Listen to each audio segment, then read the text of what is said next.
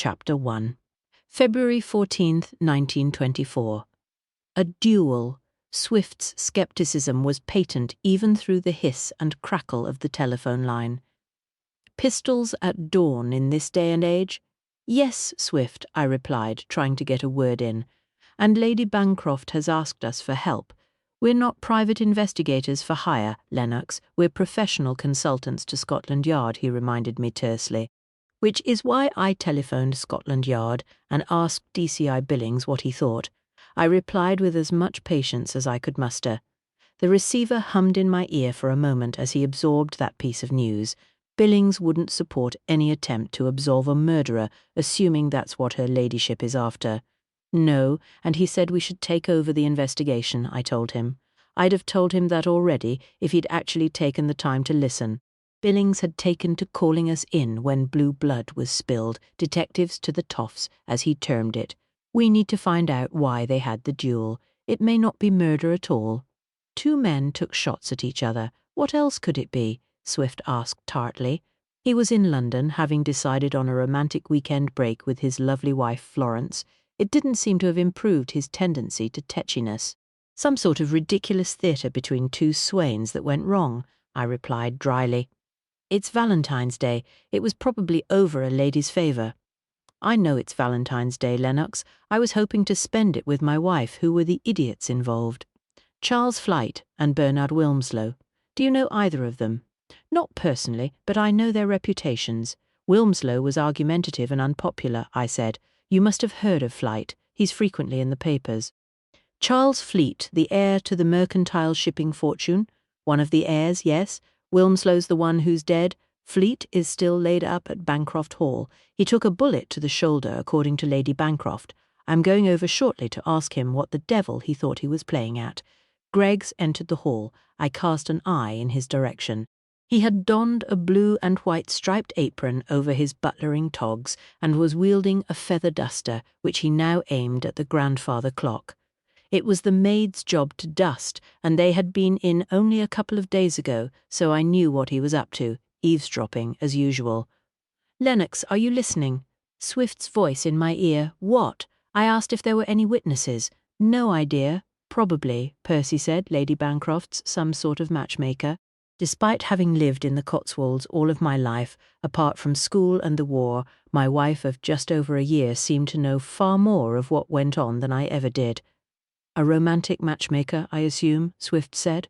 Well, she's hardly manufacturing Swan Vestas, I replied dryly.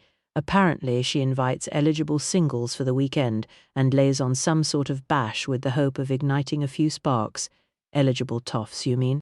Yes, Swift. I was going to say more, but my butler was reaching up with the feather duster, one arm extended, one leg raised, tummy straining against his waistcoat, absurdly reminiscent of a portly cherub.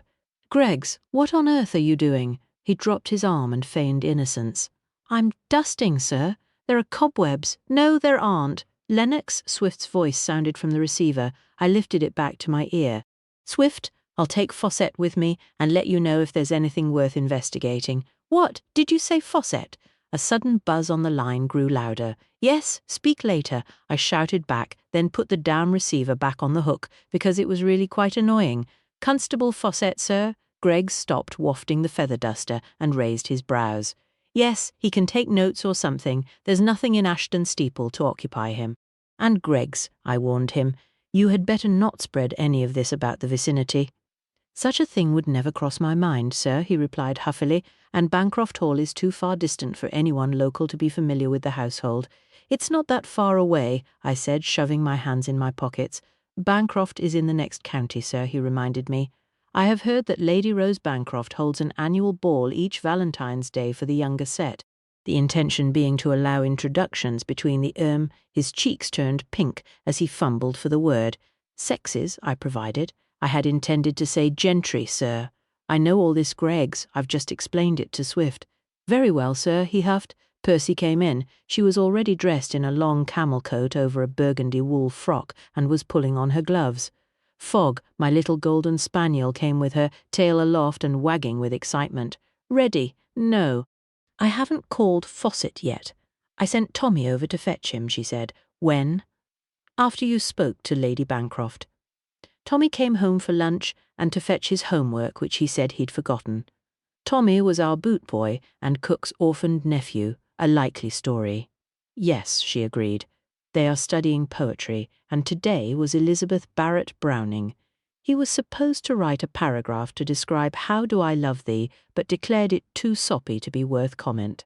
He's got a point, I said in the lad's defence. She looked up at me, a smile playing on her lips, her blue eyes sparkling. A duel sounds much more intriguing, and I'd love to visit Bancroft. I've heard it's an old medieval hall house. Percy was an archaeologist and specialised in human remains, although anything historic intrigued her. A hall house was a nobleman's seat that had started life as a huge barn-like building where feasting, drinking and general merrymaking was indulged. And fighting, of course. And you'll need a hand, she continued, especially as you haven't got Swift to organise things. I could also be of assistance, sir, Greggs offered, hope in his eyes. No, you couldn't, I told him. Very well, sir. He let the feather duster droop, his fizz falling with it. What would you do if you did come, Greggs? I asked. I'm simply going to question the blighter who shot the other chap. It's hardly likely to detain us for long. As you say, sir.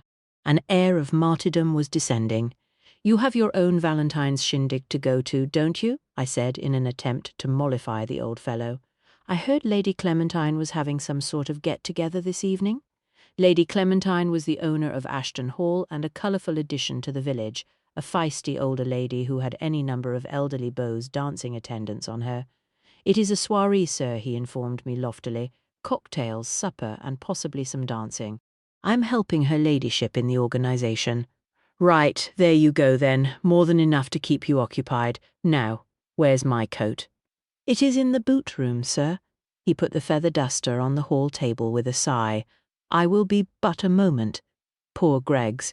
Perhaps we should take him, Percy said, pushing blonde strands under a blue silk scarf she'd fixed over her hair. You know he only wants some piece of gossip to entertain the ladies with tonight. What's wrong with that? Ladies like to be entertained, she countered, then gave up when I frowned. Do you know where the Bancroft estate is? Warwickshire. Somewhere off the Stratford Road. Have you seen my flying helmet? On your desk in the library. Your goggles are there too, she said. There's some sort of ancient mystery about Bancroft Hall. Lady Clementine mentioned it when we were discussing local history, but didn't know what it was. That's the nature of mysteries, I said as I crossed to my library. I found my helmet on top of the pile of correspondence I'd been ignoring. I pulled it over my head, fixed the strap under my chin, then donned the goggles and returned to the hall. Greggs had fetched my greatcoat, which I'd taken to wearing over my thick winter tweeds because the weather had been freezing since before Christmas. Today the sun had finally emerged after a heavy frost and hazy morning. I'd intended to spend a couple of hours after lunch fishing in my lake with my dog for company. There was very little chance of catching anything, but I'd been looking forward to an afternoon of crisp country air amid the tranquil beauty of water and woods. Did you pick up the new notebook I bought you, Percy asked. No need, it's just a ridiculous spat gone wrong. Fawcett can take notes if we need any. I shrugged into the coat, then headed for the front door. I'll bring the Bentley round. By the time the car spluttered into life and I'd motored her from the coach house to the turning circle, Fawcett had arrived and was waiting with Percy and Fogg by the front porch. Fawcett was in full police uniform, the badge on his helmet polished and shining, a leather satchel hanging from his shoulder. Hop in, I ordered as I yanked on the handbrake. I've brought a map, Major Lennox, Fawcett said the moment he could be heard above the engine. Fine. I pulled out the choke to give her more fuel. The Bentley had always been temperamental and threatened to cut out altogether in the cold. Percy climbed into the passenger seat. Fawcett and Foggy hopped in the back as I revved the engine in readiness for the off. Greggs came out of the door and held up a hand, then puffed over to the car. What? I said. Sir, Tommy is late for school. Could you possibly drop him off? What, Greggs? This is supposed to be some sort of emergency. Where is he? Coming now, sir. Why isn't he taking his bicycle? He has lent it to Laura Elliot, sir. Who? The daughter of Farmer Elliot from Sandy Hill Farm, sir, Greggs replied. I believe hers has broken a spoke. Hello, sir. Tommy raced out of the house, hair unkempt, school tie flying over his shoulder. Fancy anyone fighting a duel. I'd have used swords, that's proper fighting, that is. I bet it was just some soppy romantic stuff and they were showing off. Serves them right they got shot. Tommy had an inveterate enthusiasm for absolutely everything, except poetry, apparently. Why did you lend Laura Elliott your bicycle? She could have used one of her brother's bikes, I asked him from over my shoulder. He's soft on her, Fawcett said above the noise of wind and engine. No, I'm not, Tommy objected. It's about being chivalrous, like Ivanhoe. I've been reading about him. I got it out your library, sir, after Lady Percy said it was all right. Ivanhoe is supposed to be a romance, but it's not. It's a proper book with knights and battles and people getting killed. We should be reading them sort of books in school, not stupid poetry.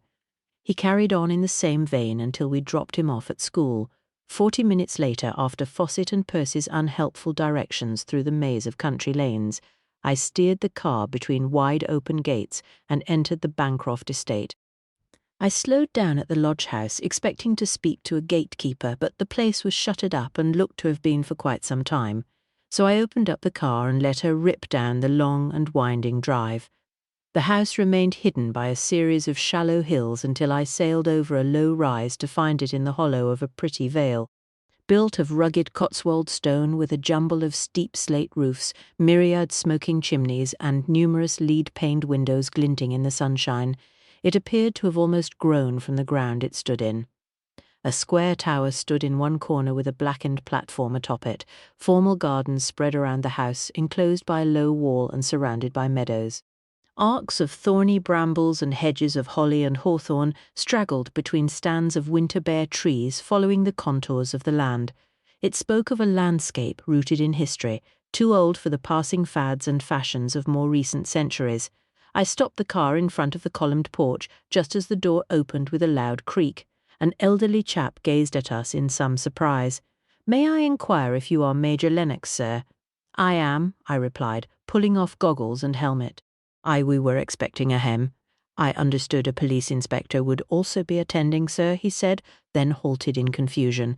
Slightly stooped with white hair, his lean features lined with age, he was togged in a neatly pressed butlering outfit that was faded and dulled.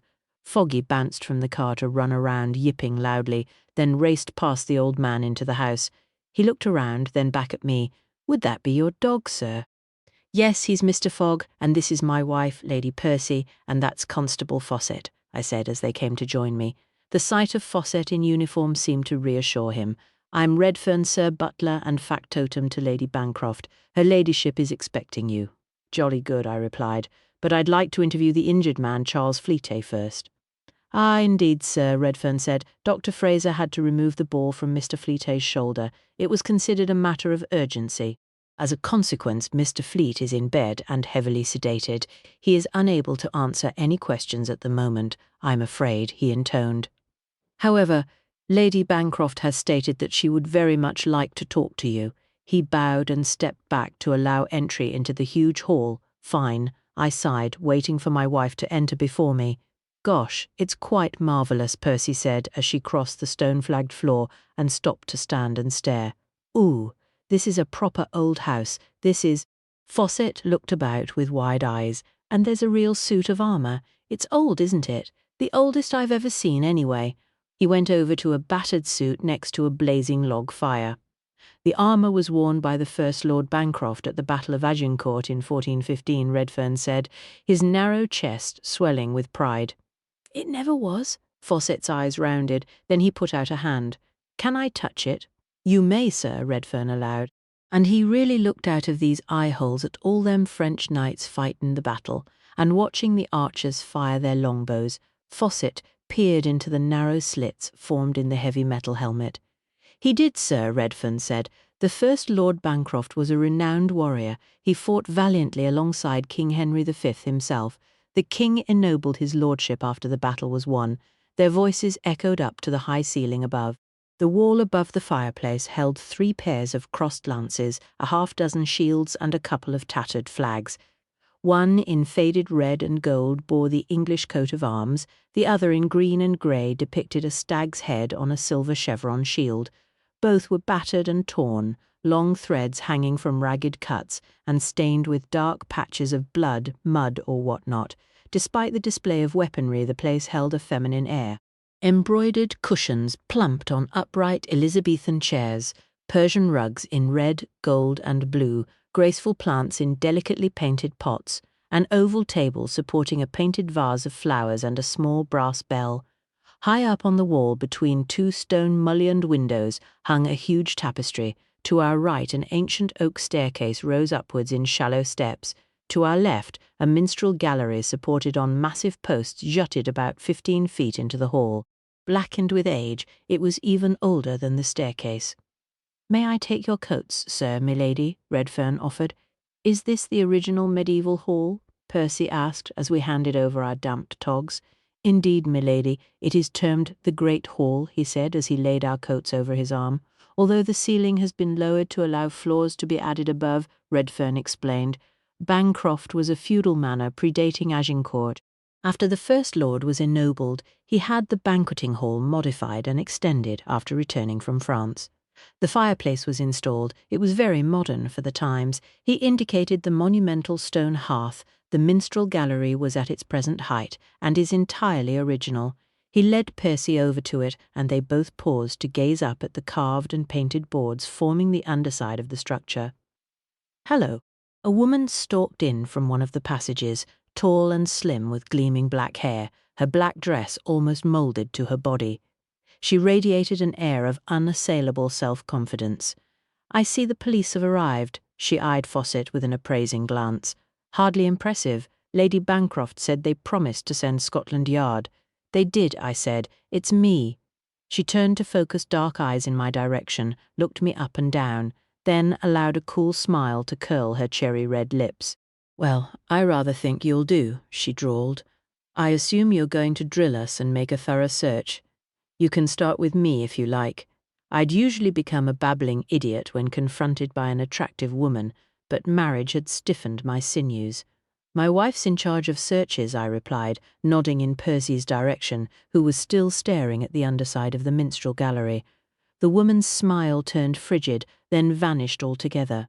"Oh, for heaven's sake," she said, then stalked off, a cloud of expensive perfume trailing in her wake. "Who was that, Fawcett?" asked Redfern. "Miss Barbara Bowden, one of the guests," Redfern replied, his enthusiasm suddenly draining. "May I show you to the drawing-room, sir?" He didn't wait for an answer, and we all traipsed up the broad staircase.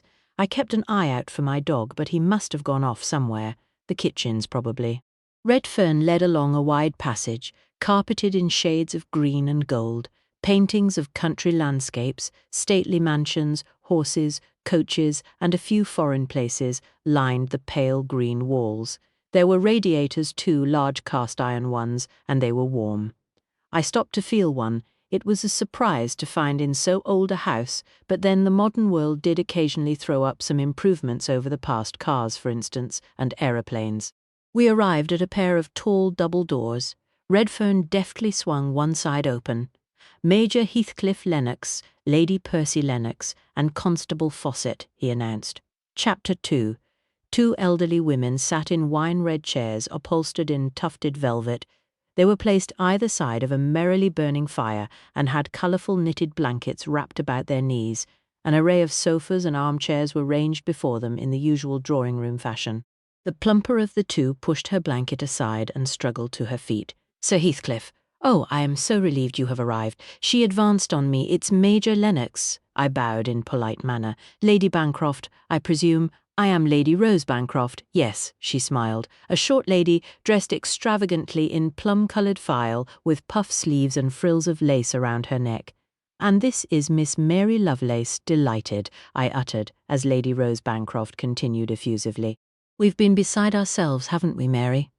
She waved a dimpled hand toward the thin lady still seated, blinking up at us. "Dreadful, simply dreadful. And Lady Percy?" She peered around me. "Oh, a perfect English rose," she rattled on as Percy tried to greet her. "So pretty, and the Major a most well-built man. What a splendid couple you make. We are thrilled you are here, aren't we, Mary? Yes, yes, we are." Mary nodded, her faded blue eyes trying to focus in a face creased and careworn. Most pleased, she wore an old-fashioned frock of grey crepe, buttoned to the neck. "Is there another one?" she asked, looking about. "Constable Fawcett." Redfern indicated him standing behind me. "Ah, yes, very good," she replied. "And the inspector?" "No, milady," Redfern replied. "Oh, well, never mind, I'm sure we can manage. Please do join us, and your young constable, Major Lennox." Lady Rose Bancroft eyed Fawcett again. "Redfern? We need tea," she declared, then added, "and cake? This is an occasion for cake. Although I believe any occasion is worthy of cake." "Ha ha," she laughed with a slight touch of hysteria. "Certainly, milady, I will arrange a tray," Redfern said with a stiff bow, and left, closing the door quietly behind him. "Where would you like us to sit, Lady Bancroft?" I asked politely. "Oh, anywhere, anywhere, and it is Lady Rose. We are not formal." She waved at the collection of comfortably padded chairs and sofas surrounding them, then sank down into the chair she had vacated and pulled the knitted blanket back across her knees. "Lady Percy can sit next to me. She will need to keep warm. Such a cold winter it has been. Would you care for a blanket, Lady Percy? Dear Mary knits them. So clever of her." "It's not necessary, thank you. It's wonderfully warm in the house," Percy assured with a smile, and went to sit on a yellow sofa. I took a large wing chair opposite, and Fawcett remained standing with hands behind his back in a proper policeman's pose. Comfort suffused the handsomely proportioned room. The walls were painted in traditional Regency yellow and adorned with numerous portraits and gilt-framed mirrors. It was typical of many old mansions I'd been in, although more homely than most, with gilded knickknacks in china cabinets and decorative lamps on small end tables set among the seating. "You telephoned, Lady Rose," I began. "I did, Major Lennox," she replied, raising a hand to pat her thick white hair. "I spoke to Dr. Fraser. We had to call him." She lowered her voice. Wilmslow's death and the injury to Charles Flight. Such a shock. Then Constable Kibble came from the village. Kibble called Stratford-upon-Avon, and a van full of policemen arrived. They were very suspicious, and then most disparaging when we explained that it was really not as serious as they took it to be. I told them it was caused by a flare of hot tempers and merely an unfortunate accident. "Was it?" I raised a sceptical brow. "It must have been," she replied, her blue eyes intent. "They had fallen out. I explained this to the police officers. They were here all morning, going over the grounds and through poor Bernard Wilmslow's room. They wanted to interrogate Charles, but Dr. Fraser was removing the ball from his shoulder, so they could not. We were convinced they were determined to make more of it than it actually was, and of course rumours are already beginning to fly. It was only a duel, a matter of settling a dispute in a time-honoured way.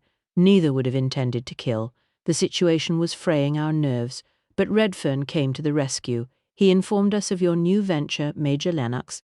He said you had begun working with a police inspector from Scotland Yard, and you could both be counted upon to proceed in the most discreet manner. Once the Stratford police had departed, I called you. I was certain you and your Scotland Yard inspector would keep a lid on things." Mary raised a thin finger. They shot each other. Bang, bang. We heard the noise. It was very loud. "Right," I said slowly. "What was behind the flare of hot tempers?" "Well, they had words at dinner. It was quite silly. They had been bickering since they arrived," Lady Rose replied. "We've asked everyone in the house if they know of any deeper reason why they should shoot each other, but no one does. It is most inconsiderate." "Constable Kibble came from the village on his bicycle," Mary added. "He said they'll hang, but one is already dead, dear." Lady Rose turned to her. "Yes, dead already," Mary repeated. "Dreadful." I glanced at Percy, who was very determinedly keeping a straight face. "Fawcett," I turned to him. "Take notes, would you?" "Yes, sir. Sorry, sir." He'd been staring at the old ladies in bemusement. He straightened up, then opened his satchel and dug about for his notebook and pencil. "Ready now, sir." He stood poised. "You must take our names," Lady Rose told him. "This is how things are done, isn't it? I am the widow of the late Lord George Wilfred Edward Bancroft." He was the 16th Lord Bancroft. "There is no 17th, she said, her voice catching on the words. She cleared her throat and continued, "And Mary is my companion, who has been with me for many years now. I simply could not manage without her." Mary smiled vaguely. Yes, very good, I said. What happened before the duel? Nothing. We were asleep in our beds, Lady Rose said. So was I, Mary echoed. What about the evening before? Percy asked in a kindly tone. Oh, it was a lovely evening. Lady Rose brightened. We had a glorious dinner, one of Flambert's masterpieces. He is a French chef. We have hired his services whilst we have guests. We are most fortunate to have him. Such flair with the pastries, and exquisite sauces. She beamed. The very best, Mary said, but quite costly, quite an extravagance. Mary keeps the accounts, don't you, dear? Lady Rose said, as Mary nodded. You said the two duelists had words during dinner, Percy reminded them. The warmth of the fire had brought colour to her cheeks, and bright sunlight from the tall windows caught strands of gold in her blonde hair. She looked quite radiant. They did. It was about the pudding, Lady Rose replied. The pudding, I repeated, bombed surprise, she replied, one of Flambert's specialities. It is exceedingly difficult to bake to perfection, yet he managed it beautifully. And then Bernard Wilmslow was quite rude, saying that ice cream was indefensible in the cold winter months. He declared it a foreign affectation and added he would prefer a proper English pudding. She paused to sigh loudly. Unfortunately, one of the staff relayed this back to Chef, and he stormed from the kitchen to upbraid Wilmslow. Wilmslow retaliated, of course, and was very rude to Flambert, particularly about France and the French in general. Chef became terribly angry and shouted. He was red in the face, Mary interrupted. He is quite short but very fierce. He threw his hat on the floor. Lady Rose nodded. The Gallic temperament, you know. He threatened to leave. Naturally, I had to placate him. We have paid for him to stay for a whole week to cater for our guests. After Flambert returned to the kitchen, Charles mocked Wilmslow for being parochial and small-minded. They had high words. She tailed off. Redfern diverted them. Mary took up with the pistols. Sir? Fawcett raised a hand, still clutching the pencil. What's a bombed surprise? Bombed surprise, I corrected in poor French. It's meringue baked around ice cream. Oh, right. He scratched through a note and rewrote it carefully. He was an amiable lad, thick brown hair carefully combed beneath the helmet, a long face, and plenty of good country common sense in his head. What pistols? I switched to the more interesting point. The 13th Lord Bancroft was, Lady Rose replied, shifting slightly in her seat. Well, he was a keen duellist, quite renowned actually. It was in the early 1800s when duelling was fashionable. He had a pair of pistols made to his own design. They are kept in the glass case in his honour, over there. She indicated a tall Elizabethan oak dresser near a lofty window. I stood up to go and have a look. They have been removed, Major, Lady Rose said. Redfern has locked them in the gun-room now. We couldn't return them to the case under the circumstances. They were used in the duel, I guessed, and sat down again. They were, yes. She nodded, her chins wobbling over her lace frill. Such a shock. The 13th Lord fought many duels, but he never killed a man. It was always a matter of honour. The meadow next to the house is named the duelling ground because of it. She reached in a pocket hidden in her voluminous skirts for a handkerchief, and now his famous pistols have been involved in a death.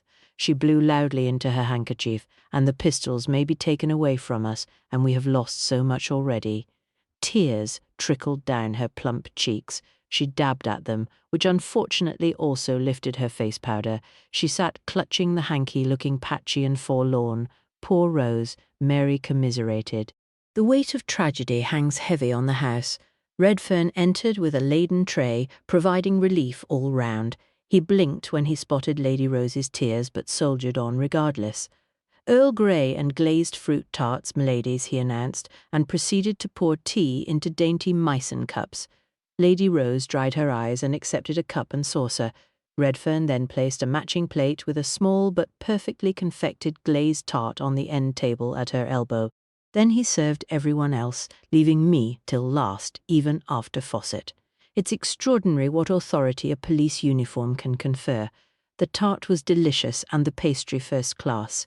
It seemed the unfortunate incident hadn't deterred the chef from his work. Would you care to attend the ball this evening, Major Lennox? Lady Rose asked after she polished off her pastry. Accompanied by your beautiful wife, of course. She smiled at Percy, who looked inquiringly at me. You are going ahead with the ball? I asked in surprise. Of course. "It is our Valentine's Day ball," Mary said. "The highlight of our year," Lady Rose added. "We have extended invitations to you in the past, Major Lennox, whilst you were still in your bachelor days." I frowned. "Have you?" "We have," she carried on, "and never once did we receive a reply. That was probably because I'd have thrown them on the fire." After the war I returned to my home, the manor at Ashton Steeple, and craved nothing but peace and solitude, apart from Greggs, of course, and Cook and Tommy and Foggy and Tubbs. "But now the Major is a famous detective," Mary said to Lady Rose. "I know, dear, and he is so handsome," Lady Rose said. "Such a shame he is wed." Percy laughed, then put her hand over her mouth and watched me with dancing eyes. "I am not a detective," I said firmly. "Swift is. He's trained with Scotland Yard. I'm just a consultant." "We know, dear," Lady Rose assured me. "We are just being kind." Percy laughed again. I frowned at her. "I'm going to be a detective," Fawcett declared. "Are you?" Percy turned to him. "I've been studying it, milady." He nodded. He'd taken off his helmet while he sat down to eat his tart.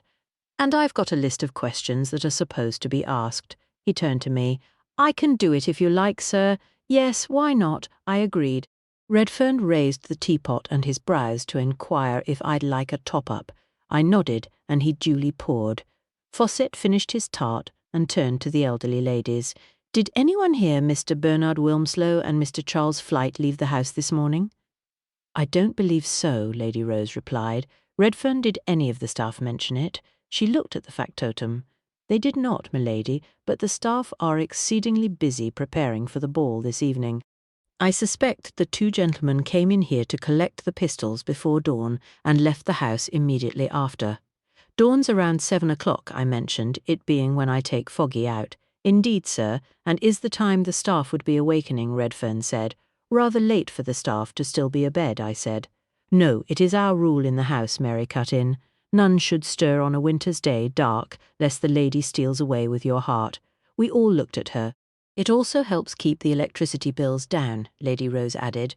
"Which lady?" Percy asked. "The lost Lady Delisle," Mary said, as though it were perfectly obvious. "Who is the lost lady?" Percy continued, her eyes now sharply focused. "Excuse me, milady," Fawcett interrupted with a determined tone.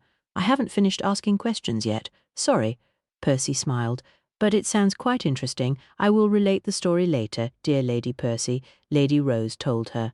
"Mr. Redfern?" Fawcett turned to the factotum, pencil in hand. "Lady Rose said you created a diversion after dinner. Did you demonstrate the pistols?" "I did, sir," Redfern admitted.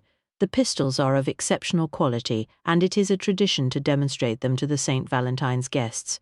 We do so every year." "Are they kept loaded?" I asked, keen to see them. "No, sir, they are not.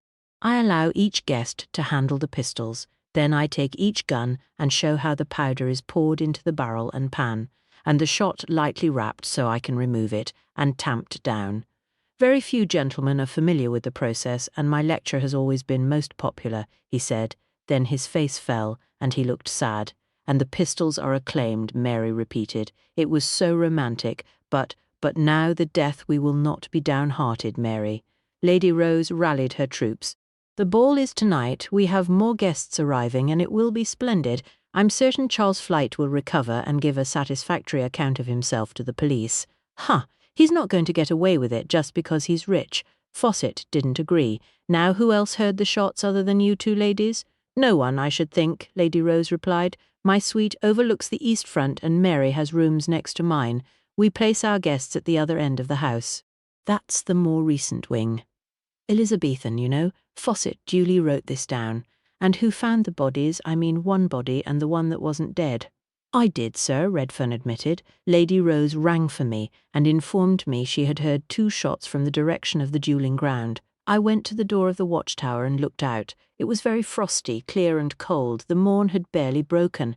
However, I could see a dark bundle lying upon the ground. I crossed the garden as fast as possible." He paused and shook his head. "Well, I was astonished, sir. 2 men lying in their own blood, both with a pistol in their hands, the very duelling pistols designed and owned by the 13th Lord. I could scarcely believe it. I went to Mr. Wilmslow first. He was patently deceased.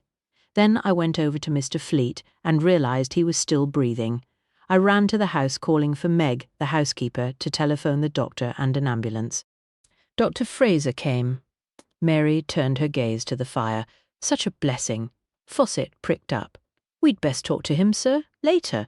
We should try talking to Fleet, I decided. I'd had enough of sitting around. I very much doubt he will be conscious yet, sir, Redfern said. I stood up. We'll find out. Come on, Fawcett, I told him. And I need to find my dog. He is in the kitchen, sir, Redfern replied, enjoying some roast lamb provided by Monsieur Flambert. Chef has asked me to present his compliments on your dog, sir. He thinks Mr. Fogg to be a noble creature. Does he? Any number of words have been used to describe Fogg, but I don't recall noble ever being among them. Strange chap. Anyway, lead on, I told him. Would dear Lady Percy care to stay here with us? Lady Rose asked. We can tell her all about the lost Lady Delise. Yes, I would, she said determinedly. Fine. Come on, Fawcett, I said. Right behind you, sir. Chapter 3. Mr. Fleet has been placed in the watchtower, sir, Redfern said as he led us down to the echoing great hall and then around and through a doorway passing beneath the stairs. He is rather a robust gentleman, and we were unable to convey him back to his room. What is all this lost lady's stuff, Redfern? I asked. The Lady Delille, sir, he replied as he pushed open a studded oak door set in a stone-built archway. She was the wife of the first Lord Bancroft, a French lady. She disappeared one day and was never seen again. This tower was built on the side of the great hall and used by the Lord and Lady as their private quarters. What's the burnt structure at the top? I asked. That is the old beacon, sir. He continued into a sparse and icy cold corridor. Our boots clattered on the stone floor. It was part of a medieval warning system that crossed the country. Once one beacon was lit, the others would spot them and follow suit. Due to the hall being in a valley, the Bancroft beacon was built on top of the tower. We'd entered the ground floor of the square-built structure. There was nothing but a plain bench seat to furnish it. Another studded door was set into the opposite wall, opening to the outside world, judging by the draught. 2 arrow-slit windows, both fitted with thickly opaque glass, allowed narrow shafts of sunshine in. Warning about what? Fawcett asked. Rival militias, sir. Civil wars raged for centuries after the Norman invasion. A king had to be a warrior, or he would fall to a rival, and his men would fall with him. England was rarely a place of peace in those turbulent times. Redfern explained as he led us across the floor to a set of stone stairs built against the far wall. Mr. Fleet is abed in the chamber on the next floor. His valet, Gilbert, has remained at his side in case of need. The ground floor had exuded the usual smell of mouldering damp, but I caught the whiff of carbolic and ammonia as we trooped up the worn steps. A narrow passage met us. Redfern halted at the only door midway along it and turned the iron hoop to push it open. Mr. Gilbert, he called as he walked in. He stopped and gasped. Oh, good Lord! I sidestepped past him. Fawcett did the same. Oh, sir, they've been done in. Fawcett darted to the man lying near a fire smouldering in a simple stone fireplace. I strode to the bed. He's been shot. I stared at the dead man. There was blood and feathers everywhere. Someone had taken a pillow from under him and shot a bullet through it, and him. Actually, this one's not dead, sir. Fawcett was kneeling over the man on the floor. I think he's drunk. He stinks of whiskey, and there's an empty bottle next to him. Ooh! A groan escaped Redfern. This is a disaster. He was leaning against the wall, ashen-faced, his mouth fallen open. The end! The end! I ignored him. Fawcett, go and telephone Swift. What now, sir? In Scotland. He's in London. I lifted the pillow to look under it. White goose-down feathers drifted about. Blood covered the man's bare chest. It had pumped out from a bullet hole and soaked into his pyjamas and the sheet beneath him. More feathers were stuck to the blood, a sticky mass of red and white. Ask the operator for the Stafford Hotel, St. James's Place. Aye, righto, sir. He went to Redfern. Could you tell me where the telephone is, please? This seemed to bring the old man round. He straightened up. I will show you, and don't tell anyone else, I ordered as they made for the stairs. Won't say a dicky bird, sir, Fawcett called as he exited. That left me and the corpse and the drunk, although he hardly counted. Where to start? Swift usually dealt with the details. I had once investigated a murder on my own at Melrose Court when some blighter had tried to set me up to hang, although the experience hardly helped, as I hadn't a clue what I was doing at the time. What would Swift do? He'd make sure the victim was actually dead. I didn't need to bother with that because it was patently obvious. Charles Flight was a big chap, not as tall as me by the looks of him, but well fleshed out. Burly, I suppose, would be a good description, and handsome in a dissolute way. His mouth gaped open, his eyes were closed as though he'd been peacefully snoring. His head was laid on a single pillow, dark hair slicked with sweat. That was probably a reaction to having the pistol ball removed from his shoulder this morning. He had a fleshy nose, square chin, aged around early 30s, same as me, and his skin was almost as pale as the sheet he lay on. A wool blanket was neatly pulled up to his midriff, and a neat white bandage was wound around his right shoulder. I put the pillow back on his chest, causing another cloud of feathers to float upwards. I pulled out my pocket watch. It was ticking, which made a change. 20 to 3. I picked up one of Flate's hands. It was flaccid and still warm. He must have been killed within the last hour, meaning it could have been done while I'd actually been in the house. I sighed, then decided to search the room. I bent down to check under the bed. It was old, with a carved headboard in mahogany. The floor was stone. There was nothing on it apart from a light layer of dust and more feathers. A matching cabinet stood next to the bed. A jug of water-glass tumbler and an opened pack of tissues were neatly arranged on its top. I opened each of the drawers, but they were all empty. Actually, it was a bit unlikely the culprit would have left anything in them. I went over to where the valet, Gilbert, I think he was called, was lying on his side, his back to the smouldering fire. He'd apparently fallen from a stool which had toppled over next to him. I gave him a prod with my finger. He groaned, but didn't wake. A thin man, bony almost, his nose long and sharp, so were his cheeks, and grey hair sparse and lank. His clothes hung on him. The bottle next to him was empty. It was Talisker, a good whiskey, and a damn waste to drain in a drunken stew. Ah! A screech suddenly sounded behind me, making me bound upright. What the devil, you fiend? What have you done? A young woman shrieked at me. Get away from him. Her eyes flashed in fury. She didn't show an ounce of fear. I'm the police, I said, and he's not dead. Absolute rot, you're wearing tweeds, and that's a bullet hole in the pillow. She pointed at Fleet on the bed. I meant the valet, I retorted. Fawcett dashed back in. Inspector Swift wants to speak to you, sir. The woman looked at Fawcett in full police rig, then me. Oh, so you are. Well, I apologize. But Charles, he's dead, isn't he? She went over to him, her hand tentatively reaching for his. You mustn't touch anything, miss. Fawcett followed her over. I won't, she murmured, retracting fingers to clutch to her chest. A fashionable young woman, she wore eye makeup in shades of charcoal and grey around hazel eyes, lips painted pink in a cupid's bow, with her straight brown hair held by a diamante-studded headband, dressed in lilac silk, ruched at the knee. She wore a long strand of knotted pearls about her neck, expensive and stylish, but more suited to a London salon than an old country house on a cold winter's day. This is murder, isn't it? Could I ask who you are? I said. Annabel Cresswell, she replied, a crack in her voice. I can't believe Charles is dead. Who could have done such a thing? She regarded him, shock growing on her fine-boned face. Sir, Fawcett reminded me, the telephone is in a little parlour just by the boot room. Mr. Redfern is guarding it for you.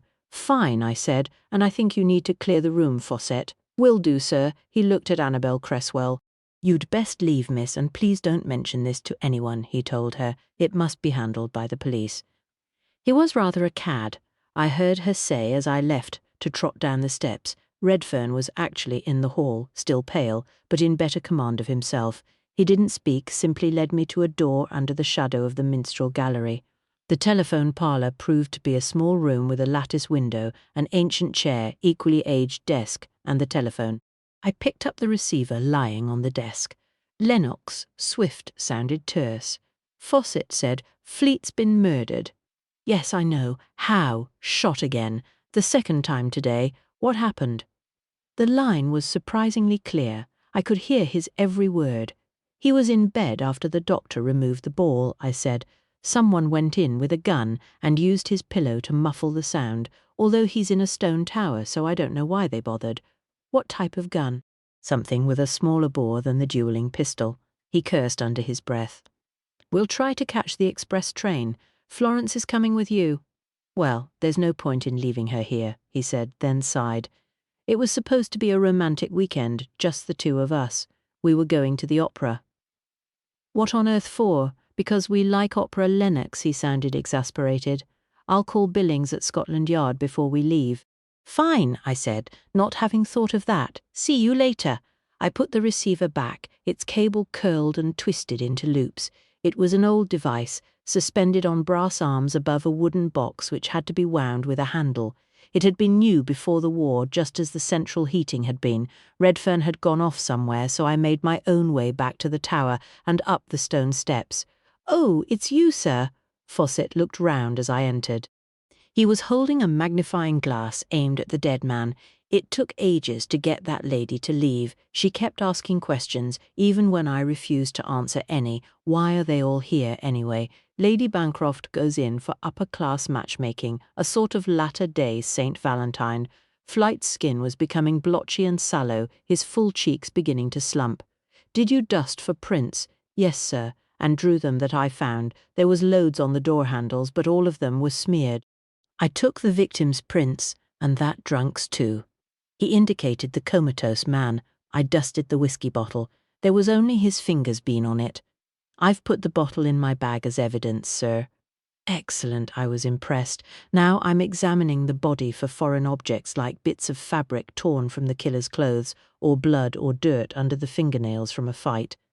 Best evidence would be a strand of someone's hair caught in a signet ring. "He isn't wearing a ring," I said.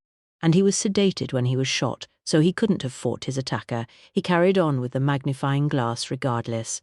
"I know, sir, but it's good practice. I'm studying detecting, and there are pages and pages about examining the victim. Which page are you on?" 8, but I skipped ahead to see how it ended. He sounded quite serious. I shook my head, then noticed the dead man's hands lying neatly either side of him.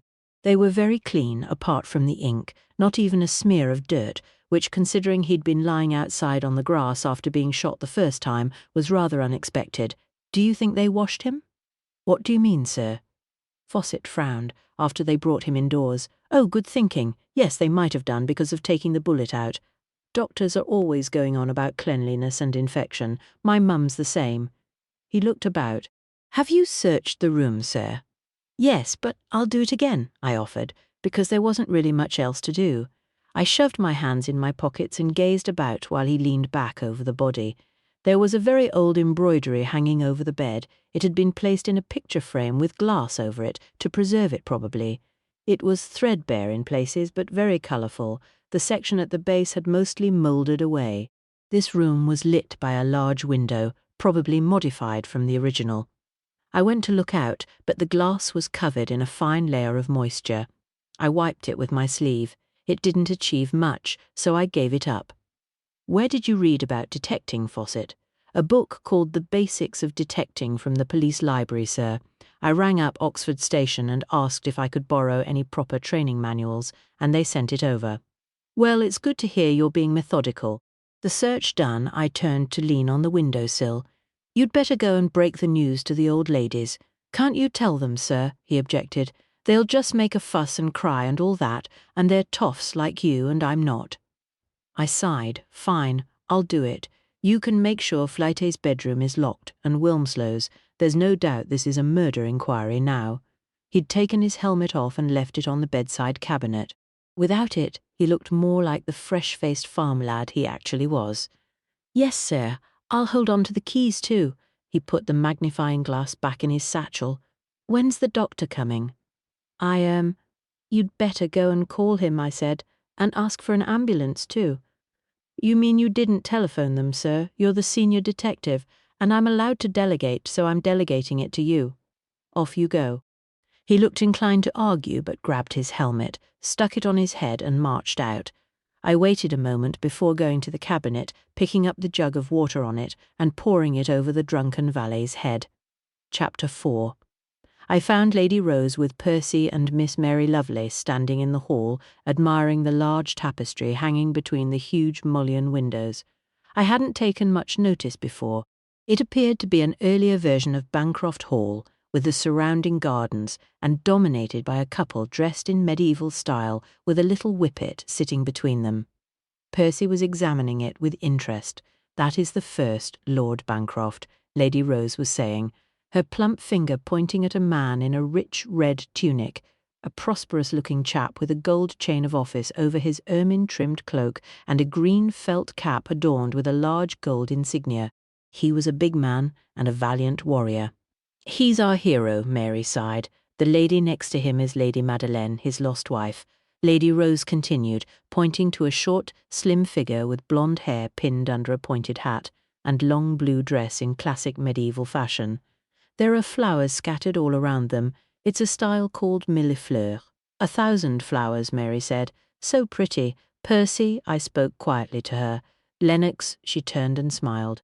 "Would you, I led her to one side and whispered to her while the two elderly ladies looked on.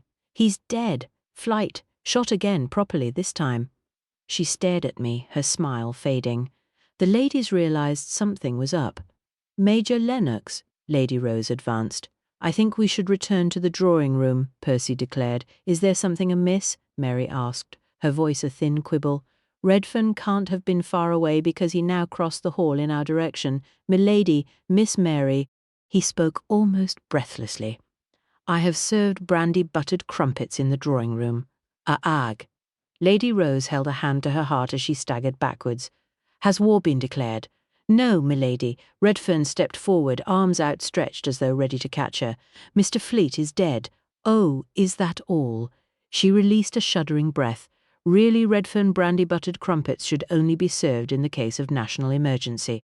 "Indeed, milady, but in the I gestured at him to shut up. "Dead?" Mary said, and stopped in her tracks. "Why is he dead?" "The wound, Mary, the wound," Lady Rose made the assumption. An unknown man strolled into the hall. "There's a policeman in the telephone room telling someone old Flight's been shot. He called out to us. We all know he was shot. Why is he repeating it?"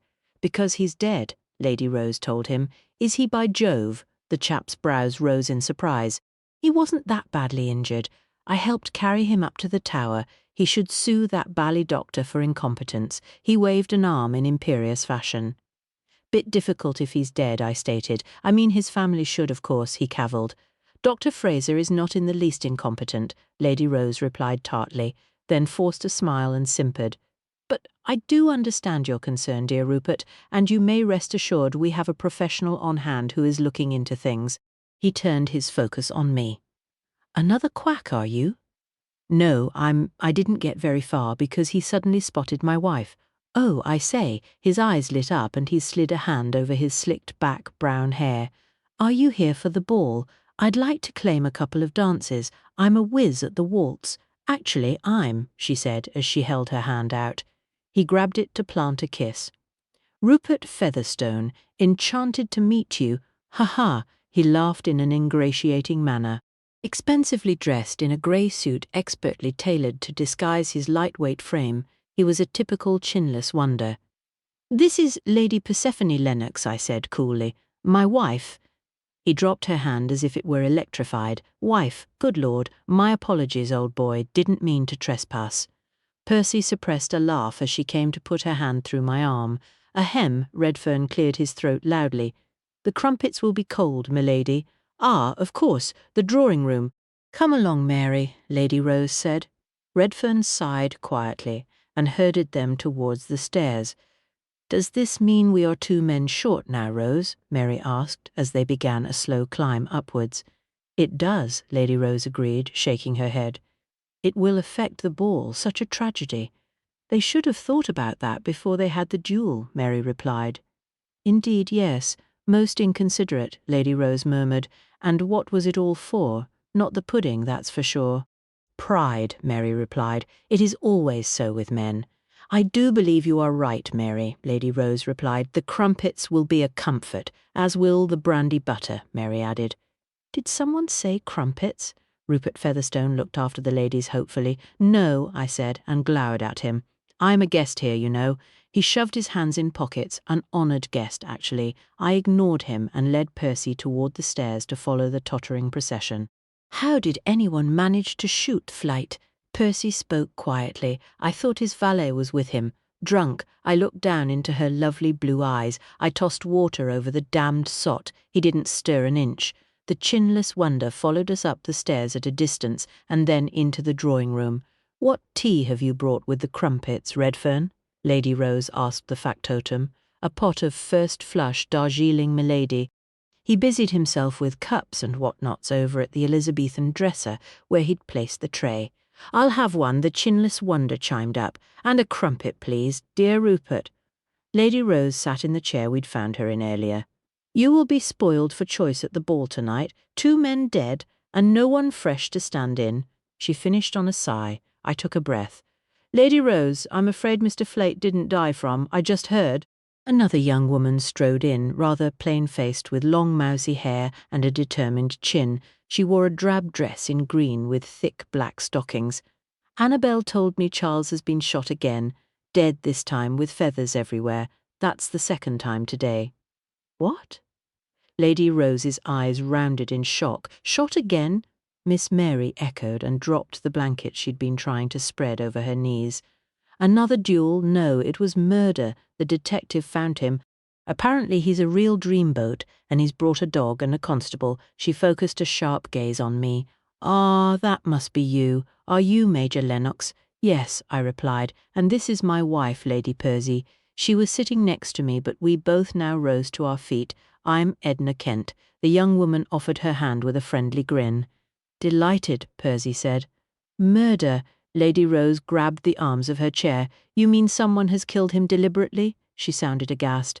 Edna nodded, then plonked down in a spare armchair. She wasn't particularly attractive, her nose being too large and her matter-of-fact manner rather intimidating, but there was a spark about her that would appeal to an intelligent man. Annabel saw him, and the constable confirmed it. Rupert Featherstone came closer. I heard him on the telephone, but he didn't say anything about murder. "You aren't ribbing us, are you, Edna?" "No, it's true. I've just been to see him myself," Edna replied. "He's definitely dead." "Ah!" Mary squealed. "Murder? Redfern, is Mr. Flite truly murdered?" Lady Rose demanded. He looked at her apologetically. "I am afraid so, milady." "Oh, drat it, the stupid man," she said in irritation. "Mary, we must cancel the champagne." "Cancel the champagne?" Mary turned to her. "The ball! We cannot hold the ball." Lady Rose was almost shouting.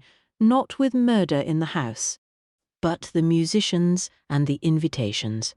"Oh, what a tragedy," Mary plucked at her blanket. "I really don't think Charles is worth cancelling the ball for," Edna said. "Don't you?" Mary looked hopeful. "We must," Lady Rose said decisively. "Etiquette dictates that one cannot dance after a murder in the house." Fawcett came in. "Excuse me, ladies. And sir, the ambulance is on the way and the doctor is downstairs." "Excellent," I said, keen to escape. "I'll go and deal with them. You can find the other guests and gather them in here." "What? Everybody?" Rupert demanded. "Why?" "Because you're all suspects," I replied.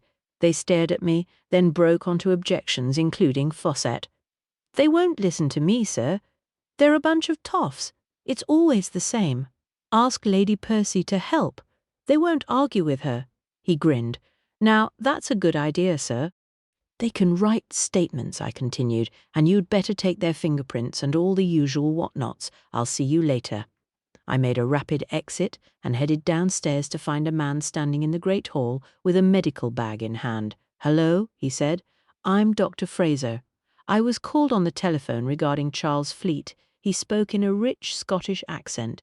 A tall man, dark-haired with pleasant features, broad shoulders, black scarf, grey wool coat, and a frown of concern between thick brows.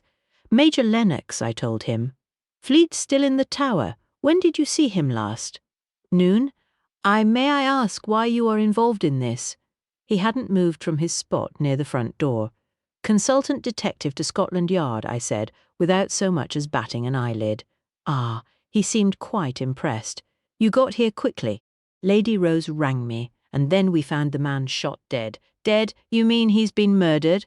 Well, he hardly shot himself. Come on, I replied then, explained what I knew as we headed towards the tower. The valet was snoring. Someone, presumably Fawcett, had propped him up against the wall. His hair was still wet. His chin rested on his chest. He looked thin, pale, and crumpled. I would have felt pity if he weren't drunk. What happened to him? Dr. Fraser asked. A bottle of good whiskey, I said. Fraser eyed him with irritation as he walked over to the bed and put his leather bag on the end of it. Ugh, someone's made a proper job of it. He removed the pillow to peer at the blood-rimmed bullet hole in Flitter's chest, and it wasn't a dueling pistol that made the hole, it was something modern. I nodded, having deduced the same myself. You have experience of bullet wounds. I was a surgeon with the CCS. Abbeville at first, then wherever the fighting took us. He glanced over at me. I'm sure you'll know how it was, assuming you were there. I was RFC, I replied, injured near Verdun. I knew that CCS was the casualty clearing station. They moved with the battle lines, taking their tents and huts with them. It was easy to see where they'd been by the cluster of cemeteries left behind. Would Flight have survived the injury he received from the pistol this morning? I asked. The corpse was now a rather ghastly grey. Death did not become him. There was no reason why he shouldn't have. I was very careful to clean the site. He pulled back the bandage wound around Flight's shoulder and bent over for a closer look. Damn, that would have been a neat scar, he muttered and straightened up. Not much I can do for him other than write out a death certificate. Do you know who's responsible for killing him? No. It's a bad business. I assume the ambulance is on its way. It is, I said. Where are his clothes? I gave them to Redfern to burn. I had to cut them from him. They were badly bloodied. Did you wash his hands? He regarded Flight's strong hands, the fingertips now black. No, I had no reason to. They weren't dirty. Is that ink? It wasn't there before. The constable took his prints, I said. You seem to know your way around here. The old ladies have any number of ailments, he said wryly. They call me out frequently. Are you married? I asked. His lips twitched a wry smile. No. He looked likely fodder for the matchmakers. His voice was deep and smooth, the Scottish accent appealing, and he was a medical man, just the sort who'd be popular with the ladies. Didn't happen to be here last night, did you? I was invited to dinner. They're always trying to pair me off. It's a hobby of theirs. They hold a Valentine's ball every year, to which I've been given a standing invitation, he added. Tonight is cancelled, I replied. What happened at dinner? Not much. The food was good. He left the body and went to lean back against the wall next to the dying fire. There was some sort of quibbling over dessert, but I was conversing with Serafina Deville, or trying to anyway. The chef had a bit of a tantrum before storming off. French, he's hired in. I think he was just adding colour to the drama. The lady you were talking to, is she a guest here? She is, he said. Wealthy? He shrugged. I believe that's one of the prerequisites set by Lady Rose. I nodded. What time did you leave Fleet after operating on him? It was just before noon. I went to speak to Redfern and then I joined the house for lunch. All the guests were there, astonished of course at the news of the duel and the outcome. Did anyone act oddly? Difficult to say. I don't know any of them very well, apart from the old ladies. He was observing me with a faint smile on his face. No one cried or became emotional, if that's what you're asking. Typical British reaction, I thought, but didn't say. Did you see Fleet again before you left? No, I'm afraid not. I'd left him to rest with orders to leave him be. Gilbert was with him. He indicated the valet. I thought he would attend to whatever was required. Rather disappointing to see him like this. He seemed quite attentive this morning. Questions were buzzing in my mind. Did you notice any obvious enmity between the guests? He thought about it. There may be some jealousies, but nothing malicious that I've seen. Certainly nothing I'd believe would lead to murder. I gave up. He didn't seem to have anything to add. Constable Fawcett will be taking statements in the drawing room. You can make yours there. He took it for the dismissal it was, picked up his medical bag and went off. I mooched about the room for a while longer. Grey fingerprint powder was evident on the headboard where Fawcett had forgotten to wipe it off. I'd tried shaking Gilbert, which caused him to slump onto the floor. I contemplated sticking a pin in him to see what happened, but I didn't have one. We should probably move him somewhere and lock him up just in case. I could get someone to help from the drawing room, but I was in no mood to join the inevitable contretemps. Nervous tension was already rippling through the house. I decided on a walk with my dog instead. It didn't take long to find him. I stood in the great hall and whistled very loudly. He came racing in, ears flapping, bright eyes full of joy and enthusiasm. I stopped to ruffle his golden fur, then opened the front door wide. "Swift, what are you doing here?" Chapter 5. "What?" Swift said. "I mean, you're earlier than expected. We managed to catch the express train." He walked into the hall. Foggy greeted him ecstatically, yipping and leaping about his feet. He bent to calm him with quiet words, then explained to me, "Florence got off at Ashton Steeple. I carried on to Stratford en Avon, then took a taxi down here. Is that a real suit of armour?" He eyed it, then turned to the minstrel gallery. "How old is this place? Predates Agincourt. Percy says it's an old hall house. Where's the body? The watchtower." I looked down at Foggy, who had sat down with his tongue hanging out. "Stay," I told him. He followed us as far as the tower, then turned around and scooted off. He'd never liked anything dead. The body would have upset him. I wasn't too happy I'd missed out on our walk, or about revisiting the corpse for the umpteenth time today, but at least Swift could take on some of the questioning. Actually, he spent the next 15 minutes questioning me while examining the body, the room, and anything else he could think of. "I thought you said the drunken valet was in here." "He was," I replied. "He must have slunk off, thoroughly ashamed of himself."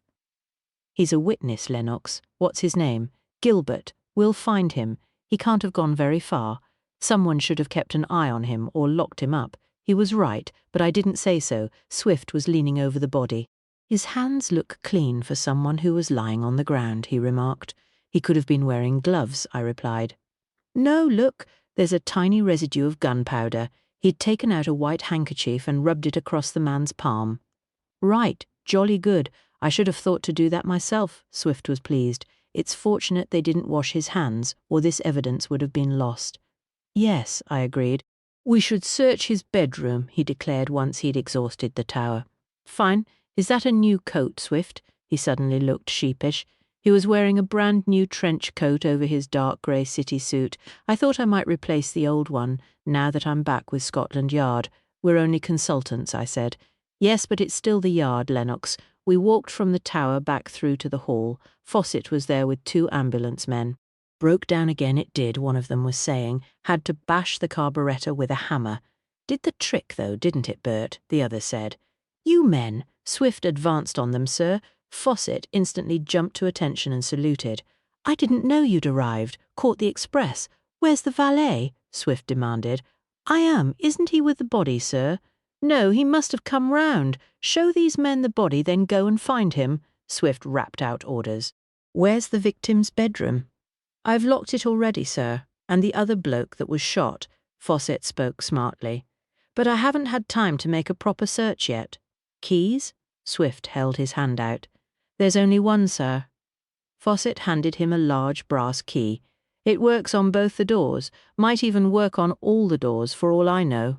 Right?" Swift frowned and dropped the key into his pocket. "Is Lady Percy still in the drawing room?" I asked Fawcett. "Yes, sir. She's trying to make them write statements," he replied. "But we were having a right job getting them gathered together. Half of them are still wandering about the house somewhere. I came out to find them, but then the ambulance arrived, so I'm here now." The ambulance men had a stretcher with them and were standing either end of it, ready to move into action. They were ruddy-faced from the cold and wore the usual brown jackets with flat caps and heavy winter boots. "We already took one body away from here this morning," one of them said. "Shot dead he was," the other said. "Where?" I asked. "Bullseye right in his forehead." "Must have been a good shot, whoever did it," the first man replied. "Not just chance, then," I said. "Might be," he replied. "Ye never know, do you? Did the bullet lodge in the skull or exit through the back?" Swift asked. "Wasn't a bullet, it were a ball. The butler said they'd fought a duel with old-fashioned pistols. Like Dick Turpin had when he was holding up old carriages in days long gone," he said. "That's right, Bert. Him as had Black Bess." The other one nodded. "So where's the ball now?" I asked, realizing they couldn't have known it was a ball unless they'd seen it. They looked at each other, then one shoved his hand in his pocket and dug about. "I was going to give it if someone asked for it." He looked sheepish as he handed it over. It went through his head and was lying on the ground, not far from where we plucked him up. "We washed the blood off," the other man said. "Not often we get interest in deaths. Usually they're just lying around in bed or on the floor. Found one in his attic once. Been there a bit 'cause they thought he'd gone to the races. I assume the chap was keen on horses." Swift and Fawcett came to stand next to me as I turned the lead ball in my palm. It was flattened on one side, presumably where it had encountered Wilmslow's skull. "Where did you pick him up?" Swift asked. "Off the field out yonder." The other chap pointed vaguely outside. The other bloke was still alive. They'd taken him inside and called the doctor. "Dunno how they both could shoot each other like that. Don't make sense," he said. "So who are we taking away then?" We was told there was another and snuffed it. He looked from me to Swift to Fawcett. "It's the one who survived the duel," I told him. "He was shot again." "Again?" Bert repeated, looking shocked. "Ye mean twice, in one day?" the other said. "Yes, dead this time," I said. "Fawcett will take you." Fawcett took charge. "Right, you follow me and keep it respectful. There's gentry around and they'll be complaining if you're chunnerin', and find that valet." Swift repeated the order as they trooped off. "Aye, sir," Fawcett replied. "Lennox, there's more to this than just a duel." "We'll start by searching the victims' rooms," Swift decided, and went to ring a brass bell on the oval table with the vase of flowers. A lady arrived dressed in a long navy-coloured frock, drying her hands on her white apron. "Good evening, gentlemen," she spoke with a local accent. "We're all at 6s and 7s. Oh, and now look, more people traipsing on the floor with dirty boots." She pointed at the grubby footprints left behind by the ambulance drivers. "Why can't they just wipe their feet like civilized folk?" Chief Inspector Swift, Scotland Yard, Swift announced. "Ah," she bobbed a curtsy. "Sorry, sir. I never knew we had a proper police inspector here. I'm Meg, the housekeeper. Where is Mr. Charles Flate's bedroom?" "Oh, you don't want to go there yet, sir." A strand of grey-streaked hair had escaped her starched white cap and curled over her forehead. "I haven't had time to tidy up." "Nor the other man's room. We've been making ready for the ball, but now it's called off. Chef is having a tantrum, banging and bashing at pans. But I told him there's no point in getting in a lather. All the food'll go to the hospital. They'll appreciate it there, poor souls." She seemed a chatterbox, but it may have just been nerves. "Could you just show us to Mr. Flight's room, please?" I asked politely. She looked at Swift for confirmation. "Now," he said in an authoritative tone. Her pale cheeks flushed. She bobbed another curtsy, then turned to take the stairs. "If you'll come along with me then." We passed the closed doors of the drawing-room, humming with voices. A large and stately library was a little way beyond it, and at the end, a magnificent ballroom, its doors wide open to show a glittering chandelier and numerous chairs and tables fringing an empty dance floor. Another flight of stairs led to a long passageway that took us to a quieter wing. All the doors were firmly closed. The grey carpet was relatively new, so was the blue paintwork. Swift paused at a radiator, placed his hands on it, then carried on. "Now, these are the guest quarters for the gentlemen, sirs," Meg told us. "It was all refurbished just before the war, and the heating was put in too. Best money they ever spent, to my mind. Didn't do much use, though, because there weren't any guests then. They were all away getting themselves shot at." She sighed. "And we lost the young man then, Christian, he was called. He was the last of the Bancroft line. Poor Lady Rose was beside herself. We all were," she said sadly, and placed her hand on the third door down. "This is Mr. Fleet's room, and Mr. Wilmslow's is next door. I don't know what's going to happen now," she told us. "Scandal won't do anyone no good, and Valentine's is all the ladies have got left to look forward to." She sniffed suddenly, then walked quickly away, wiping a tear from the corner of her eye. Swift had the key. We entered Fleet's room first. Clothes were strewn all over the floor, an open trunk with underwear and shoes jumbled in the bottom. The curtains were still drawn and an electric lamp was lit beside the unmade bed. Consistent with his going out before dawn, Swift said as his eyes swept the room. I went to the wardrobe. The door was partly open to show nothing had been hung up in it. That damned valet should have put his clothes away. Swift pulled open drawers in the tall boy. There's nothing in here either. We both stopped. Flight's clothes had never been properly unpacked. Gilbert's not a valet, I stated the obvious. Then, what the hell is he? I'll go and find out. It's time we found this blighter and questioned him, I said in irritation, and made an exit before Swift could object. The ambulance men were struggling down the stairs with the stretcher, carrying the blanket-wrapped body of Fleete. "Where's Fawcett?" I asked them. "Gone outside. He's been looking all over for some drunk bloke, or so he said," the first answered. "Right," I said, and made for the tower. The outside door was slightly ajar. It was dusk, with a heavy mist obscuring everything a yard from my face. "Fawcett? I've searched high and low, sir. He's not in the house. He's run off," Fawcett called back, invisible in the mist. "Oh, damn and drat it." He suddenly swore. "Sorry, sir. Nearly lost my footing. The puddles are all covered in ice. Any footprints?" I strode in the direction of his voice. I had my own torch in my jacket pocket and lit it. No, ground's frozen. "I don't know where he went to. There's nothing out here as I can see." I caught him up, and we walked around, the light from our torches skimming the ground, seeking signs of broken blades in the hoar-rimmed grass. "Gilbert hadn't hung any of Fleete's clothes up or put things away," I said, my breath a cloud of white. "He isn't a valet." Fawcett stopped swinging the torch. "What is he, then?" "No idea. Swift's still searching the bedrooms. I suppose we should go and tell him." He looked at me. I could barely make his face out in the misty dark, and the shadows thrown by his helmet didn't help. "He isn't going to be very happy, and I wanted to do a good job on all this, in going to impress him, is it, sir?" "Don't worry about Swift," I said in a reassuring tone. He sighed. "Watch your feet going back in, sir. Everything iced up." We found Swift in Wilmslow's room. He'd been sifting through the cold ashes in the fireplace. He stood up as we entered, brushing his hands clean. "Gilbert's done a runner, sir," Fawcett told him in a leaden voice. Damn it, his reaction was predictable. "He must have been feigning drunkenness," Swift lectured, "and he was in the room with the victim around the time he was shot. That makes him the primary suspect." "Yes, sir." Fawcett wilted. "Sorry, sir, I should have locked him up somewhere." "It didn't occur to me either," I said in support of the lad. "You should have considered it, Lennox," Swift lectured. "Is he likely to get far?" "Wouldn't think so, sir," Fawcett replied glumly. "It's pretty dicey out there, thick fog and pitch black beyond the house. It'll be dangerous in the dark. There could be a ditch or pond or canal or what have you. If he falls in, he'll not last long in this cold." "What about the railway?" I asked Swift. "There's only Stratford, and it's 12 miles away," Swift replied. "The local village is just a scattering of cottages and farms, according to the taxi driver who brought me here." Typical of him to have learned that already. "He'll hole up, Swift. We can send an alert out," I told him. "Did you find anything in here?" I looked around Wilmslow's bedroom. It was tidier than Fleete's. Expensively tailored clothes were hung in the wardrobe, a set of brushes, shaving gear, hair oil, and the like on the dressing table. It was decorated in the same unadorned style as Fleete, with blue painted walls, ancient furniture, and a plain wool rug on a lino floor. "No," he said, and there was nothing in Fleete's room to indicate what the duel was about. "We should check the valet's room," I began.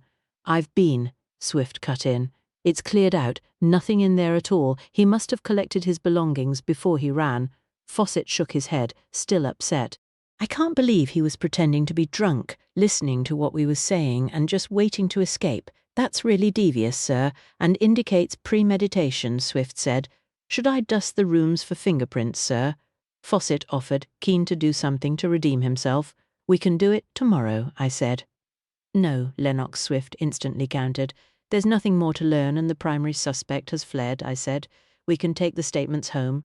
"Florence will be waiting for us," I added, knowing he wouldn't leave his wife alone for long. He bit his lip, then sighed. "Fine, but I have to call Scotland Yard first and tell them to put out an all-ports alert for Gilbert." His face fell. "Damn it, we don't know a single thing about the man. We're going to look like fools, Lennox." "Nonsense, Swift. There's more to this than some murderous valet." "Such as what?" "I have no idea, but we'll find out," I said with far more conviction than I felt. "I'll find Percy and see you both outside," I told them, and walked out before they could think of any other objections. Chapter 6. It was far too cold to discuss anything on the way home. Despite the gloves, My hands were practically frozen to the steering wheel by the time I drew up outside my house, the manor at Ashton Steeple. Greg's was waiting for us, the front door wide open, bright light pouring into the misty darkness, the smell of wood smoke, car exhaust fumes, and rich country earth filled our nostrils as we piled out of the car and into the house. We'd left the inhabitants of Bancroft Hall astonished, but relieved when we'd told them Gilbert was probably responsible for the murder of Fleetay. Every police force in the country was even now being put on alert to find the escaped valet. They'd even sent out a team from Stratford to scout the area. I was pleased we weren't with them and was looking forward to a quiet evening. It wasn't quiet at all, but actually really rather entertaining. After we'd told Florence about the murder, the missing valet, and the assorted guests at Bancroft Hall, Percy insisted on explaining all she'd learned of the lost lady Madeleine de Lisle. The tapestry in the Great Hall is a much larger copy of an original made by Lady Madeleine herself, Percy explained as we ate roast beef, creamy mashed potatoes, and Yorkshire puddings with a thick onion gravy. It was utterly delicious and just what I needed to thaw out, along with a couple or 3 glasses of rich red wine. There was an old embroidery in the tower where the dead bloke was, Fawcett told her. We'd asked him to stay, and he'd removed helmet and jacket to sit down at the dining table with us. I'd like to see that. Percy switched her gaze to him. I'd like to see the house, Florence said. Do you think we could go with you tomorrow, Jonathan? She turned to Swift. We're investigating a murder, Swift tried to object. But you said the valet was probably the murderer? Florence countered in her soft Scottish accent. Exactly, Percy said in support. And we won't be in your way. We will create a nice diversion for Lady Rose and Mary. They were terribly upset at having to cancel the ball. Not to mention 2 dead guests, I added dryly. How come this Lady Madeleine de Lisle got lost then? Fawcett asked. He was surreptitiously sharing bits of beef with Tubbs, my fat little cat, who had jumped onto his knee under the table and kept pushing a sooty black paw up towards Fawcett's plate. She mysteriously vanished in the dead of night, and was never seen or heard of again, Percy said in a mock-scary voice. So the First Lord Bancroft killed her and buried her in a ditch. Fawcett replied with a grin. He'd bury her in the graveyard, I said. That's the best place to hide dead bodies. Actually, I would quite like to know what really happened, Florence said. I would too, Percy replied more seriously. Lady Rose told me that there's a diary from the 1790s written by Violet Bancroft. She was the 12th Lord Bancroft's daughter and frail from birth. She spent as much time as she was able researching the family archives for information on the lost Lady Madeleine. It would be fascinating to read her findings, Florence said, smiling with enthusiasm. She was dressed in a pale pink wool dress with a light blue cardigan which enhanced her delicate colouring. Were there truly papers in the house from the early 1400s? There was a copy of her diary. Percy had finished eating and placed her knife and fork neatly on her plate. It was written in Latin and a letter in Old French from Lady Madeleine's sister to tell her that her previous affianced had been released from prison. That raised all our brows. Prison?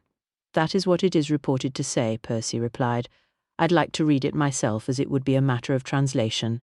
The ex-fiancé was Chevalier Pierre de Mortier, and it's unlikely a high-ranking nobleman would be imprisoned in those days. They bought their way out of trouble, Swift surmised, his socialist tendencies never far below the surface. They wouldn't have ever been in trouble, Percy replied. They were effectively above the law unless they'd upset royalty. That sounded perfectly reasonable to me, so it's hardly worth an investigation if Bancroft was above the law, I stated. He killed her, disposed of the body, and married another heiress. Her family would have demanded reparation if that were the case, Percy replied. That's true, I agreed. There would have been a price to pay, and they would have demanded the dowry back. Lady Rose said there was evidence that they remained on good terms, Percy said. So whatever happened, her family knew about it. How intriguing, Florence said. Lady Florence was a pretty woman, gentle and kind, with pale blonde hair, blue-grey eyes, and the only child of the Laird of Brabourne. She and Swift lived in Brabourne Castle in the Scottish Highlands with their little boy, Angus, and despite Swift's austere temperament, I'd never seen him happier. Why do they all say she's lost then, if her family didn't kick up a fuss? Fawcett said. She probably ran away, I concluded. Like the valet.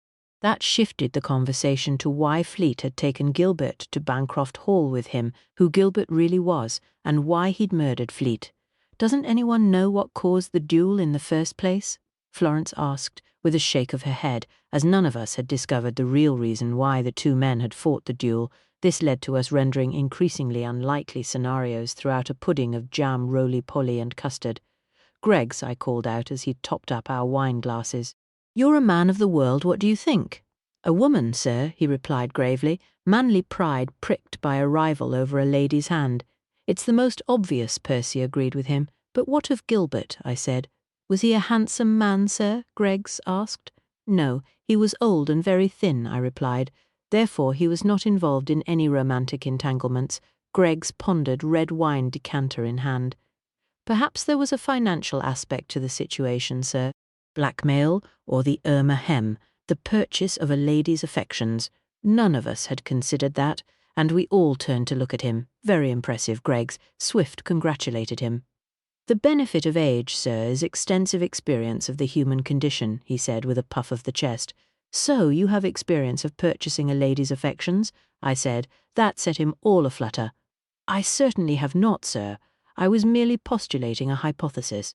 I narrowed my eyes, he huffed, and we'd probably have carried on if Percy hadn't announced we'd been invited to join the Valentine's dance at Ashton Hall.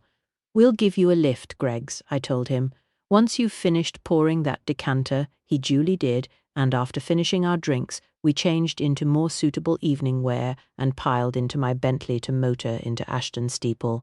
The party proved to be an entirely informal affair, with villagers and local gentry invited to drink, dance, and make merry to a local band of music makers. It was a jolly good fun, and we all thoroughly enjoyed ourselves.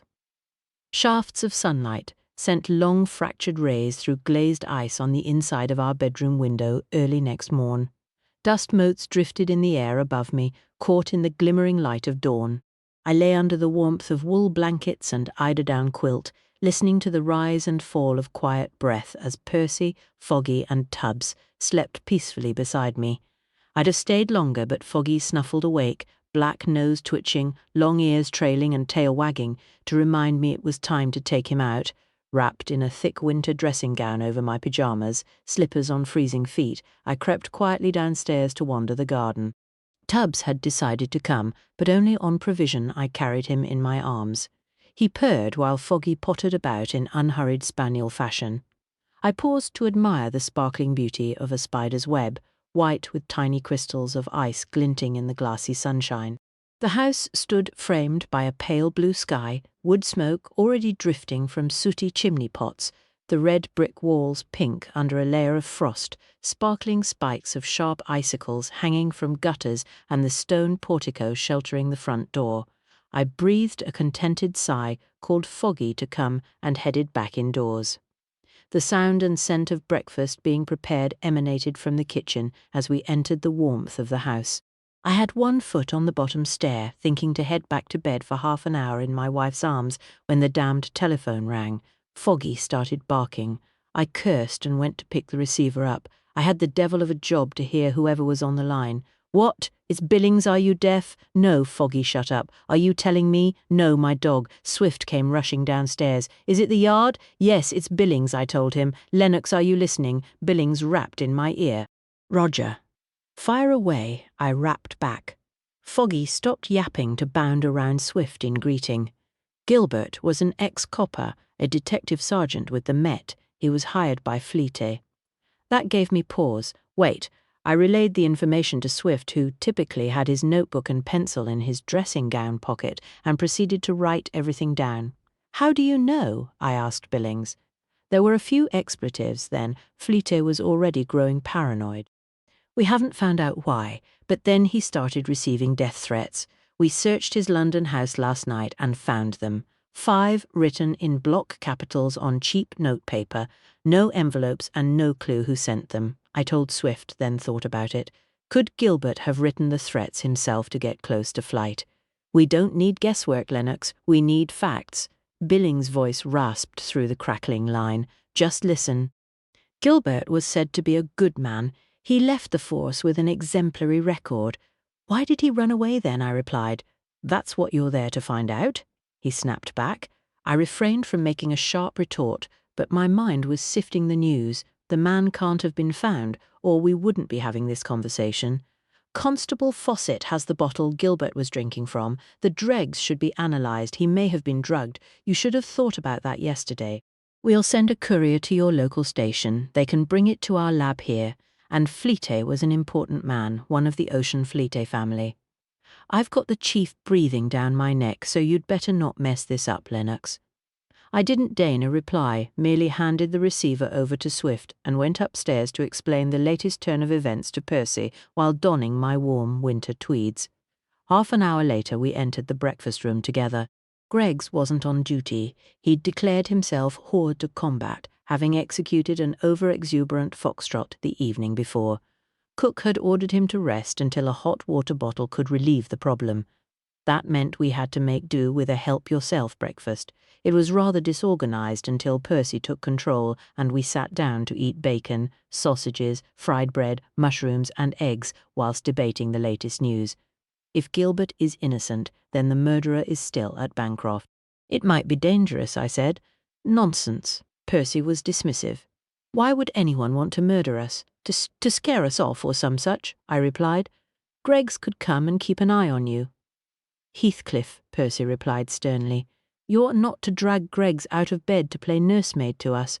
I'll come, sir, Tommy offered. He'd arrived with a stack of toast in a silver rack. I can watch out for miladies. No one would sneak up on them while I'm around. I'm dead good at watching out. I could be a spy, like Bulldog Drummond. I've read the book by Sapper and seen the film at the Picture House. I'm going to be just like him and lead a life of thrills and adventure. I thought you wanted to be Ivanhoe, Percy said. I do, he was quick to reply, but we haven't got any armour and Constable Fawcett said they had a really old suit at that hall you're going to. If I came with you, I could try it out. Tommy, I said as I speared a slice of bacon, go and fetch the eggs from the orchard. Oh, sir, he complained, and check the fencing is secured. The foxes will be out hunting in this weather. I think I should go with him, Percy said, as she put her napkin on the table. The chicken's water will be frozen, and we'll need to carry a hot kettle with us. I can do that, milady, Tommy instantly offered. I'll carry the kettle, you can bring the corn, she said, and don't forget the egg basket. I'll come too. Florence made to go with them. We will see you later. She bent to kiss Swift on the cheek, which brought a smile to his lean face. I pushed my plate aside and reached for my teacup as they made their way out with Tommy chattering 10 to the dozen. Billings dictated the threatening letters found in Flighthouse House. Swift pulled his notebook from his pocket and opened it on the breakfast table. You cheating rat, this is the last time you play this game, Swift read. Billings thought that was the first letter. Then, keep looking over your shoulder, I'll be there right behind you. I wouldn't really describe those as death threats, Swift. There are more, he said testily. You deserve what's coming. You've broken my heart, you louse. There's a bullet waiting for you. That sounds more serious, I said, particularly as he was actually shot. You lied. Everything you said was a lie. It's all just a game, and you don't give a damn who gets hurt. So it was an affair of the heart, I said. Swift turned a page. You lying cheat. Everyone's going to know what you did. The lady sounds rather upset, sirs. Greggs came in with a fresh pot of tea. I raised my brows in his direction. I thought you'd hurt your back. Indeed so, sir. Ever since the crash in France. Greggs, you fell out because you didn't strap yourself in, I reminded him rather tersely. I'd crashed my aeroplane after being dogged by the Boche on a ferry flight to a new base. Greggs had been my Batman during the war and had insisted on coming along. He'd played the martyr ever since the incident, and it was hardly my fault he hadn't been able to fit the seat belt around his paunch. Nevertheless, sir, I would not neglect my duty. He turned stuffy. I have taken aspirin and a shot of brandy as a temporary respite. Brandy? Swift raised a brow. An old remedy, sir, and most efficacious. He poured tea for both of us and eyed Swift's closely written script. Should such letters really be taken seriously, sir, those who are apt to act do so. They do not waste time with mere threats. I pondered that. My old butler was an unlikely Romeo, and yet he had a great deal of experience in the petticoat line. Far more than I ever had, or Swift probably. You could be right, I agreed. Has Fawcett arrived? Swift was focused on the investigation. He telephoned, sir. He asked me to inform you that he must give a lecture at the school this morning. He had promised Mrs. Summerall, and she was very particular that he honour his commitment. Mrs. Summerall is Tommy's school teacher, I reminded Swift. We can't waste time, Swift began in irritation. Fawcett can come later with Percy and Florence, I said. Percy told me they were going to the library in the village this morning and will join us later. How are they going to get to Bancroft Hall? Swift asked. Ahem, if you will excuse me, sir, I will be downstairs, Greggs said, and promptly skedaddled. I took a breath. Percy has her own car. This was still a rather sticky subject. He frowned. What sort of car? An Aston Cloverleaf. He whistled. That was generous. I thought you'd exhausted your funds on house repairs. I did, but Percy thought we could make a few savings in the household accounts, so I said she was welcome to try. She's cut back on all sorts of expenses and saved us a small fortune. Then she found some share certificates in my library. I didn't realize I had them, and she sold them at a rather good price, so I offered to let her buy something for herself as a reward. She bought the car. It's red. He grinned as though it was somehow amusing. Good, so your financial worries are over. He stood up. And we can get going. I muttered darkly. Come on, Lennox. He headed downstairs to where Greggs would be waiting with our coats. I followed at my own pace.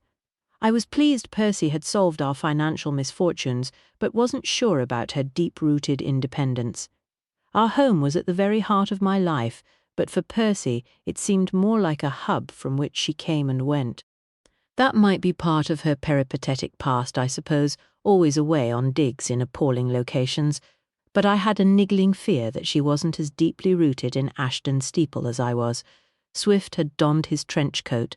I didn't say a word, merely shrugged into my great coat and strode out of the front door, fastening my flying helmet firmly over my ears. The sun had risen further in the expanse of blue sky to set the frost glittering on leafless twigs and glossy evergreens. The day was too beautiful for petty fears, and my spirits lifted as I started the Bentley up. Swift jumped in, Foggy came herring around the side of the house to leap in beside him, and I opened up the throttle, put my foot down, and roared out of the drive. Chapter 7. Ah, sirs, Redfern had opened the front door. The household are still abed. It was rather a late night. After the news of Gilbert's dreadful deeds, there was a surge of exuberance last evening, followed by an impromptu dance. No weeping and wailing then, I remarked. If there was, sir, it was done in private, Redfern replied solemnly. I muttered as we walked into the great hall. Could you bring us the duelling pistols, please? A flicker of anxiety crossed his face, but he nodded. I shall do so, sir, if you will excuse me. He turned and went off toward the door below the minstrel gallery. I was of half a mind to follow, thinking to see the gun-room, but the housekeeper came bustling in from behind us. One moment, Swift held up a hand. She stopped, raising her greying brows. Yes, sir, Meg, isn't it? He asked. It is, sir. She was dressed as yesterday in housekeeper's navy blue with a white apron. Now, I think you're going to want to know about that, Gilbert, aren't you? We were just fair flummoxed when we heard he went and killed Mr. Flight and then ran off. There's nothing ever happened like that in the house. Given the age and history of the place, I thought that unlikely. Had Gilbert been here before? Swift took out his notebook and pencil. He hasn't, and he had nothing to do with us downstairs, even while he was here, she replied. He was polite enough, but kept his distance. Most guests don't bring servants. They don't want their romantic lives gossiped about back home, and Gilbert was really familiar with Mr. Flight, which we all thought a bit odd. Not that it's for me to say anything. How was he familiar? I asked, as Swift pulled out his notebook. Well, the way he talked to him. He did call him sir most of the time, and sometimes it was Mr. Flight, but it's like he wasn't used to being in service. That fitted with what we'd learned from Billings. And, she continued, he followed Mr. Flate all over the place. We all remarked on it, even when Mr. Flate had an assignation with Miss Deville. Swift looked up from his writing. Who? Miss Seraphina Deville? She's a guest here, sir, she answered. Meg was a chatterer, and very probably enjoyed a gossip. Her plain face was animated, brown eyes alight. Miss Seraphina and Mr. Flate took walks around the grounds on their own, although they all do that. It's what it's about, isn't it? She smiled, her voice warming, getting them together so they can fall in love. They were close, though. He even tried to hold her hand, but she wouldn't let him. I saw it myself. She nodded, her arms crossed under her bosom. She's far too good for him, doesn't matter how much money he's got. Miss Seraphina could have anyone she wanted, even royalty, I reckon. I recalled Dr. Fraser saying he'd been trying to talk to Seraphina Deville over dinner the night before the duel. Miss Deville must be quite the beauty. There aren't any royals here, are there? I asked. She laughed. No, but we live in hopes of a minor. I reckon they'd come if they was asked. It'd be a real notch-up for Lady Rose, although we do have Lord Hector Somerton. He's the heir to an earldom. Swift was looking less than impressed. How long have the guests been here? 4 days now, she replied, seemingly impervious to Swift's demeanour. She looked over her shoulder before lowering her voice. Usually the ball is the highlight. It's when they pair off and dance the night away. It's nice when they find someone, because it's no fun being on your own, is it? We've had quite a few weddings, you know, and we all love a wedding, don't we? She ended with a beaming smile. Perhaps she was a busybody, but she seemed kindly with it. Was anyone else close to flight, or the other victim, Wilmslow? Swift remained focused. Hard to tell, really. Most like to keep their feelings to themselves. Her brow creased as she thought about it. You'd think some of them would be in tears, wouldn't you? But none of them was that I could see. Ahem. Redfern had returned and cleared his throat. The breakfast room, if you please, Meg. I'm on my way now, Mr. Redfern, she said to him, still smiling. I've just been helping these gentlemen. He watched her go up the main stairs, then turned to us. Meg is a most efficient housekeeper, sirs, although apt to be talkative, he explained. Here are the pistols. He raised the polished cherrywood case held in his hands. Thank you, Redfern. I gave him a grin as I took it. There was something tantalizing about a pair of dueling pistols. The catch was unlocked, and I went to a side table to put the case down and lift the lid. Swift was right beside me.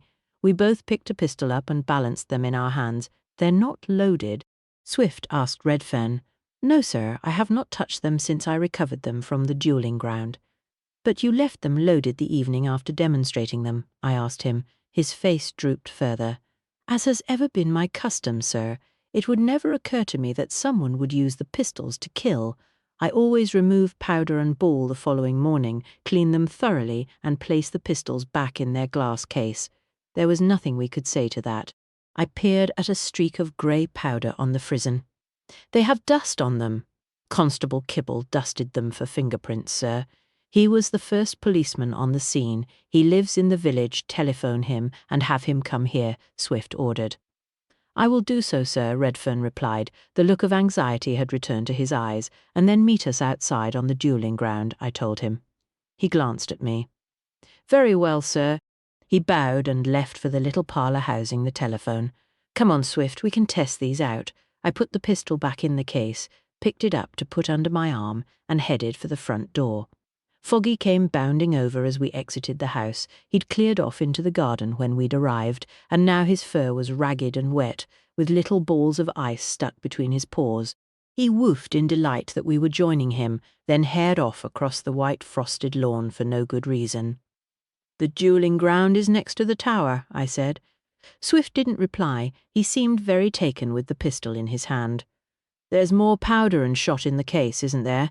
Yes, I replied.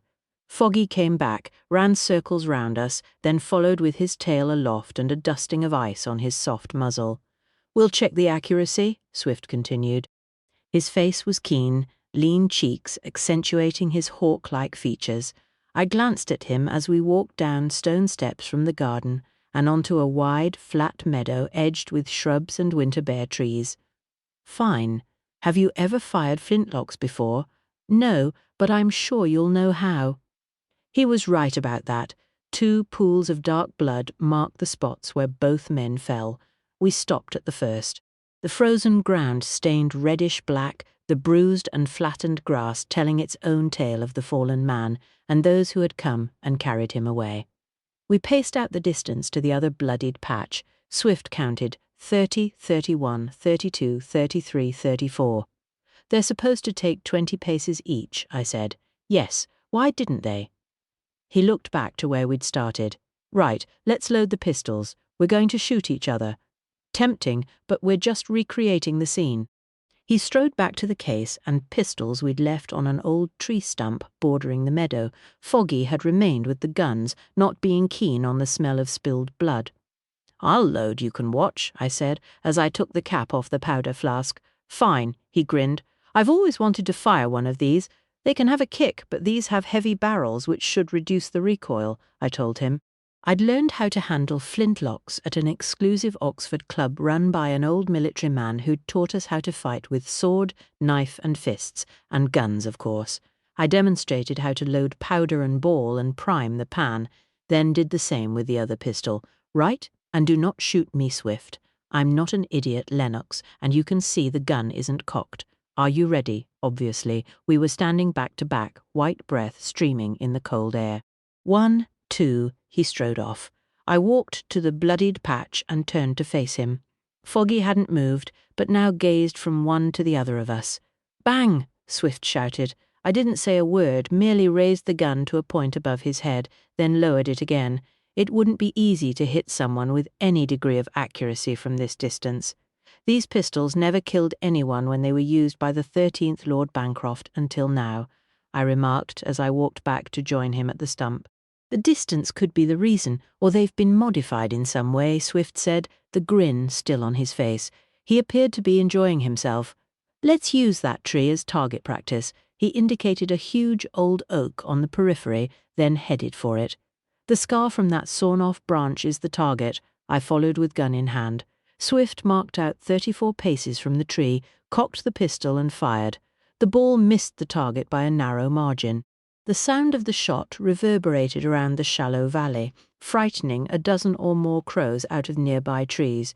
This gun fires slightly high and to the right, Swift said, then stood back. Understood. I aimed with arm outstretched, took the shot and missed the damn target too. I frowned. I was a fairly good shot with these types of weapons. They've been modified, both of them fire high and to the right. Yes, he agreed, a couple of degrees out of true. Which is why the 13th Lord Bancroft never killed anyone, I said, or was killed, he concluded. Flate couldn't have shot Wilmslow unless he knew about the modification. So what really happened? I was trying to visualize it. Wilmslow must have taken the first shot. Swift was thinking as he spoke. He hit Flate in the right shoulder, injuring him, but Flate managed to return fire and kill Wilmslow. He looked at me, dark eyes narrowed. That doesn't add up, Lennox, nor does the ball lodging in Flight's shoulder. No, I'd been thinking the same. The ball from Flight's pistol had enough force to go right through Wilmslow's skull, and yet it never could have done so from 34 yards.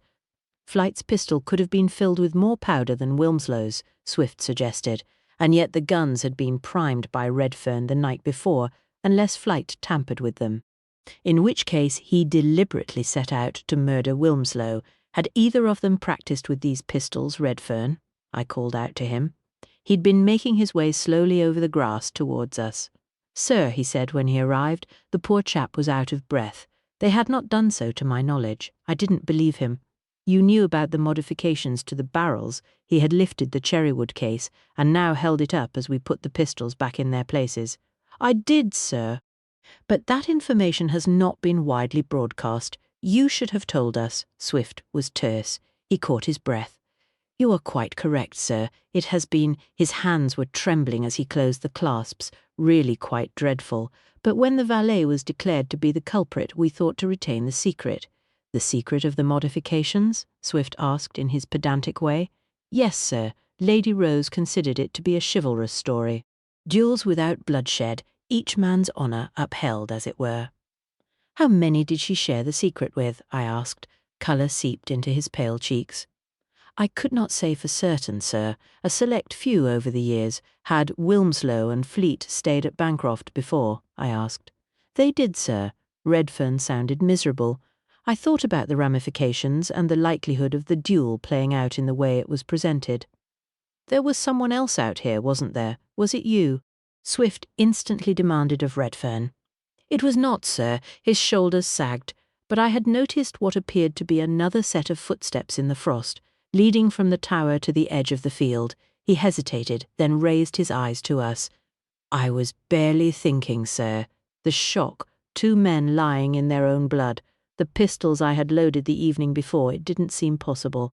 Despite our attempts to act the hardened detectives, the poor chap's distress caused us to soften our tone. Redfern, we need to find out what happened. Please, just tell us what you know, I told him.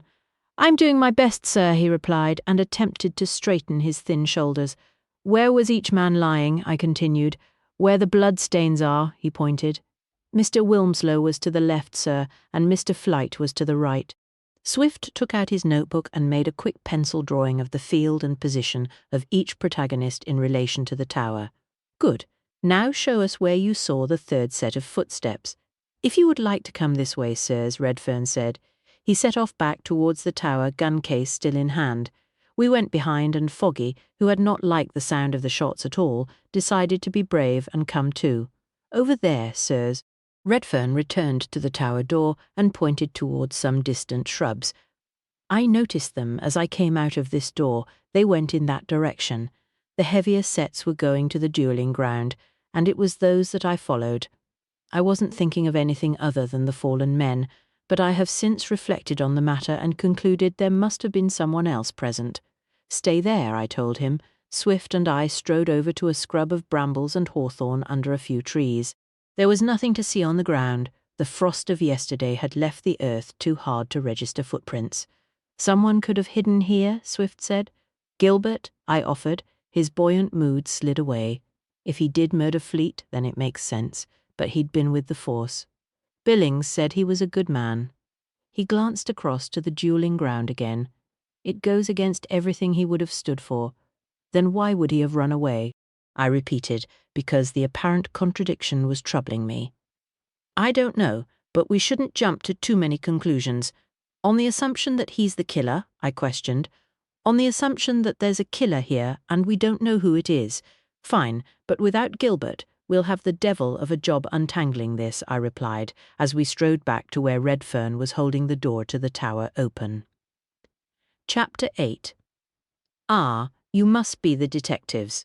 A chap was crossing the echoing great hall as we entered behind Redfern, hot on the trail of the valet, I assume, or would varlet be a better term? There is a nationwide alert for him. Swift had stopped to remove his trench coat, still in pristine condition. Well, let's hope they catch him, and we can all sleep safely in our beds. He smiled. Sir George Lovell, at your service, debonair, handsome and courteous. He held a hand out to Swift. Inspector Swift, Scotland Yard, he said, which was a new one on me. He usually declared himself retired, but since he was now an official consultant to the force, I suppose it was correct. Lennox, I said, and shook the man's hand. Ah, spouse of the exquisite Lady Persephone, Sir George said with a disarming grin. His thick, dark hair was touched with grey at the temples. He wore a superbly tailored light grey suit, with a blue tie embroidered with the insignia of the Royal Naval Officers' Club. I had the honour to be introduced yesterday. She was intrigued by the story of the lost Lady Madeleine, as am I. I do hope she is returning to continue her quest. What quest? I frowned. To uncover the mystery, of course. His grin broadened. I have offered my humble services. I thought we'd make rather a good team. Extraordinary how a man might seem perfectly affable one minute and an oily snake the next. My wife will be aiding Lady Percy, Swift said, handing his trench coat to Redfern, and we are investigating the murder of Flight. The smile had frozen on George's lips, but he didn't miss a beat. Naturally, I will be delighted to cooperate in any way I can. He made an elaborate bow, then turned to the factotum standing quietly to one side. Redfern, I am in search of coffee. A fresh pot will be served in the breakfast room very shortly, sir. Very well, à la prochaine, gentlemen. Sir George spoke lightly, then turned to climb the stairs. We need an incident room, Redfern. Swift turned to him. I am a what, sir? He stammered. We could use the tower, I suggested. Top floor, not the one where Fleete was murdered. The bed would be in the way. Good idea, Swift agreed, and it should be easy to secure. Redfern looked askance but recovered himself. Very well, sir, I will inform Lady Rose of your decision. Right, at least that's settled. I gave him a grin, and my great coat, which he folded over his arm, he sighed. Indeed, sir, rather than go straight to the tower, Swift insisted on going to search Gilbert's room again. You've already done it, I objected. Yes, and now we're doing it again, he replied, then added, I didn't make as thorough a search as I should have, Lennox. We trooped up to the top floor where all the servants' quarters were. It was freezing cold. He insisted on dusting for fingerprints. Fawcett took everyone's prints yesterday, I said as he stalked around the dreary room, badger brush in hand. I know, he gave the sheet to me. Swift paused to remove a folded paper from his jacket pocket. Here, hold on to it and check them carefully with your magnifying glass. I haven't brought a magnifying glass. Why not? He stopped, dabbing the brush, to demand. Actually, it was in my coat pocket down in the hall, but I wasn't going to trail all the way down there to get it. Really, Lennox, you should come prepared. You must have learned something about procedure by now, he lectured, then pulled his own magnifying glass from another pocket. I knew he'd have one. I used it to peer at the iced-over window panes. Fawcett's doing a good job. He even took Gilbert's prints while the man was pretending to be in a drunken stupor. And he's reading a detecting manual. You could take a few lessons yourself. I ignored that. If Gilbert were the culprit, he wouldn't have left anything to find, I said. I scanned the few fingerprints Swift had turned up.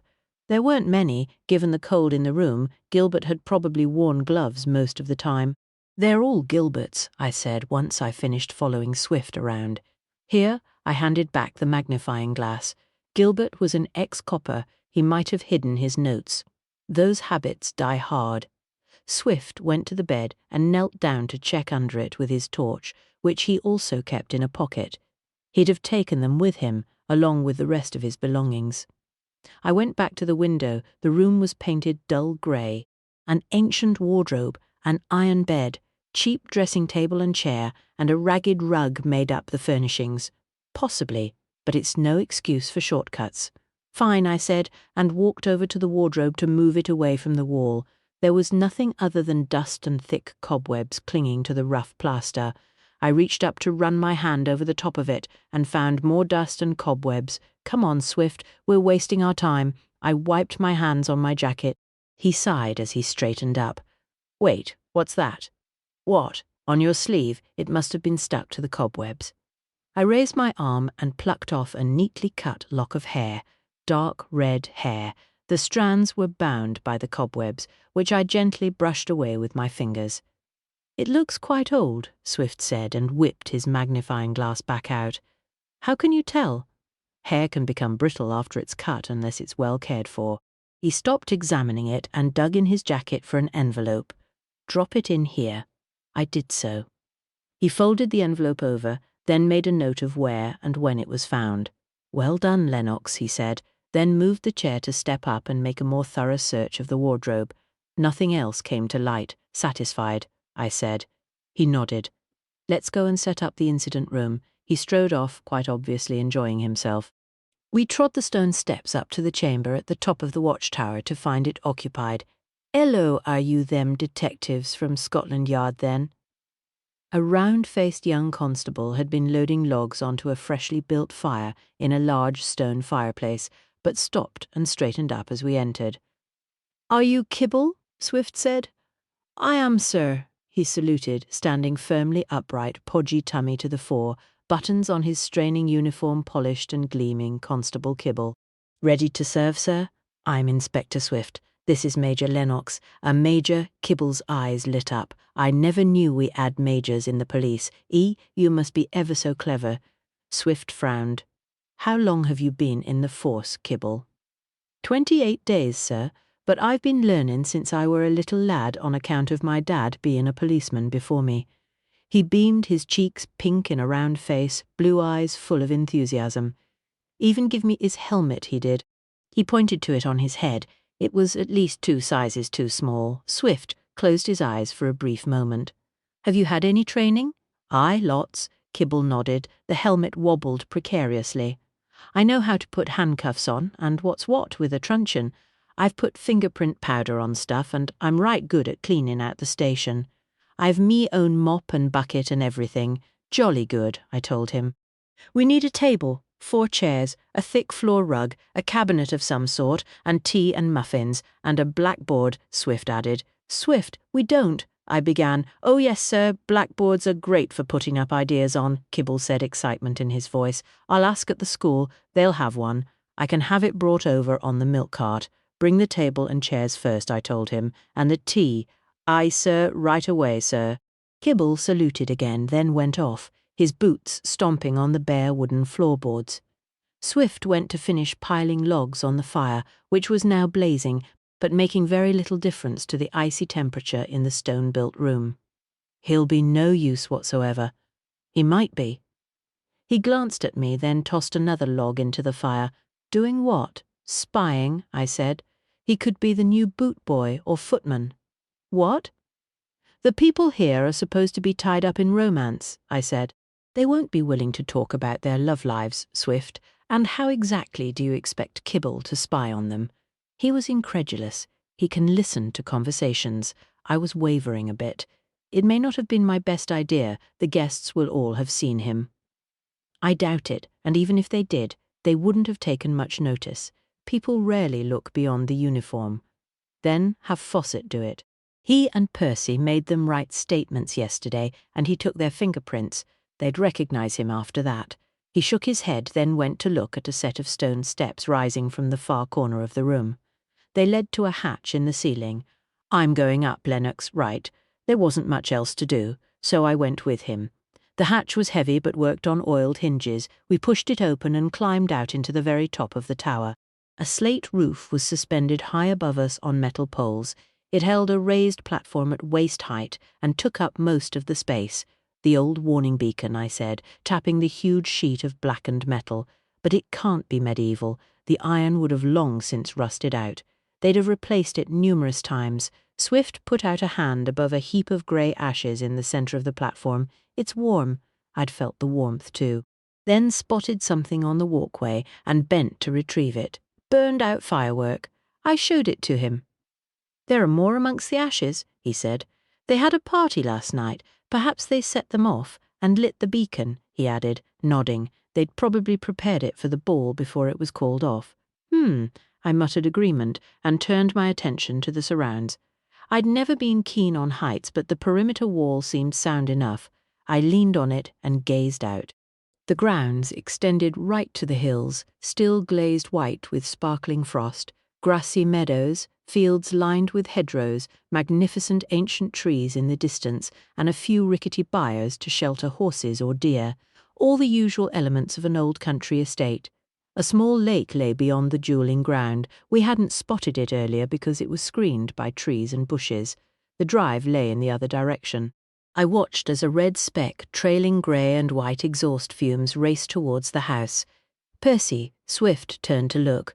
And Florence, come on, I said, and we trotted back down the steps, out of the upper chamber, and kept on going all the way to the ground floor. Lady Rose and Mary Lovelace had beaten us to the front door. I assumed Redfern had alerted them. He was taking their coats. Hello, my love. Percy kissed my cheek as she walked to meet me. She was in archaeologist's colours, a cream sweater and dark green skirt. Florence was in the blue and pale pink outfit of last evening. Florence, Swift turned soft in the presence of his lovely wife. Fawcett was with them, but he merely nodded stiffly. Have you had breakfast? Lady Rose twittered. Come and take muffins with us and Darjeeling. We have plenty, Mary added. We thought there would be stayers-on after the ball, but we had to cancel. We have champagne too. I do like champagne for breakfast. Tea and muffins sounds very nice, Percy said, smiling. She introduced Lady Florence of Brabourne Castle, while Fawcett stood at the rear as though he'd been stuffed. Brabourne, Lady Rose mused. Now I recall a very handsome laird of the name back in the day. Oh, how many years must it be? She shook her head. Before I was wed, I'm sure of that. Florence's eyes widened. My father has been laird for the whole of my life, but before that it would be my grandfather. Craig, I believe his name was. Lady Rose crinkled her brow as she tried to remember. Yes, Florence smiled in delight. The old laird was Craig Dunbar of Brabourne, my grandfather. Now isn't that marvellous? I simply adore family connections. Do come and take tea and we will talk of him. Mary to the drawing room. Lady Rose gave a rallying cry and led the way to the stairs with Mary tottering along beside her. And we're very much looking forward to reading the diary about the lost Lady Madeleine, Percy said as she and Florence went with them. I wouldn't mind tea and muffins, Fawcett said as we all watched them go. Kibble should be arranging that, I said. Kibble, he asked, isn't that the local bobby? Did the courier from Scotland Yard pick up the bottle, Fawcett? Swift demanded of the lad. He did, sir, Fawcett confirmed, and said we might have the results by tomorrow, and he knew Gilbert from right back when they were in London together on the beat. He said Detective Sergeant Gilbert was a good bloke, although he liked a bit of a tipple now and then, and he brought down the threatening letters that was found in Mr. Fleet's London house. Inspector Billings said you should have them, sir, so you can compare the paper or writing or whatever. He made to open his satchel. We'll go to the incident room. We can examine them there, Swift said, and marched off toward the tower. We got an incident room, Fawcett asked as he followed. I strolled behind them, wondering if Sir George Lovell was likely to encounter the ladies and attach himself to them.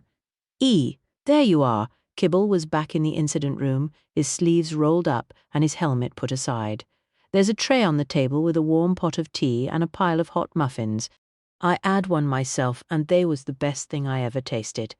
The young constable had excelled himself. A large table with 4 upholstered dining chairs had been placed in the room. The fire was now blazing.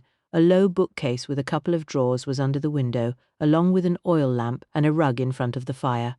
My dog had made himself comfortable in front of it, but came over for a fuss, tail wagging as he leapt about me. Constable Fawcett. Fawcett introduced himself with a smart salute. Sir, Kibble instantly straightened up and returned the salute. At ease, Fawcett told him, "Shall I pour the tea, sir?" Kibble seemed to regard Fawcett as senior, although Fawcett was probably younger than him, and they were both the same rank. Go ahead, Fawcett replied. I noticed Swift was suppressing a grin as we went to sit down. Fawcett unbuckled his satchel and pulled out an official-looking brown envelope. Here's the threatening letters, sir, and there's a report in there about Mr. Wilmslow and Mr. Flight. He carried on, shuffling through the satchel. And here's the statements the folks wrote yesterday before Gilbert disappeared. Fawcett added another pile of papers to the stack, and the sheet of fingerprints Swift added as he unfolded the paper he'd taken from his jacket. Help yourselves to milk and sugar, Kibble said as he pushed teacups towards us. I brought extra of everything, 'cause you never know who might turn up. I reached for a muffin and bit into it. It was utterly delicious, with added cherries and a sprinkling of sugar on top. I don't think Inspector Billings thinks Gilbert did it, sir, Fawcett said as he sat down opposite Swift. We have to keep an open mind, Swift replied. Spread the statements out along the table and don't spill tea on them. He eyed me as he said that. Then placed the threatening letters alongside the papers for comparison. He did so, and we quietly observed the writing as we ate the muffins. I think they wrote the letters in their wrong hand, Fawcett declared after he finished eating. Like their left, instead of their right, Kibble said. Yes, that's why the writing's all wobbly, Fawcett agreed.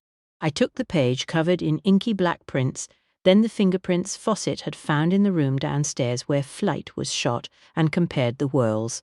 Annabel Cresswell, I said. She came in when we were examining the body. Yes, and there's another lady's there too, Fawcett said. Edna Kent.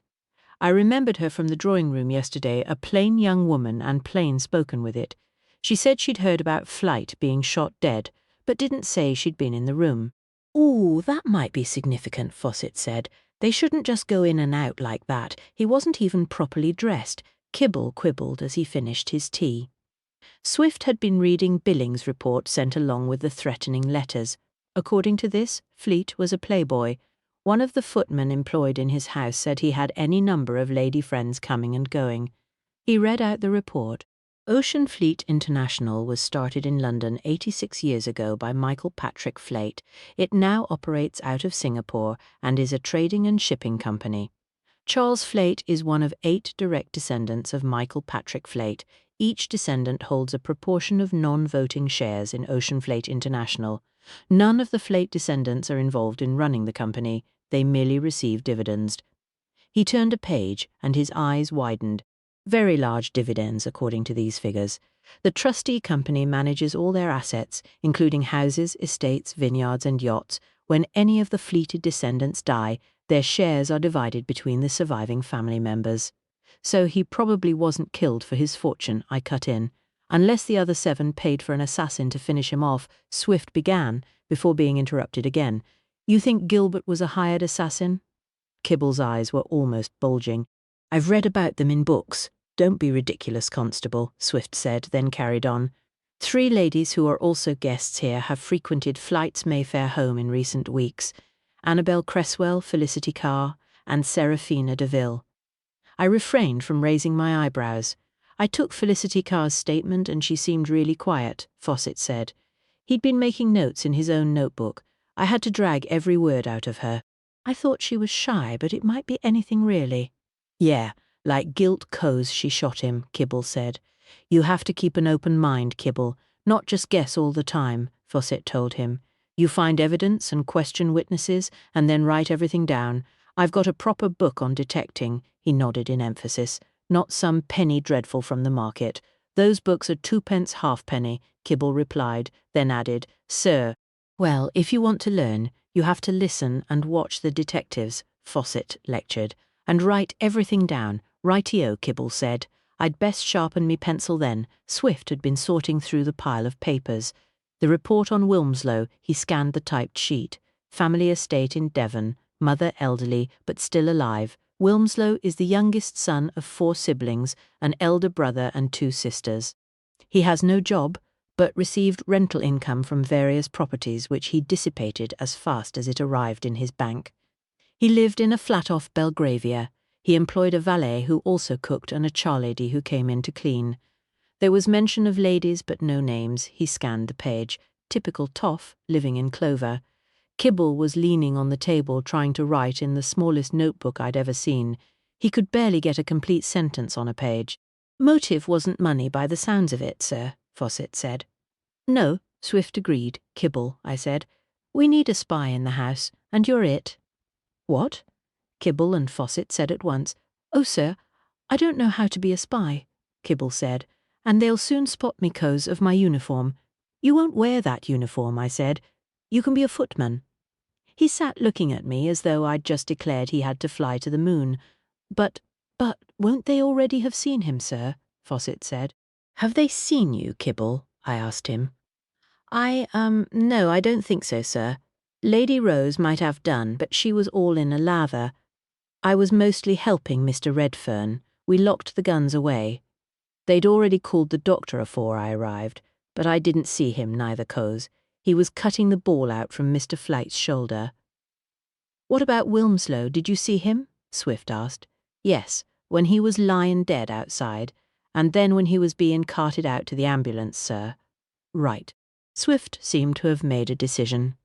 Fawcett, go and find Redfern. Tell him to arrange with Lady Rose to take on a new footman or whatever they need. Have them find a uniform to fit Kibble. They'll have something in store, these places always do. But, sir, Kibble attempted to object. Go with Fawcett and don't be seen. Swift cut him off.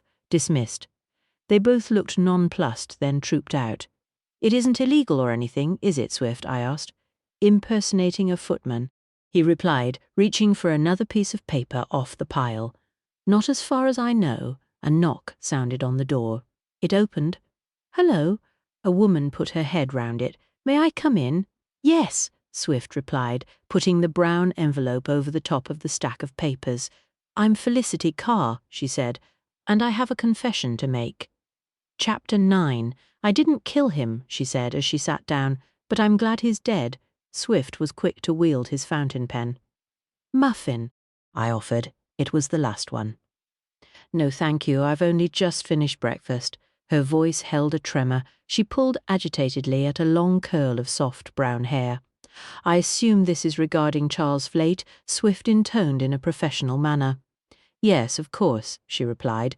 A young woman around Percy's age, average height, slim, dark eyes, shoulders slightly hunched. She was practically twitching with nervousness. Would you like to write your confession down? Swift continued. No, she let the curl drop, and tugged her red cardigan together over the white cotton blouse she wore. Oh dear Lord, this really is excruciating. I am furious at Charles. He could be such a heartless brute. I absolutely refuse to mourn for him. She pulled a damp handkerchief from the sleeve of the cardigan and balled it between her hands. Did you write threatening letters to him? I asked. Her eyes darted to mine. Yes, I did, she hung her head. I'm ashamed. It was stupid, but I was angry. Anyway, that's what I wanted to tell you. A frown creased between Swift's dark brows. Thank you. Perhaps we should introduce ourselves. Oh, I know who you are, she said. Everyone does. Lady Rose told us all about it. You're Inspector Swift from Scotland Yard, she said, then turned to me. And you're Major Lennox, the dashing war hero with the terribly clever wife. She tried a smile. It was tremulous. Swift's frown deepened. You made a statement to Constable Fawcett yesterday afternoon. He picked up the papers and shuffled through them until he found hers. Is this your handwriting? He showed it to her. It is, she nodded. He read through it before continuing. You said you knew Flight, but only as another guest and had very little to do with him. You also stated that you did not know the cause of the duel. He eyed her narrowly. Was any of that true? She raised her chin, then lowered it to gaze at the tightly balled handkerchief in her hands. No, I knew him in London. He was my ahem. She raised a hand in front of her lips. My lover, she whispered. I think they may have been fighting over me. Swift looked skeptical. Why? Her cheeks flushed pink. She gazed over at the sunshine falling through the window. Bernard Wilmslow had been growing quite keen on me. We met here last year at the ball and saw each other at different events and parties in London. I interrupted her. What was Wilmslow like? She blinked at that. Oh, I suppose you haven't met him. Well, he was good-looking, slim, fashionably dressed, not terribly tall, but all in proportion. She paused, as though switching her focus from Flighty to him. He could be waspish for no good reason sometimes. It was like walking on eggshells around him. I've no idea why he was so touchy. He had everything you could imagine. Charles Flight was at last year's ball, wasn't he? Swift asked. Yes, but he hadn't taken any notice of me. He was chasing Clarissa Weston at the time. Charles is awfully popular and incredibly rich. He's invited everywhere. I suppose I should say he was. I haven't adjusted to him being dead yet. She began to pluck at the long brown curl again. 3 months ago, Charles suddenly took a shine to me. I was quite flattered. He asked me out, and then, well, he took me everywhere, even to the Riviera. It was sensational. He has a yacht and estates and houses in all the best places. Paris, Seville, Rhodes, London, of course, and Antibes. There were so many servants, he said. He didn't know how many, or who they even were. Her lips briefly lifted again. I suppose all that sounds as though I was dazzled by his lifestyle, and I think I was. Bernard was annoyed, but he'd been seeing someone else before me anyway, and I don't think he'd actually stopped seeing her, even though he swore he had. Anyway, we parted with a few harsh words, and I spent more and more time with Charles. Then one day he said he had a proposition for me, and he'd tell me about it soon. Naturally, I assumed it would be marriage. I mean, what other type of proposition is there? I told my girlfriends. They were thrilled. We laughed about what colour bridesmaid dresses they would wear. She crushed the handkerchief into an even tighter ball. I even told my parents. She hung her head again. Long brown curls fell to obscure her face. He asked me to dinner at the Goring, saying it would be memorable. We were about to order dessert when he smiled and reached for my hand across the table. Then he asked me if I would be his special girl. She sniffed and put the handkerchief to her nose, trying to stop the sobs escaping. We waited. The ink dried on Swift's pen. He shook it. I eyed the muffin. When was this? Swift asked the typical policeman's question. In the new year. He'd gone to Paris to stay with friends for Christmas, or so he told me, then came back and asked me for dinner. He said he'd missed me, she sobbed briefly, then banged her fist on the table. Damn him, she hissed. And what did being Fleet's special girl entail? Swift continued in the same formal tone. It was what we'd already been doing, but he said he wanted to formalize it. She heaved a breath. It meant going away with him and attending parties, evenings out, and weekends away on his yacht. Her voice had fallen to a barely controlled monotone. He would pay for it all, including my clothes. He was very keen to choose clothes for me. He said my taste was too modest and I needed to wear something more stylish, and then he stated I would have to be his exclusively, but would have to understand that he had other special girls.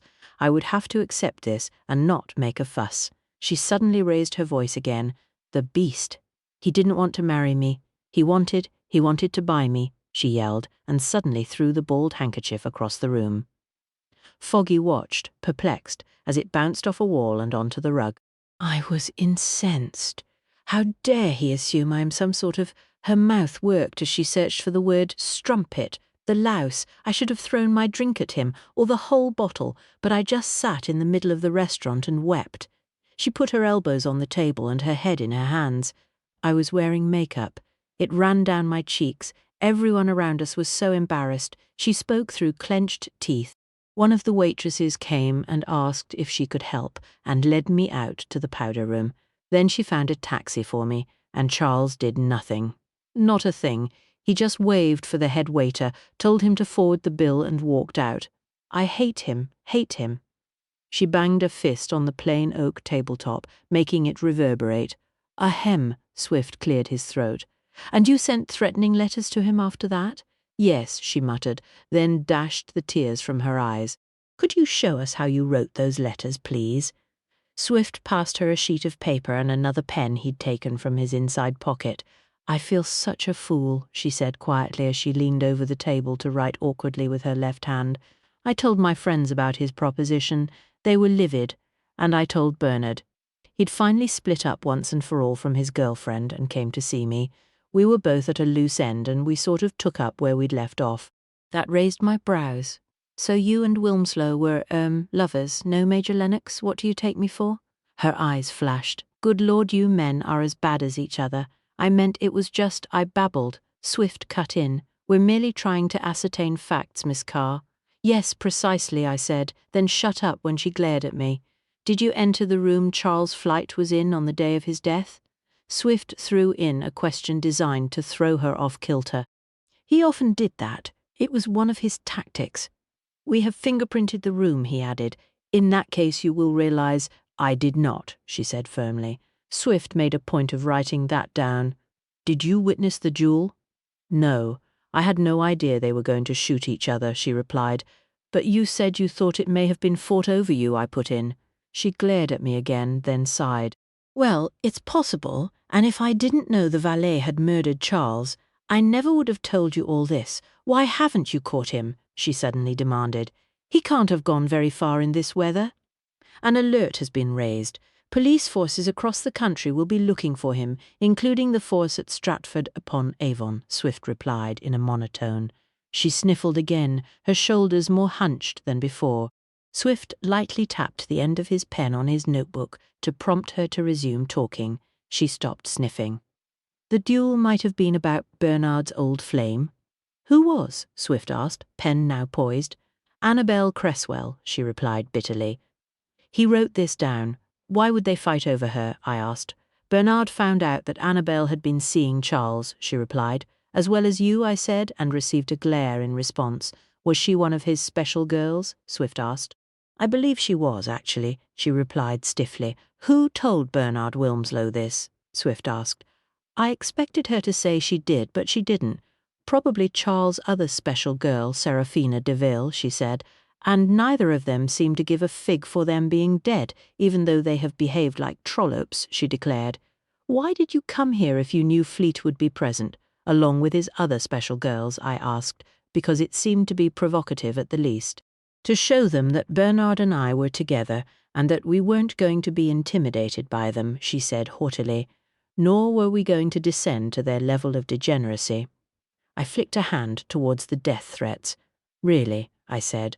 I have already said that I regret them, she retorted, then hung her head. And I do. Honestly, I am utterly ashamed of myself for being drawn into Charles' debauched world. I was dazzled and stupid, and I regret it. But at least I said no to his disgusting proposition. She raised her chin, then sighed loudly. And now poor Bernard is dead, and he's done nothing to deserve it.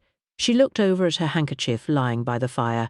Tears began streaming down her face. She ran to pick it up and dabbed at her eyes. "I'm sorry, I really must go," she stuttered and dashed from the room. Swift put his pen down. "Well, I suppose that provides a motive." Embarrassment? No, revenge. He turned a page in his notebook. Felicity Carr, lover of Bernard Wilmslow and Charles Flight. She said she wasn't Wilmslow's lover, I corrected. He raised a cynical eye. She didn't admit to it, but it doesn't mean she wasn't. He put a question mark at the end of the note anyway. Annabel Cresswell was Wilmslow's long-term flame, but double-crossed him with Flight. So did Felicity Carr, but she threw him over when he didn't offer marriage. She was not one of Fleety's mistresses, but Annabel Carr and Seraphina DeVille were, according to Felicity. The term was special girl.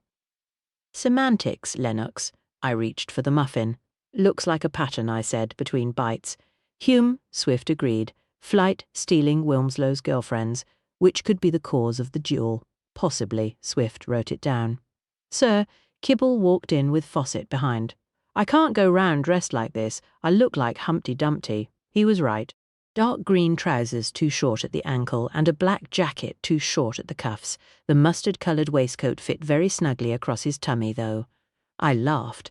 Either that or Tweedledee, Tweedledum more like, Fawcett grinned. And it's not the clothes that make you look like that. Kibble frowned at him. It's not fair, sirs. A tap on the door shut him up. A young maid came in, shy and diffident. She stopped to bob a curtsy.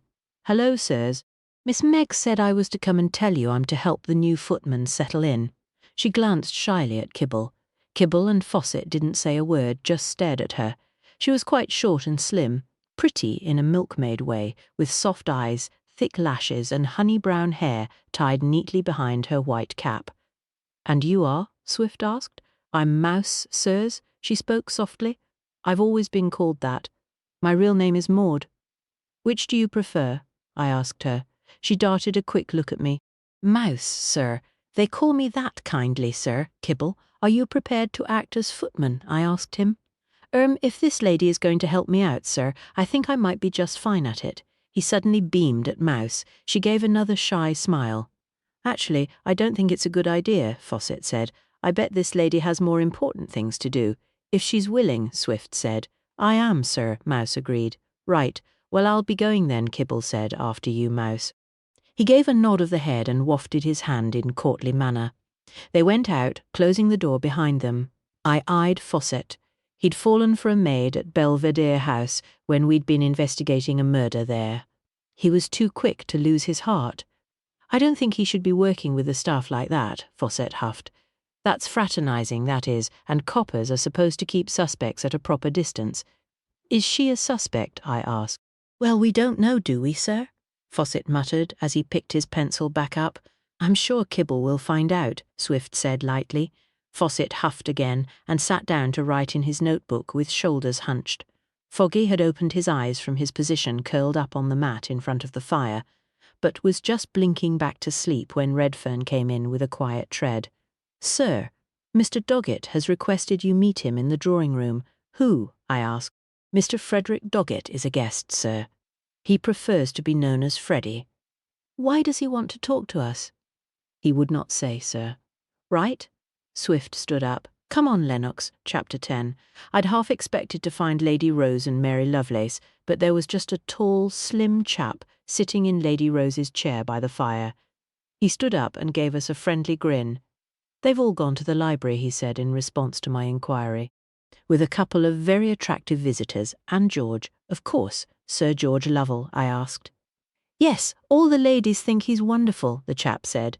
"An amiable enough type, carefully combed hair the colour of straw, pleasant features radiating with goodwill, an exquisitely tailored jacket, a club tie, pristine shirt, and fashionable slacks. I don't even know why he came here. He's a naval captain, you know. Girls adore that kind of thing. They just fall all over him. Lucky devil." He grinned. "You're Freddie Doggett?" Swift asked. "Spot on, yes," he chortled. "But then you're detectives, so you'd deduce that, wouldn't you? Anyway, delighted to meet you and all that." He shook our hands warmly as we made the usual introductions. "Why do you want to talk to us?" Swift sat on the nearest sofa. A frown formed between Doggett's sandy brows. Well, to ask why you're still in the house.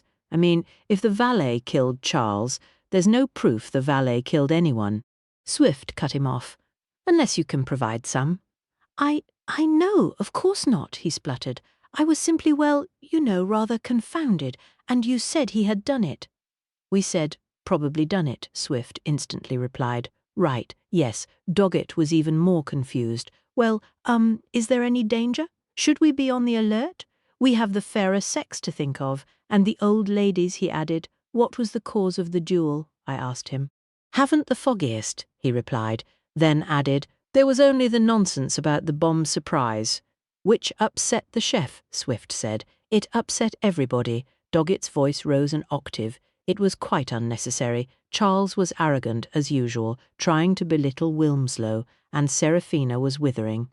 Then Wilmslow tried to join forces with her, and Charles became really angry. There was something going on there, you know. He fidgeted in his seat. Not that Seraphina would feign to notice. She's too far above that sort of thing, or anything really. Her name means fiery angel, but she's more of an ice maiden, the sort that would be worshipped if anyone were the worshipping sort, of course. Ha ha! He gave an unconvincing laugh. Oh, Freddie, you here? A young lady came in, elegant and poised, slim, with pale blonde hair, blue eyes, and a classic peaches and cream complexion. And you will be the detectives. She came across towards us. Doggett sprang to his feet as we both rose to ours. Clarissa, Doggett said, would you like to take this seat? It's perfectly warm by the fire. He was suddenly overly animated, trying hard to please the lady. I'd rather not, she replied with a polite smile. I always think of that as Lady Rose's chair. She turned to us. I'm Lady Clarissa Weston. She held her hand out, and we formally introduced ourselves. I imagine you must be wondering what on earth has been happening in this house. She sat on the other end of the sofa to Swift, ankles crossed, hands in her lap. Doggett shifted to a different chair and perched on the edge, leaning towards Clarissa, a nervous smile fixed on his face. You made a statement to the constable, Swift began in friendlier fashion. Is there anything you'd like to add? He asked her. I wish I could, she replied. She wore a simple dress in lavender blue under a matching cardigan and a string of perfect pearls, classic and understated. There are inevitably a few rivalries here, but I'd never have thought them intense enough to lead to a duel. I thought the same, Doggett chimed in. It's just what I said, apart from the argument over pudding. Clarissa cast him a glance of mild indifference, then turned back to us. When Lady Rose organises the Valentine's balls, she hopes we will meet someone special, but I really don't think there are any serious matches at all this year, Clarissa replied. She seemed very straightforward in a direct, country way. Presumably Lady Rose had specific partners in mind when she made the invitations, I said. Clarissa cast another glance at Doggett. Freddie, Annabel was hoping to find someone to go for a walk in the garden with her. Why don't you? He was on his feet in an instant. Was she really? I could go with her, he spoke with enthusiasm. Where is she? I'll find her and offer my arm. He grinned at Clarissa. Tally-ho, he said cheerfully and dashed off. I take it he is keen on the lady, I said dryly. She laughed. He's keen on all the ladies. He's like an over-eager puppy. It's sweet, but a bit wearing after a while. He's been badgering Lady Rose to be invited to the ball. Who was matched with whom? Swift was poised with pencil and notepad. Oh, let me see. She raised her head in thought, her thick blonde hair falling back from her face. George Lovell with Barbara Bowden. Wait. Swift stopped her. He was writing a heading on a fresh page. Thank you, please carry on. Barbara Bowden's the tall one with black hair, I asked. I was about to add cherry red lips, but decided against, and regally imperious with it. Clarissa laughed. She's closest to George's age, but I believe he's keen on having a family, and I doubt that features in her ambitions at all. Swift made a note. Who was Charles Fleet supposed to be partnered with? Seraphina Deville, Clarissa said, although Charles was running after Annabel Cresswell, which infuriated Felicity Carr. That chimed with Felicity Carr's confession to us in the tower, although I was already becoming confused with who was who. What about Bernard Wilmslow? Swift was focused on his notebook. He had been matched with Annabel, and Lady Rose had understood it was just a question of time before he popped the question to her, Clarissa said. But it seems they had some sort of falling out, and Annabel was quite cool with him. So Bernard was matched with Felicity. Thinking of what Felicity Carr had told us about Annabel being one of Fleetay's special girls, that would hardly be a surprise. "Do the guests know who Lady Rose has matched together?" Swift asked without looking up. "No, not at all, and nor should they know, or it would feel too forced," she said, and neatly recrossed her slim ankles. "But you do?" I asked. "Yes, Lady Rose is my godmother. She confides these things in me." Swift glanced up from his note-taking but then continued writing. "How well does Lady Rose actually know these people?" I asked. "She knows them by reputation mostly," Clarissa said. "And by that I mean chit-chat among society's grand dames. They all correspond. Lady Rose and Miss Mary no longer travel, but they have old friends in London." I very much doubted high society matriarchs would really know who's doing what with whomever, because amorous exploits are kept very carefully hidden from the grand dames. "Do you tell Lady Rose the true relationships between her guests?" Swift asked, with a frown. "Heavens, no," Clarissa laughed. "It would spoil her rosy-eyed view of us all." If Lady Rose had known about the rivalry between Fleet and Wilmslow, they may not now be dead, Swift said dourly. I reacted instantly to that. "That's out of order, Swift. You can't equate the two." Clarissa looked shaken. "I can't imagine it was anything to do with what I said or didn't say. The rivalry could have erupted anywhere with a similar result, and they chose to come here. No one forced them. Touché, I thought." Swift looked suitably abashed. "I apologize," he said. "Nevertheless, both men are dead, and these romantic entanglements are probably the cause of it." Clarissa took the apology to heart and gripped her hands together. "You're quite right. I'm sorry. What can I do to help?" "If you could tell us the complete list of who were expected to form couples and the reality of the relationships, we would have a clearer picture," Swift said politely. I gazed over at him, wondering if this was a new tactic. "Of course," Clarissa said eagerly. "Well, I'll repeat Lady Rose's list. George Lovell with Barbara Bowden, Seraphina Deville with Charles Fleetay, Bernard Wilmslow with Felicity Carr, Annabel Cresswell with Rupert Featherstone, Freddie Doggett with Edna Kent, and," she took a breath, "I am paired with Lord Hector Somerton." "We haven't met Somerton yet," I said. "He isn't being very sociable at the moment. He's terribly annoyed about everything," Clarissa said, her face troubled. I wanted to ask more, but there was a flush to her cheeks. She was obviously embarrassed by the subject. Swift had finished writing and turned a page. "Who is actually romantically involved with whom?" "Oh, that is much more difficult to answer. I think I've covered most of them, really. It was Charles who created the ructions. He was utterly selfish and thought nothing of leading women on, only to drop them if they wouldn't dance to his tune." "You mean if they wouldn't agree to become his mistress?" Swift spoke plainly. She blushed again. It wasn't being a mistress in the concubine sense. He was offering them a slice of the high life, and he would pick up the bill. His dalliances usually only lasted a short while, but he ensured the ladies were exceptionally well treated. So she knew about this too. "That's a remarkably tolerant interpretation," I remarked, wondering where her morals were, and had I misinterpreted her. "Perhaps," she shrugged. "But Charles had an entirely different attitude to most of us, much more modern. Laissez-faire, one could say. I don't subscribe to it, but I do think young people need to be allowed more leeway to learn about life, and the opposite sex.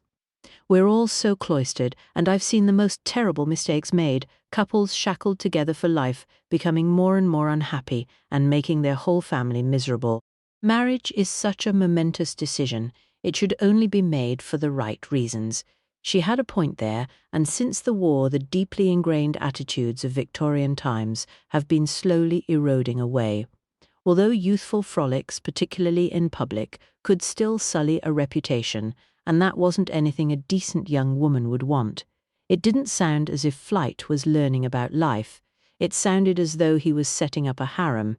Swift was direct, her eyes fixed on his. "I suspect you've been talking to Felicity." "We don't disclose confidential information," Swift replied. "Felicity is from a very good family, but doesn't have a bean," Clarissa said. "She has decided that she must marry a husband with enough money to keep her, or she'll end up in the typing pool.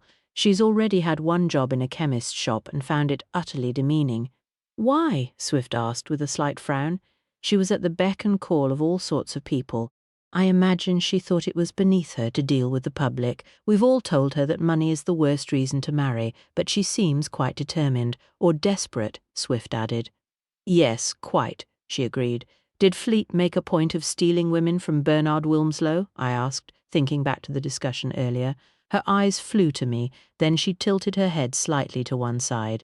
Possibly, though, Charles would chase any girl if she gave the slightest hint his attentions would be welcome. Swift's brows drew together at that. It gave a different slant to the tale Felicity Carr had told earlier. A tap on the door interrupted us. Kibble walked in, stopped, puffed out his chest and announced, "Hello, everybody. I'm sent to tell you that lunch is served. Ye'd best come quick 'cause it'll be gettin' cold. Thank you." Swift glanced at me and rolled his eyes. I grinned. Lady Clarissa bit her bottom lip, trying to suppress a smile as she regarded him. "Are you the new footman?" "I am, miss." Kibble waited as we all rose to our feet and followed him out. "You look awfully like the constable from the village I met yesterday," she said. "He was looking for Redfern and I directed him." "Oh, right." He stopped walking for a moment. That'll be Kibble. He's my cousin, twice removed," he added. "I'm Kip from, Binton, near Stratford." "Oh, really?" Clarissa broke into a smile. "I know it well. There's a very nice bookshop there." "Is there?" Kibble, or rather Kip, said.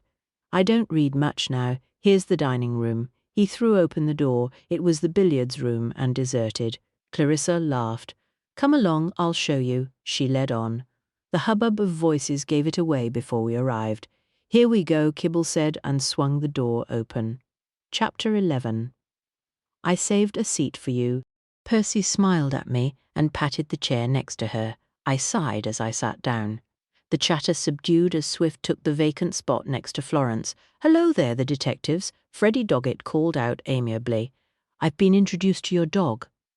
Foggy was sitting next to him, probably because Doggett seemed the sort to hand out goodies. Lady Rose stood up, a thick paisley shawl around her shoulders, over a formal black frock with a high lace neckline, presumably in deference to the dead. "I don't think Inspector Swift and Major Lennox have met everyone just yet." She turned to us, a smile on her face. She seemed to enjoy being in company. It gave her eyes a sparkle. The half-full glass of red wine in front of her may have added to her radiance. "Correct." Swift stood and made a brief bow, then introduced himself. "Inspector Swift, Scotland Yard." I was more interested in lunch and the wine bottles lined up on the long refectory table, standing between the tall windows flooded with winter sunshine. "Major Lennox," I said, and sat down again. "You know who I am," Barbara Bowden said, a curl to her cherry-red lips. "We've already met." She had dressed in black again, although this time with a glittering diamond necklace to add dazzle to the silky outfit. "And me," Freddie Doggett said gaily. "We have also met." Edna Kent raised a hand to wave. "And I," Felicity Carr added, her face composed, shoulders hunched. She seemed withdrawn and rather sad. "I spoke with the Major yesterday. Rupert Featherstone, the chinless wonder, was less than friendly. I think it commendable Scotland Yard have sent Inspector Swift. At least he is a professional, but I can't think why they're still in the house rather than out hunting for that valet of Fleet's." "The entire British police force is on the alert for Gilbert," Swift answered coldly. "Major Lennox and I are investigating the cause of the deaths of Bernard Wilmslow and Charles Fleet. I suppose that was as good an explanation as any. I do hope that answers your question, Rupert." Lady Rose waved a hand. "Now, Seraphina will be down shortly, and I will introduce Lord Hector Somerton, who had very graciously agreed to attend our ball again this year." Lord Hector Somerton rose to his feet and bowed stiffly in our direction, then sat down again. Thick brown hair combed above a square face, an aquiline nose and heavily lidded eyes that observed us with sharp intelligence. He wore a tweed jacket at least as old as mine, a plain green waistcoat, and a dull red bow tie. He looked more like a High Court judge than the heir to an earldom. "Good afternoon, gentlemen," he spoke with a refined accent. "Inspector Swift, you spent some of the war in intelligence." "I did, yes," Swift spoke warily. "I'm an acquaintance of Thomas Patterson," Somerton said. "I telephoned him earlier. He is keeping a close eye on your progress." The sinews in Swift's hawkish face tightened. We had only dealt with DCI billings. Patterson was the chief constable, and the last thing Swift would want is him breathing down our necks. I'm sure he'll be very impressed. Lady Rose broke the moment of uncomfortable silence. Now, if only Seraphina would arrive, we can begin. The door opened almost as she spoke. Kibble entered in solemn dignity. Miss Seraphina Devil, he announced loudly, and then wobbled an extravagant bow. It's Seraphina Deville, you idiot, Rupert Featherstone said, and stood up to pull out the chair next to him. I'm not an idiot, Kibble instantly retorted, and went to hold the chair out himself. And that's my job. Who are you? The chinless wonder demanded. Kip. I'm the new footman. Well, go away and do some serving or something, Featherstone retorted. The woman herself remained entirely impassive, her serene features untouched by the faintest hint of emotion. She seemed to glide across the floor in a sapphire silk dress, lithe and long-limbed, pale blonde hair flowing in waves down her back. She could have been a goddess from ancient myth. Freddie Doggett described her as an ice maiden, and it was clear to see why. Her skin was perfect and pale, cool blue eyes the colour of a winter sky, and long, slender neck holding her head high. Don't be a bore, Rupert, she said as she slid into the chair. Featherstone let go as though he'd been electrocuted, and Kibble pushed her chair forward with a look of triumph. Your napkin, miss. Kibble picked it off the table and laid it over his arm, then presented it to her. A look of faint puzzlement crossed her beautiful face, and I heard stifled laughter as Seraphina lifted the white linen with one graceful movement and placed it across her lap. Thank you, Kip, she said, and glanced up at him with an unblinking gaze. He beamed. That's all right, miss. Happy to be of service. Anything else I can get for you? I think we are all waiting for the soup, Lady Rose said loudly, and a white wine for me, Mary said next to her. Right you are, then, Kibble said, and casting a withering glance at Rupert Featherstone, he went off, presumably to join Redfern. I was hoping to hear more of your quest to uncover the mystery of the lost Lady de Lisle, Lady Clarissa said to my wife.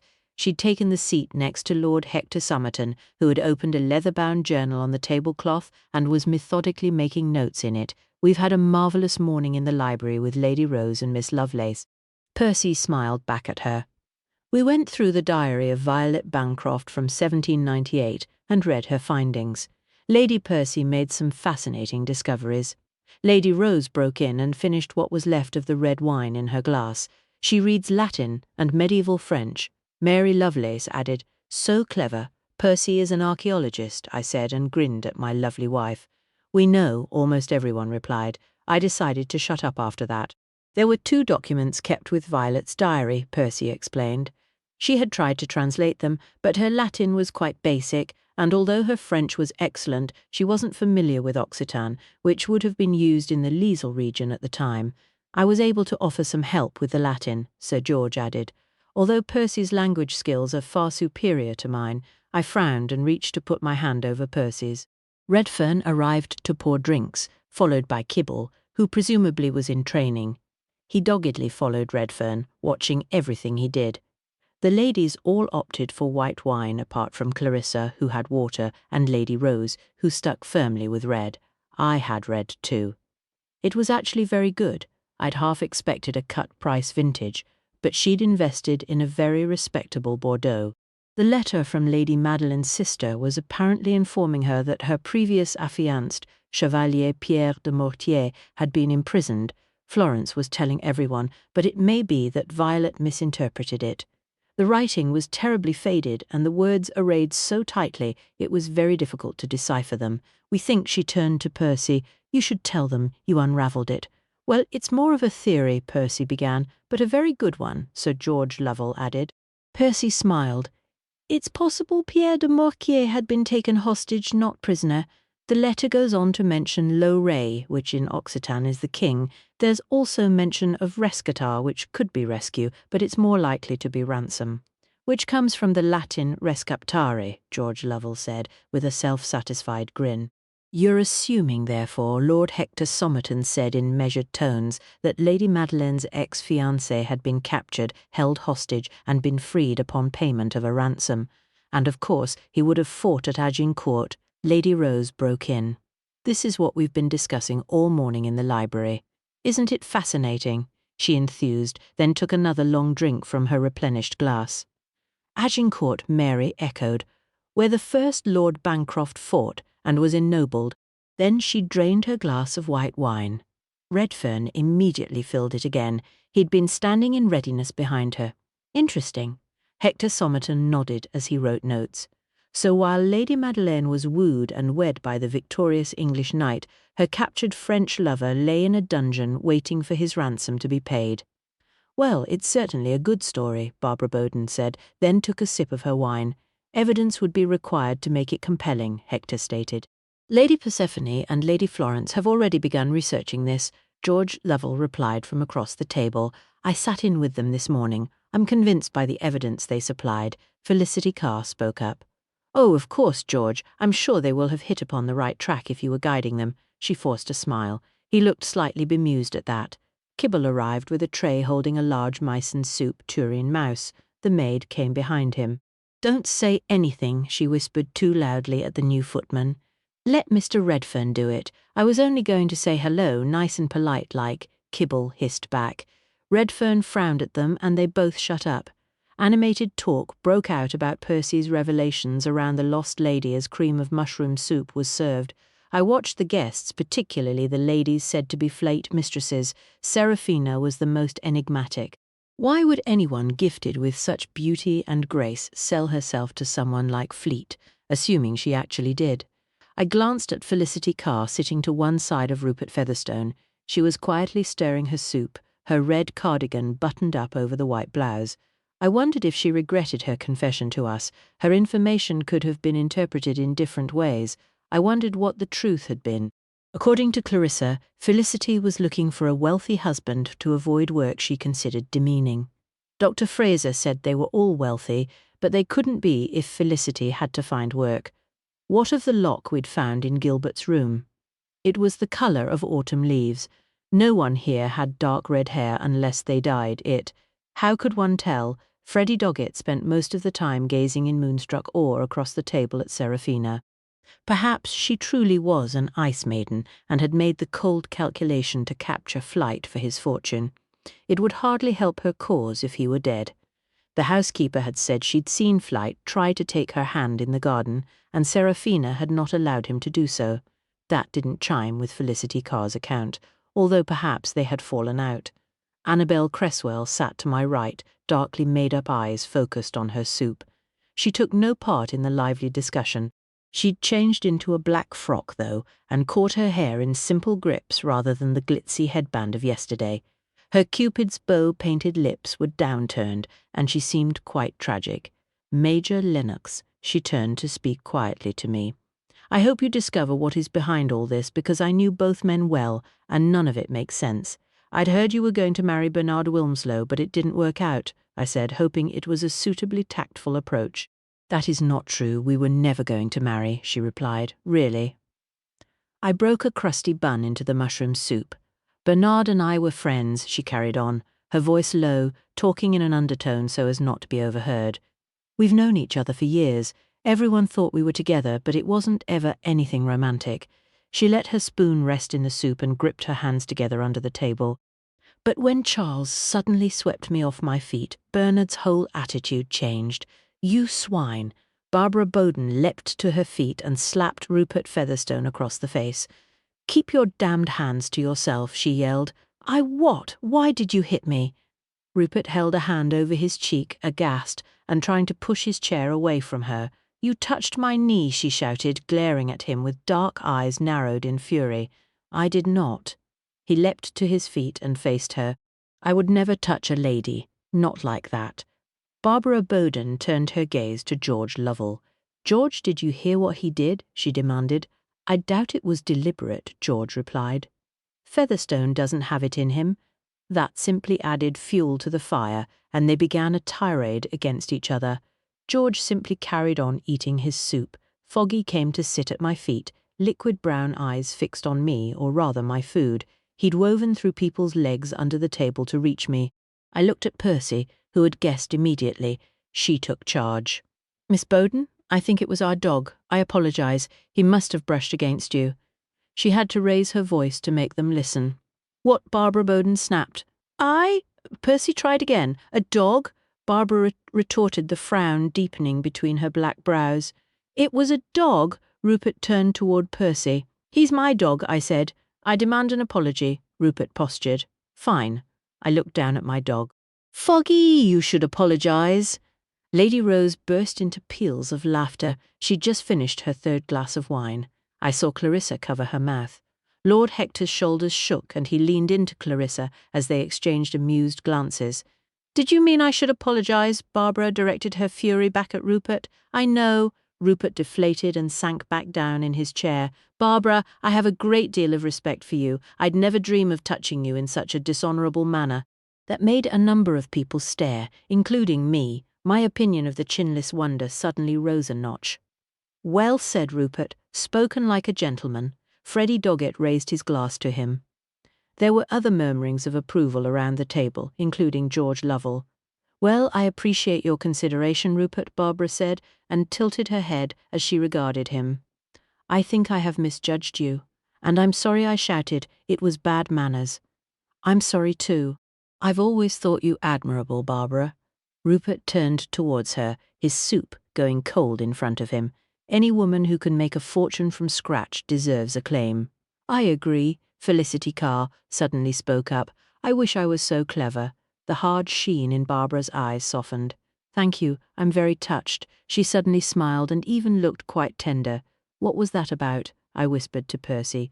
Bowden and Locke, luxury you can afford, Percy whispered back. What?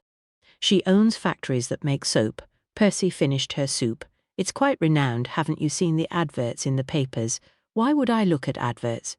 Heathcliff, she warned, so I shut up and finished my soup. Chapter 12. The conversation resumed in a lighter mode, and everyone joined in this time, including Seraphina. She talked in the way a member of royalty would address a commoner, lofty but diffidently polite. And you consider your theory of Lady Madeleine's amour to be likely? She asked. We think it quite feasible, Florence answered. But, Seraphina said, then paused for a second, would not Pierre du Mortier be obliged to challenge Lord Bancroft to mortal combat? If he were the same status, he might, Percy replied, but it would be very risky for a foreigner to approach a high-ranking English noble in medieval times. The law would offer him no protection. Bancroft could kill du Mortier out of hand. Would there be no repercussions? Seraphina continued. Surely a nobleman's family would demand blood money. They would, but I doubt the English courts would support a pursuit, Percy replied, although du Mortier could have started a feud in France against Bancroft's wife's family, if the dispute was caused by Lady Madeleine breaking her promise to du Mortier, which she had apparently done, Seraphina replied. This would hardly regain his lost bride, though, Florence said. Ah, then perhaps he came to England in disguise, found his lost maiden, and spirited her away, Seraphina stated, and then smiled as though the mystery were solved. You mean he kidnapped her? Edna said. Possibly, Seraphina replied, unperturbed, or she chose to go with him. You can't know which man her preference lay with. She may have simply been sold to the English conqueror while her own fiancé was held ransom in a dungeon. I think it unlikely her preference lay with du Mortier, Florence rejoined. Her family fell into difficulty some time after the lady was said to have vanished. Her mother sent a letter asking for financial support, and Lord Bancroft gave it. That's correct, George added. We translated the document this morning. Lord Bancroft wouldn't have sent money to his mother-in-law if his wife had abandoned him to run away with a lover. Then I was right about the kidnap, Edna said. Tell them about the tapestry, Lady Percy, Lady Rose called. She was on another glass of red. Mary was sitting next to her with glazed eyes, staring straight ahead. They both seemed rather fond of a drink. The tapestry in the hall? Lord Hector asked. It's a copy. The dyes are chemically enhanced. It cannot be medieval. We are aware it's a copy, Percy said. The original is in the tower. Lady Rose has agreed to let us take it down and examine it this afternoon. We will make a detailed drawing of it to help in our interpretation. I could help, Edna Kent volunteered. She'd finished her soup and then had seconds. I've done tons of embroidery and I'm quite a proficient artist. You're more than proficient, Edna, Freddie suddenly said, having torn his gaze from Seraphina. I've seen the pen and ink portraits you did. They were jolly good. I didn't know you did portraits, Edna, Clarissa said. Whom have you drawn? Colour rose in Edna's cheeks. "Well, I did one of Bernard, actually, and one of Charles. It was pure chance," she said, her eyes flitting to Swift, who had been listening in silence throughout the first course. "Why them?" Swift asked. "Bernard asked me," Edna replied, "and I couldn't resist doing Charles. He was as handsome as he was duplicitous. He pretended to be annoyed, but that was just part of the act. Everything was just a game to him." Annabel's eyes flew to Edna's when she said this, a sharp look on her face, which she then let drop, as though accepting the truth of Edna's words. "Now, I hope you're all hungry," Kibble called out as he came into the room, followed by Mouse. Both were carrying laden trays of tureens and covered dishes. Chef's roasted lamb with a baked crust, what's made of apricots, crushed nuts, and mint and stuff, never smelled nothing as good. He beamed and placed the tray on the long refectory table. "Thank you, Kip." Redfern stopped topping up glasses and went over to him. "I shall serve with the help of Mouse. You can return to the kitchens." "But Kibble tried. "Now, if you please," Redfern said sharply, suddenly becoming quite forceful. Kibble sighed loudly, causing his waistcoat buttons to strain dangerously, but he went off as told, and Redfern began dishing out the delicious-smelling meal. I glanced at Edna Kent, wanting to question her further, but she appeared to be in close conversation with Mary Lovelace, who was nodding vaguely, her eyes quite glazed. "Percy, do you have a notebook?" I asked her. "Yes, I've got yours," she replied with an air of innocence. I looked at her. "I thought you might need it." She slipped it out of her pocket to put in my hands, then gave me a big smile. She had a habit of teasing and was always at least one step ahead of me, for which I was eternally grateful. I flicked through the pages. It was bound in blue leather. I'd used it on a previous case, so it was full of ink-spotted scrawl, lots of crossings out, various musings and lists of suspects. I found a clean page and dug about in my inside pocket until Percy passed me a fountain pen. Redfern was serving the ladies, so I made a quick list of names to remind me of the supposed pairs. Lady Clarissa Weston, Lord Hector Somerton, Barbara Bowden, George Lovell, Felicity Carr, Bernard Wilmslow, dead, Seraphina Deville, Charles Flight, also dead, Edna Kent, Freddie Doggett, Annabel Cresswell, Rupert Featherstone. Apart from Clarissa and Hector, I hadn't seen any of these pairs acting remotely romantic. And those who were matched with both victims weren't exactly in the throes of heartbreak either. Actually, that wasn't correct. Annabel Cresswell did seem upset, and she and Barbara Bowden were both in black today. The dresses were actually cocktail dresses, but that shouldn't be a surprise as they'd have hardly brought mourning gear to a Valentine's bash. Annabel seemed to be at the centre of it all. She had straightened up and was eating her food rather than picking at it. Perhaps Edna's words about Charles Flight's duplicitousness had resonated in a dose of reality. She must have realized I was observing her, as she glanced up, her eyes shadowed by the dark makeup she wore. I gave her a grin. She smiled back, then returned to her food, her painted lips slightly smudged, as was her eyeshadow. Why do people adopt these fashionable trends? It's hardly an expression of individuality. I'd always assumed that such a person is trying to hide themselves within a crowd of lookalikes. Was she presenting a compliant persona to the world in order to hide her true character, or was she simply weak and easily influenced? "May I offer roast potatoes, sir?" Redfern broke into my musings as Mouse slid a plate piled with slices of pink lamb in front of me. The rim of the meat was encased in a thick layer of crispy glazed confection, the apricot, nuts, and mint, I assumed. "Yes, please," I said, and he added perfectly roasted potatoes, then some greens and lots of gravy. It smelled absolutely delicious. "Redfern," I said as I picked up my fork, "was there a fire lit on the watchtower last night?" Yes, there was, sir." "There were fireworks, too. It is a tradition held at midnight on St. Valentine's," he admitted, then turned to serve Swift. He had the luck of the Irish. Mary suddenly put down her empty glass. "Whom do you mean, dear?" Lady Rose was cutting into a sprout. "Oh, what's his name?" Mary was sitting upright. She hadn't seemed to notice the food on the plate in front of her. "You mean Kip, the new footman?" Lady Rose replied. "No," Mary carried on. "The family are from Ireland, a bad business." She turned. Hector, you know who I mean. She tried to focus on him, but failed. I'm afraid I do not, Miss Mary, he replied genially.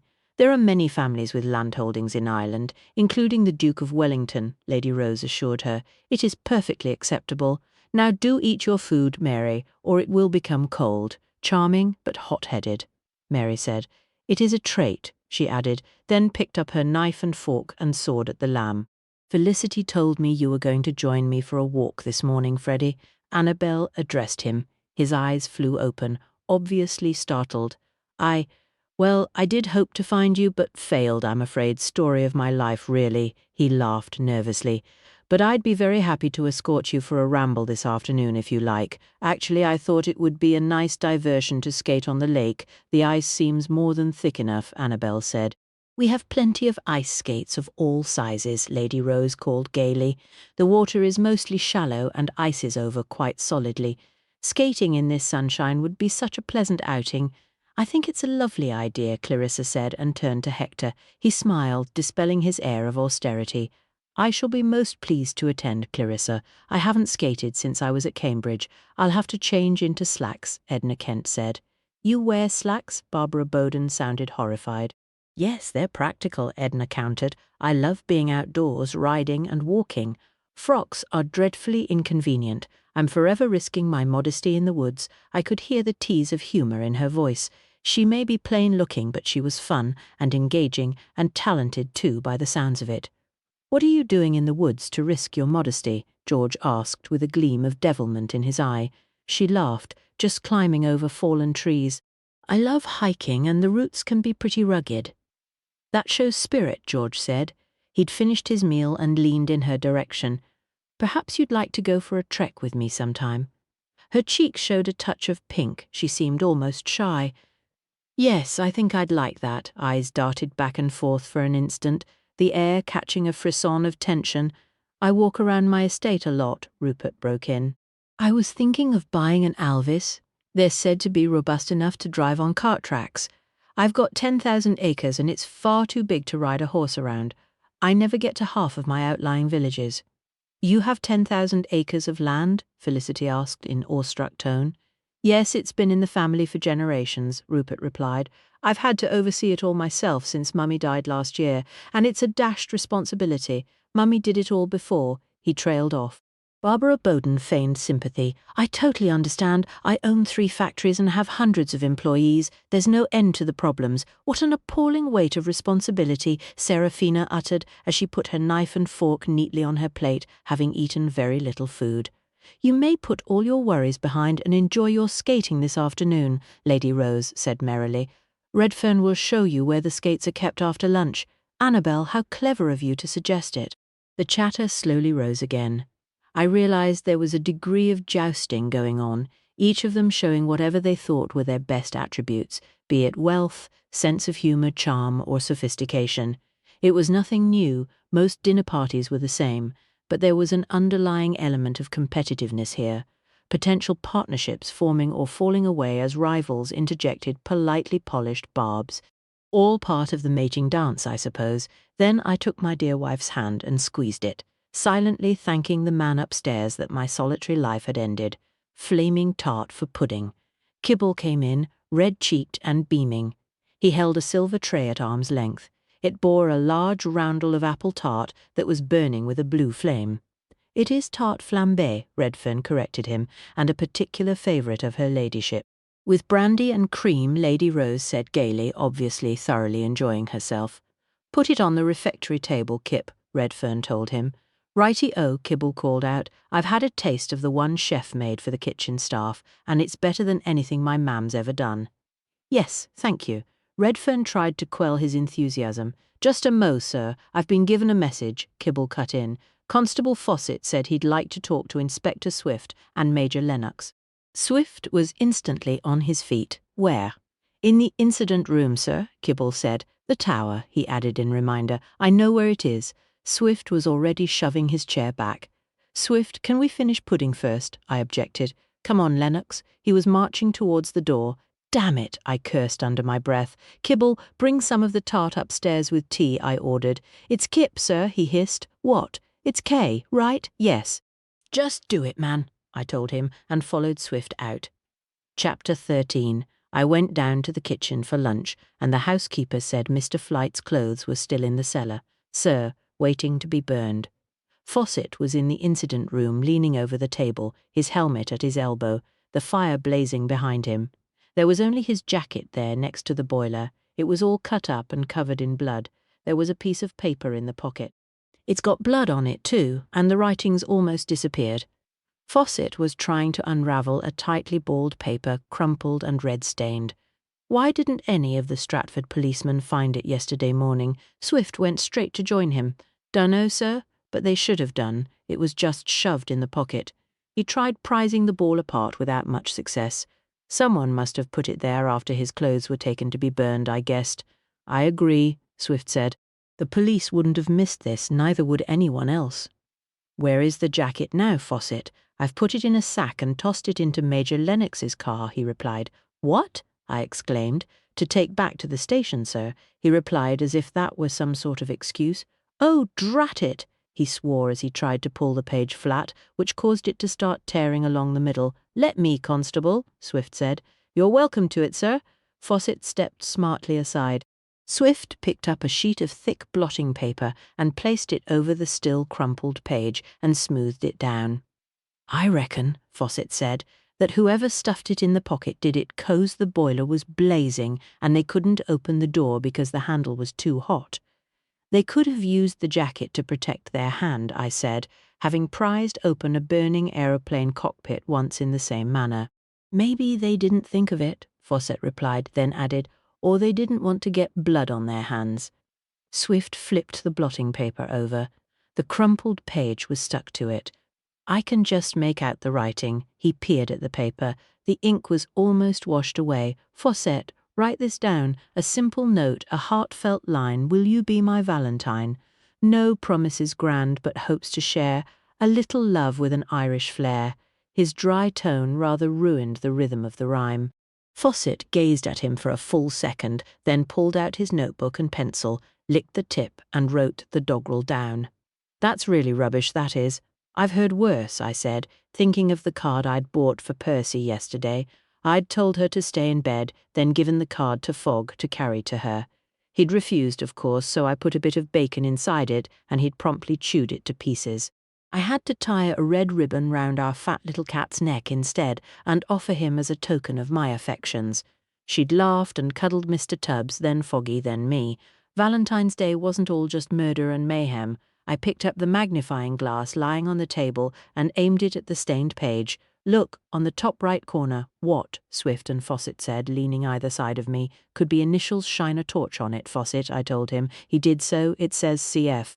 Charles Flight, Swift said. It looks like it was penciled in, considering what we've learned of the man, I said. This doesn't sound like him. No, someone else wrote this, Swift said. Fawcett, where are the statements you took yesterday? I tidied them away, sir. Fawcett went to the drawer of the low bookcase and brought the sheets to Swift. We can compare the handwriting. He shuffled through them. It's Miss Mary Lovelace's. Fawcett exclaimed. Swift nodded. That's interesting. And there's an Irish reference, I said. She was talking about a knock at the door interrupted us. Brought some tea and flamin' tart. Kibble entered with a tray. Foggy trotted in at his heels. Gentry have all gone out to skate on the ice, he said as he put the tray on a corner of the table. I'd have been up sooner, but Mr. Redfern said there was coal needed shovelling, and could I do it? So I said I would. It's a proper big furnace and ever so warm. I had to be careful not to get coal dust on my uniform, but I'll tell ye something strange. He rattled the cups and saucers as he laid them out, then picked up the teapot. Your Mr. Fogg came along with me, right as rain he was, but then, when we got down to the bottom step, he turned about and ran back up with his tail between his legs. It was like he was really scared or summat. I reckon they got ghosts down there. Kibble put the pot down. Now you help yourselves. Damn it! I leapt up. What? Kibble's brows shot up. Fogg hates anything dead, I told him. It might just have been the smell of blood from Fleet's clothes, Swift said. No, I replied. He might not have liked it, but he wouldn't run off like that. Come on. We all strode towards the door, leaving Kibble with his mouth hanging open. Where's the cellar, Fawcett? Swift already had his torch at the ready below the minstrel gallery. He was slightly out of breath. He'd grabbed his helmet for some reason and was pulling on the strap under his chin. We entered the great hall, and he led the way through an arch under the minstrel gallery that I recalled seeing the housekeeper emerging from. It led to an unadorned area, grey and cold. I could hear the sound of rattling crockery and voices in the distance. "Here we are," Fawcett said, and pulled open a plain wooden door set in the roughly plastered wall. A set of worn stone steps took us down about 20 feet under the house and arrived at a tunnel-like corridor. An arched ceiling rose above us, built of old brick which had been whitewashed long ago. A string of bare light bulbs hung along the centre. Another passageway ran off it. "I reckon this was the dungeons once," Fawcett said as we walked quickly along the echoing passage to another short set of steps going down. The smell of smoke and coal dust filled the large vaulted room. This seemed older than anywhere else I'd been in the house. I wondered if Percy had seen it. His jacket was there, left bundled up by the furnace. Fawcett went over to the huge cast-iron boiler, which gave off a glorious blast of heat. The door, however, was only a spade's width, and might explain why his jacket had been left unburned. It would have been difficult to shove in, especially given the heat. It must run the radiators upstairs. Swift stated the obvious. "There will be a coal chute somewhere," I said. The place was dimly lit by the glass door in the furnace and a single overhead bulb, but Swift shone his torch over the huge piles of coal going right back under the vaulted ceilings to the furthest wall. "Look, a hatch to the outside," Swift said, using his torch beam to point up to it. "You realise we're under the tower," I said. "Sir," Fawcett shouted. "Just there. Look, there's something at the top." Swift lowered the beam. Fawcett was right, something vaguely pale, barely visible on top of the most distant mound. We'd have never seen it if we hadn't been searching for it. "I'll go outside and open the hatch," I decided. "Right," Swift said and turned to Fawcett. "You'll have to climb over there." "What? But sir, my uniform will be ruined." He was horrified. "Take it off then." Swift wasn't sympathetic. "You can clean up afterwards." "But sir..." I left them to it and raced back up the steps, through the great hall and onwards to the base of the tower. I wrenched open the door and headed out towards where the hatch might be. It didn't take long. It was at the rear of the tower, almost butting up against the wall and flush with the surrounding ground. North-facing, the area lay in shade and covered by heavy frost. There were signs of recent activity, broken blades of grass and stiff shards of black soil lying on the green-painted hatch. I reached down to tug at the handle. It came up quite easily to fold back on iron hinges. I looked down. Gilbert stared up, eyes wide and unseeing, his mouth gaping like a silent scream. It seemed he hadn't gone very far after all. Chapter 14. Fawcett had scrambled up the pile, dressed in white vest and undershorts, now smeared with black coal dust, as were his face, hands and legs. He'd kept his socks and boots on, sir. He had reached the body and stopped to look up at me through the hatch. "Are you coming down?" "No."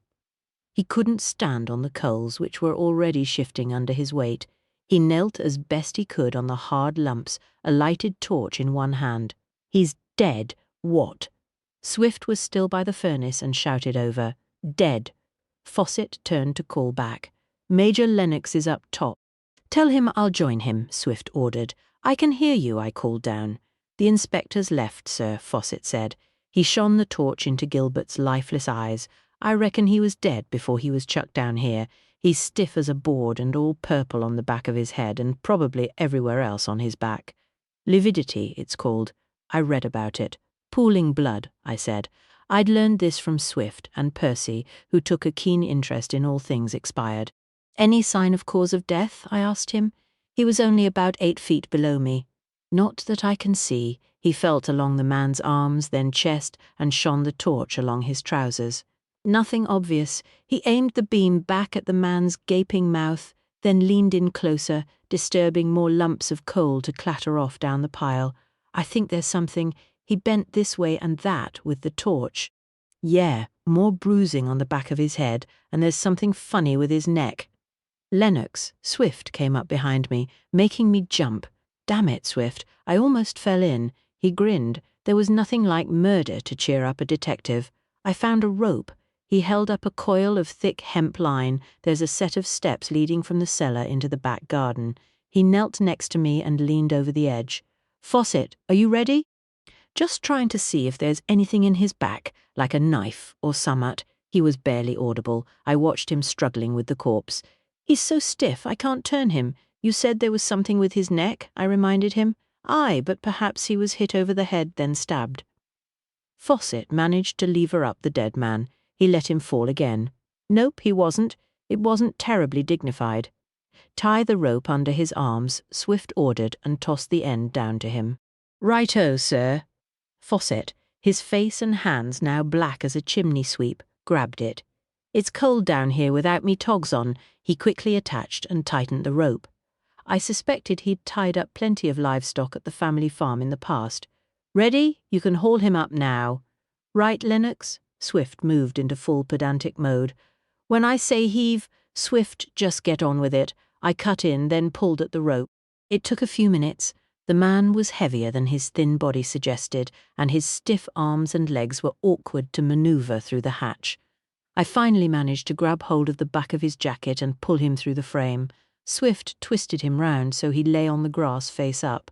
"I'll come and join you now, shall I, sir?" Fawcett called. "Yes," Swift replied. "Go down that other passage. There's a small rear door leading to steps. They'll bring you out into the rear kitchen garden."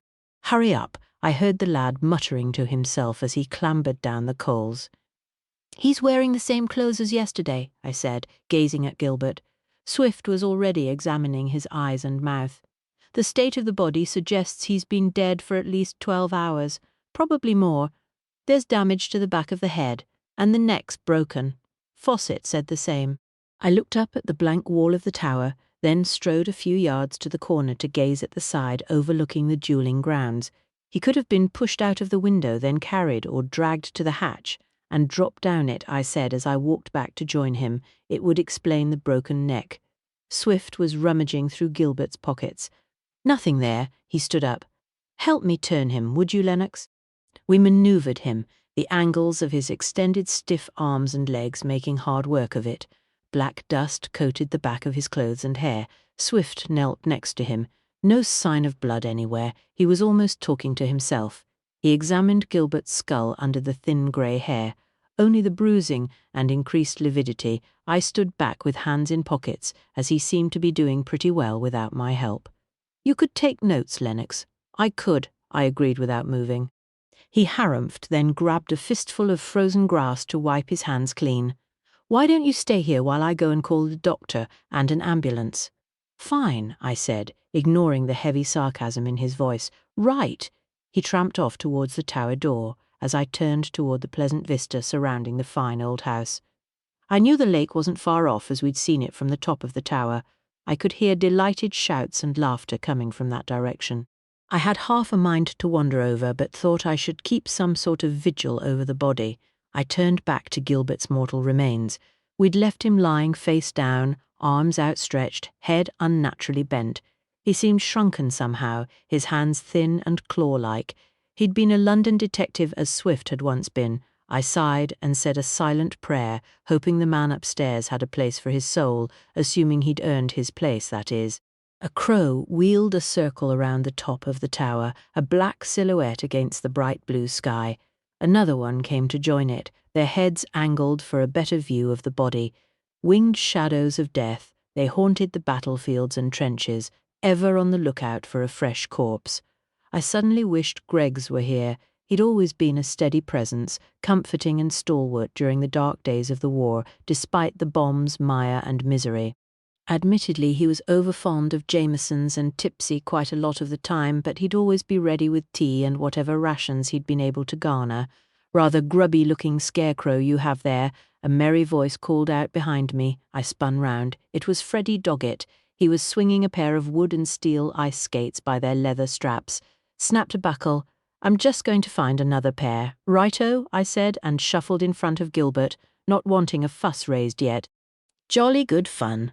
Old Hector's a bit of a whiz," he laughed, "but poor Barbara Bowden has spent half the time on her derrière. Rupert's been the gallant, though, and lent her his arm." He glanced again at the coal-smeared corpse. "Broken, is he? Are you going to toss him down the coal hole?" "What? The scarecrow?" Something like that, I replied. A frown creased between his sandy-coloured brows. Well, cheerio then. Yes, I replied, and he went off, looking briefly back over his shoulder before heading for the front of the house. A robin sang from a distant tree. The two crows were joined by another. I listened to the sounds of the quiet country day. Birdsong, the harsh cawing of crows, shouts and laughter of the skaters on the ice. Where's Fawcett? Swift came round the tower. No idea. Dr. Fraser is on his way, and an ambulance. I called Billings too. Doubt he was happy. Swift gave me a wry look. He's never happy, he said dryly, then sighed. But he was shaken by the news of Gilbert's death. The man was dying. A brain tumour. He'd lost weight, I said. Yes, I'd thought the same. Swift had gone to the body to gaze down at it. He'd retired to Ireland. His wife is still there. Flate had employed him recently to act as a bodyguard or investigator or something. Billings didn't know why. He hadn't ever worked with him. Gilbert was much older. He glanced over at me.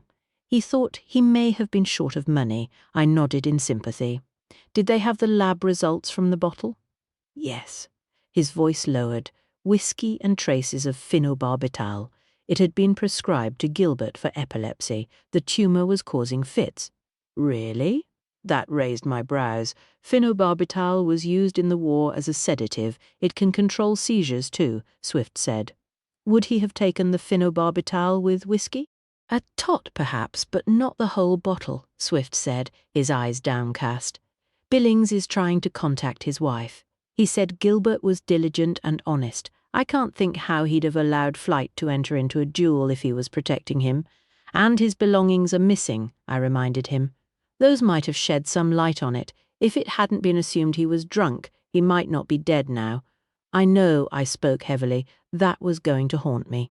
The fact Gilbert was dying didn't make it easier. Why the hell didn't it occur to me that the man could have been drugged? It's obviously someone in the house, and Billings is on the warpath. He gave me a hell of a dressing down. I bit back a sigh. Did he say anything about the chief constable? Patterson? Yes, he's spoken to Billings. Lord Hector really is an acquaintance of his. It's put us under the spotlight. He shoved his hands in his pockets and looked at me, his face sharpened by the cold air, his shoulders slumped. Gilbert died because of our lack of diligence. We can't make another wrong step, Lennox, or we'll be out. I was surprised they hadn't given us our marching orders already, though I didn't say so. Fawcett approached, grievance written on his long face. Well, that's the most embarrassing thing that's ever happened. He sounded distinctly upset. We both eyed him. I couldn't put me uniform back on over my undies, 'cause they were thick with dust, so I thought I'd leave them off, get dressed, then go and find a bathroom to have a wash. So just as I was taking off me undercrackers, Mouse came into the cellar with a coal bucket. His cheeks were bright red beneath his helmet, and I fell over 'cause I was standing on one leg. And then he stopped because we both started laughing. It's not funny. Once she got over the fright and stopped giggling. She went and ran me a bath, but I haven't stopped feeling like an idiot since. I can hardly look her in the face, and Kibble didn't help. He called me Moonbeam. Why? I asked. Because my bum was all white and the rest was all black. Fawcett frowned in irritation while we laughed even more. We needed that moment of levity to lighten the gloom. I'll never be able to ask her to walk out now, he said through gritted teeth. Hello? A voice called out. We all instantly shut up. Inspector Swift, Major Lennox, the voice called again. Its tone held a distinctive Scottish brogue. Dr. Fraser, I called back. We're at the rear of the tower. He was dressed as yesterday in the same black scarf and grey wool coat, with his leather case firmly gripped in hand. He gave a grim smile as he approached. Another death, I presume? We've found Gilbert. We'd like you to examine his body. Swift didn't waste time on the niceties. Fraser spotted the corpse, his pleasant face suddenly wary. He's dead. Yes, murdered and pushed down the coal chute, I said. Right. Shock tightened Fraser's jaw. He strode quickly to where Gilbert lay. We stepped back as he knelt down. He was quick and deft. He removed his leather gloves and ran hands up and down the limbs, contusions consistent with blunt force trauma likely sustained in a fall. Cervical vertebrae fractures indicate a broken neck. There is pronounced rigor mortis, with lividity fixed to the dorsal surfaces, suggesting the body remained supine post-mortem. "Let's turn him," he said. "Constable," he called Fawcett. "Sir." Fawcett went to help him. They manoeuvred Gilbert over onto his back. Was he drugged? Dr. Fraser said as he shone a bright beam of light into Gilbert's clouded eyes. "The whiskey bottle held traces of phenobarbital," Swift replied. "Looking back, it seemed strange he didn't stir when I saw him last, but it just didn't occur to me then that he might have been drugged. I was thinking about it again this morning and almost rang you to ask about him." He shook his head. "If it hadn't been for the shock of Flate's murder, I might have given it more consideration at the time. Where did the phenobarbital come from?" "It's hardly a common drug. He was taking it to control epilepsy caused by a brain tumour," I explained. "Ach, that's a crying shame." Fraser put a thumb on Gilbert's chin to tip the head a little. It wouldn't move, so he leaned over the body to stare into the mouth. "Particles of feathers by the looks of it." He leaned even closer, then pulled out a magnifying glass from his coat pocket. "He'd have breathed the particles in while he was lying on the floor of Fleet's room. It should have triggered a reflex action, but it doesn't appear that it has. Poor fellow, he must have been already near death." He turned his gaze to us. "But his neck's broken. Was he pushed out of the window?" "We think so, sir," Fawcett replied. He'd been standing aside but had moved to watch the doctor's examination. "Your killer should have been more patient.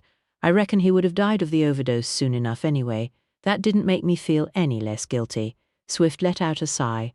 "Did you attend Wilmslow and Flight's post-mortems?" "Aye, this morning," Fraser said. "What did you find?" Swift asked. "They've sent samples for testing, so there's no blood results yet," Fraser replied. "Both men were fit and well before they were shot. Neither had eaten breakfast. Wilmslow was killed by the pistol ball shattering his skull." "And Fleet?" Swift asked. "The bullet through his heart was a 4.4 Webley," Fraser replied gravely. "We found it lodged in his spine." "Common enough," I said. Actually, the country was awash with guns since the war. Most of the survivors had brought souvenirs home. "Was there any gunpowder residue on Wilmslow's hands?" Swift asked. "There was not," Fraser replied. "There were traces on Flyt's, though." We nodded. We'd already found powder on Flyt's palm. "Where are you from in Scotland?" Swift shifted the conversation. Probably because he didn't want to discuss the implications surrounding the lack of gunpowder on Wilmslow. "Invergordon," Fraser replied. "East Coast," Fraser nodded. "Swift's Braeburn malt," I said. Fraser's brows rose and his manner instantly warmed. "Well, well, my favourite whiskey. How the devil did a Sassenach get into Braeburn malt?" He grinned. "I married the laird's daughter," Swift admitted, a smile lifting his sharp features. "Now there's a brave man," Fraser replied. "The Highlanders are cleaved close. I doubt they'd have thrown the welcome mat down for you." "True," Swift admitted. Fraser let out a breath, his smile fading. He indicated Gilbert. "I'm sorry for his death. I should have thought more on it." "We thought he was drunk too, sir," Fawcett said. "It's a bit upsetting, really, poor man." Swift turned to Fawcett. "Constable, stay here and liaise with the ambulance men." "I'll stay too," Fraser said. "Fine," Swift replied. "Come on, Lennox, we have work to do." Chapter 15. Swift and I stopped to examine the window in the chamber where Fleet had been shot and poor Gilbert pushed to his death. There was nothing to see, not even a scrap of fabric caught on the stone embrasure or metal-framed window. "Fingerprints?" I asked Swift. "It's wiped clean," he replied, and pointed to the thin layer of moisture forming on the cold handle. The condensation would show anything up. We had another scout round, checking the now cold hearth, which had been cleaned out. I noticed the embroidery had gone. We paused at the window again, imagining someone opening the window and bundling Gilbert out of it. "Could a woman have done it?" I asked Swift. "He would have been unconscious and easy to maneuver." He considered it.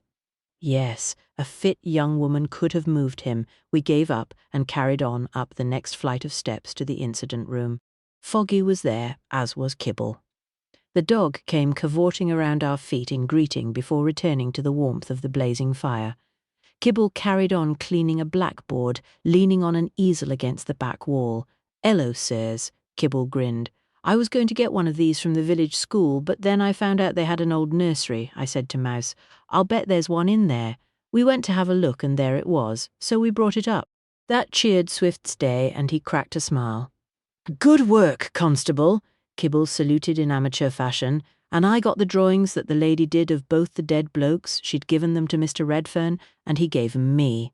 He reached into his trouser pocket and withdrew a folded wad of paper. Here you are, sir. He held them out. I took them. Edna Kent drew them, I recalled, as I unfolded them and scanned the skillful execution. They're good. Edna had talent. The black pen and ink drawing had caught Fleeter's likeness.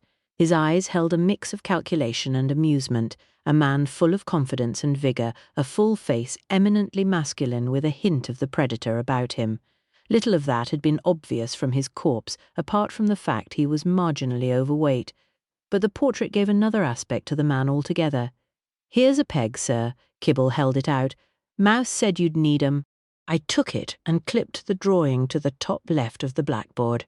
Swift had discovered a box of chalk left on the easel rim and was prizing it open but stopped to focus on the image. That's interesting.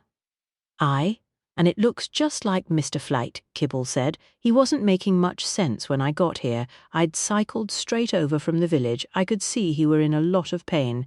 Mr. Redfern was with him, trying to stop the bleeding with a towel. Mr. Gilbert came in a moment later.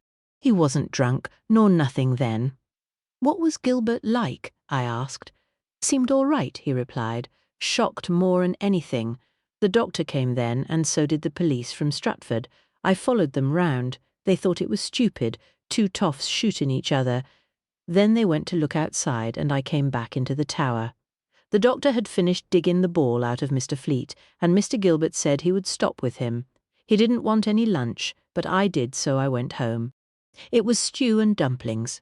What time was that? Swift asked. Just after 12, and after lunch I had to go and help my dad take our old pony to the blacksmith, so I didn't come back 'cause it took ages. I pegged the drawing of Wilmslow next to that of Fleet, then we all stood back to study it. Did you get a look at Wilmslow, Kibble? I did, sir, and he looks better in that picture than he did when he were dead, he said. Like that Rudy Valentine, Kibble considered, his hand on his chin.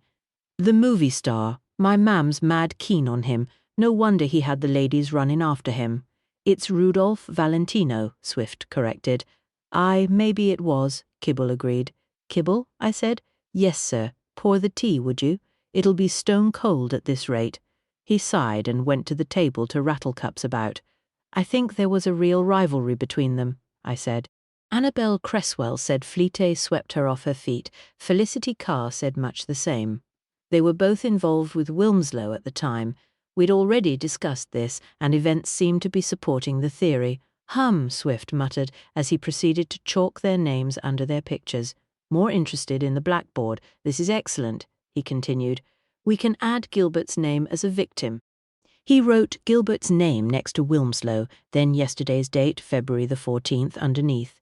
Wilmslow shot by Flight. Flight shot twice by persons unknown. Gilbert drugged and killed, also by persons unknown, I remarked. Do ye think Mr. Wilmslow was drugged as well, making him easier to shoot? Kibble said from the table. He was arranging slices of the flambéed tart onto plates. The tart had gone cold, unlikely as there was nothing in the stomach. Swift replied. I went to sit down and picked up my cup of tea. Foggy came to sit next to my feet, having smelled the tart. Not that I'd be giving him any. Cake is not proper food for a small spaniel. Did the killer come prepared for murder? I mused between sips of lukewarm tea. Swift thought about it. Gilbert had been prescribed phenobarbital and would have brought it with him. The bullet used to shoot Fleet was a 4.42, I said. So the killer was armed, although they couldn't possibly have known the duel would take place. The Metropolitan used the Webley 380. Swift was thinking about it, but they were automatic and tended to jam. Most of the officers carried the British Bulldog pocket pistol, which was 4.42. You think it was Gilbert's gun? I said. Gilbert had the phenobarbital, and he could have been carrying a .442, Swift stated. It's a more likely scenario that it's an opportunist murder rather than planned, particularly given the duel. In that case, It's a crime of passion, I said, having learned the phrase from previous investigations. Elementary, Lennox, Swift, replied Riley. I took my notebook out and leafed through to the page where I'd written the list of names. Annabel Cresswell had been close to Wilmslow for some time, but according to Felicity Carr, they'd stopped seeing each other. Fleet had seduced Annabel. I wonder if it was at the same time as Felicity? You mean he had more than one lady friend? Kibble was shocked. Kibble, go and find Miss Cresswell and ask her to come here, Swift ordered. But she's gone out ice skating, sir. They all have, he objected. Then go and search her room, Swift continued. What? Search a lady's room without the lady being there, sir? Kibble, I raised my voice. You're supposed to be spying? Go and spy? His plump cheeks turned pink. I-oh? All right then, sir, he huffed, then trudged off. I reached for a slice of flambéed tart and bit into it. The filling was lemon, lime, and cognac, and despite it being cold, it was utterly delicious. I wrote Annabel's name in the middle of a fresh page, drew a circle around it, then put Wilmslow's initials above and Flight's below. Then I finished my tart. Felicity said Seraphina was also involved with Flight, Swift said, assuming we can believe her. I put a dash on each side of Fleet as initials with SD and FC respectively. Then I drew a picture at the bottom of the page with two stick men holding guns facing each other, Wilmslow to the left and Fleet to the right. Then I added another stick figure further back with a question mark over its head to represent the secret watcher. Fleet murdered Wilmslow, I said, and turned to a fresh page to write that down. Fleet had gunpowder on his hand, but Wilmslow didn't. And we know Fleet was closer to Wilmslow than he should have been when he shot him, I said, and wrote this down in proper notes. The watcher must have shot Fleet. He was lying 34 paces from Wilmslow. I think the watcher ran to Wilmslow, realized he was dead, then picked up the pistol from Wilmslow's hand and confronted Fleet. Fleet's pistol would now be useless, having fired the single shot, Swift added, and so he backed off. But the watcher shot him anyway, then put the pistols into each of their hands. I finished, which was a mistake, Swift said, because they'd have dropped them when they fell. So it was staged. Why did Fleet employ Gilbert as a bodyguard? The man was dying, but then Fleet may not have known that. Gilbert was a detective and was probably there to investigate something, Swift reminded me. Yes, the threatening letters. I wrote and underlined. Swift was grinning. What? No, don't let me interrupt you. He came to sit down. Nice to see you're applying some method. I had no idea why he should find it amusing. Wilmslow and Flight had girlfriends in common, and a rivalry had built up between them. How would Flight know about the modifications to the dueling pistols? Swift stuck a fork into his slice of tart. I thought about that. Someone told him, or he'd found out on a previous visit. Same thing, Swift said between mouthfuls. Yes. Lady Clarissa Weston is Lady Rose's goddaughter and knows the place well. It's possible she could have told him he must have known about it, or he couldn't have hit Wilmslow. Was it a lucky shot? I mused. Possibly, but he must have been close to him. The shot would have hit him somewhere, and the size of the ball would almost certainly kill him at close range if it hit somewhere vital. It didn't kill Flit when he was shot, I said, proving he was probably further away, Swift said. Yes, I agreed. I think Lady Clarissa is more involved than she's letting on. She may even be the heir to Bancroft Hall, Swift put in, which hadn't occurred to me. So you think it's about money rather than rivalry? No, I'm simply throwing in ideas, he said, just as you're always doing. I frowned at that. There's no indication Clarissa was involved with any of the murder victims. Felicity Carr said Fleet had been running after Clarissa at the Valentine get-together last year, he reminded me. Ah, yes, not that it seems relevant, I said, but wrote it down anyway. But it confirms they have been here before. Clarissa and Hector Somerton now seem set to get together, and he's probably the pick of the bunch. Rupert Featherstone has 10,000 acres. He's not titled, though, I said. You are, and look where it's got you. That's not the point, Swift. Featherstone is an idiot. Anyway, why would Lady Clarissa want to murder Flight and Gilbert? Exactly, Lennox. This is why procedure is so important. Means, motive, opportunity. I've told you this umpteen times. Find the answers to the right questions. He proceeded with another lecture. Where were all the suspects when the duel took place? What time was Flight murdered in the tower? When was Gilbert pushed from the window? Where have the means of murder come from? Who knows about the modified pistols? Who knows where the coal hatch is? He lectured. Focus on the facts. He was back in full pedantic police mode. Swift, I said. What? You write the questions and then we'll find the answers. He opened his mouth to object, then closed it again and picked up his pen. Edna Kent doesn't appear to be close to either victim, I spoke as I wrote. He didn't reply, so I carried on.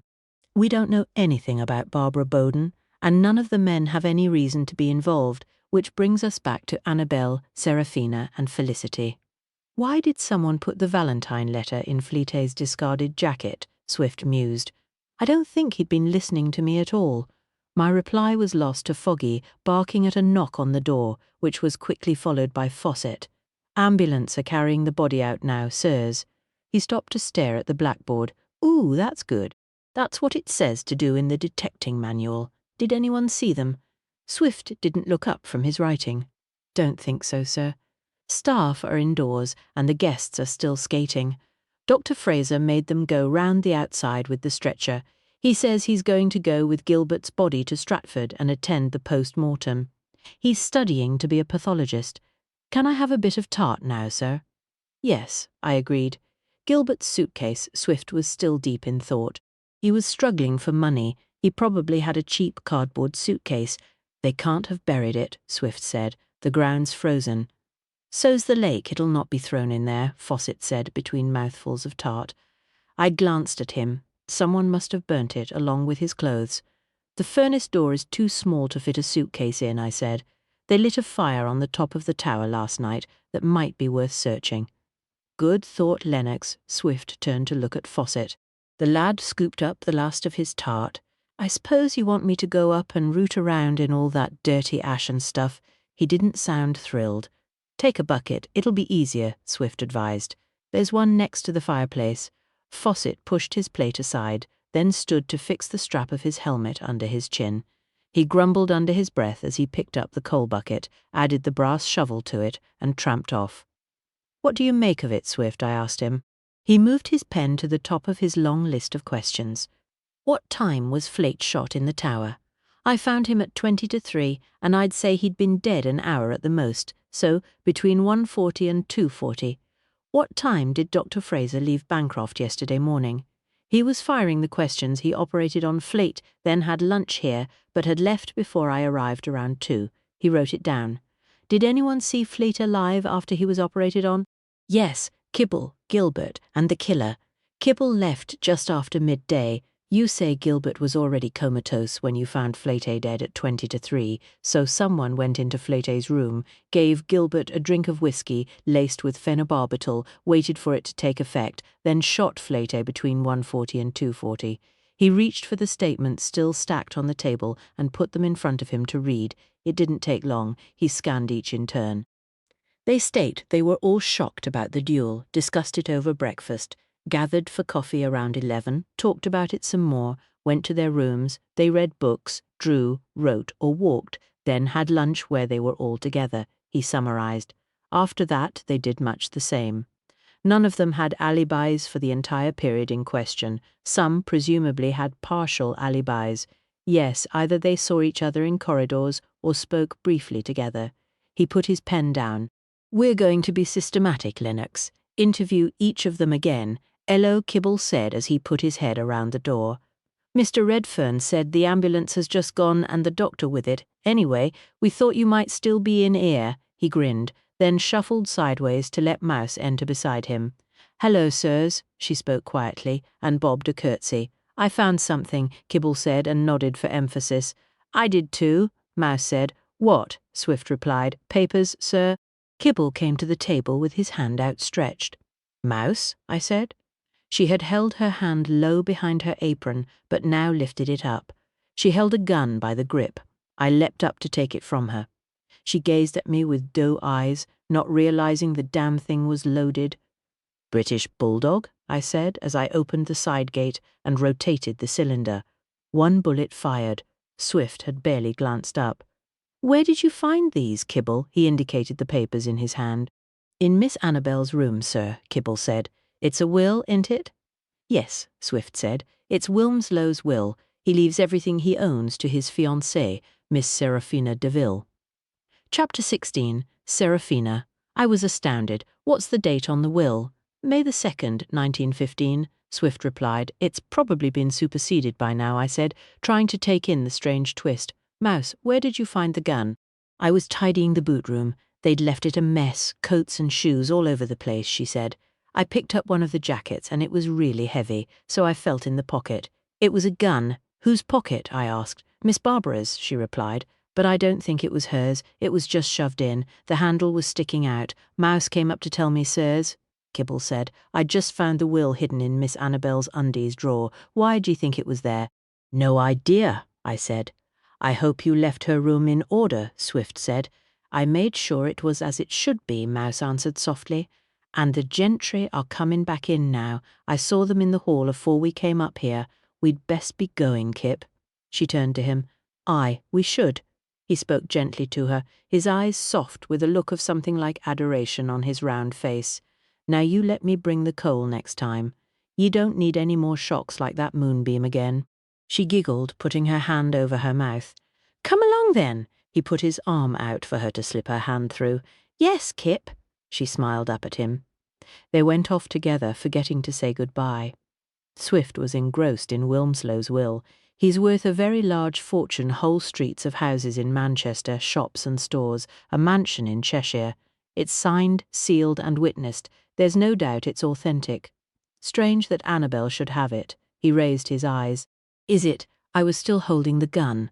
"Where's the fingerprint powder?" "On the table where Fawcett left it." The table was fast becoming covered with papers. The tin of powder was under the inky sheet of fingerprints Fawcett had taken yesterday. I duly dusted whatever I could. It was a fiddly job and the damn powder drifted about.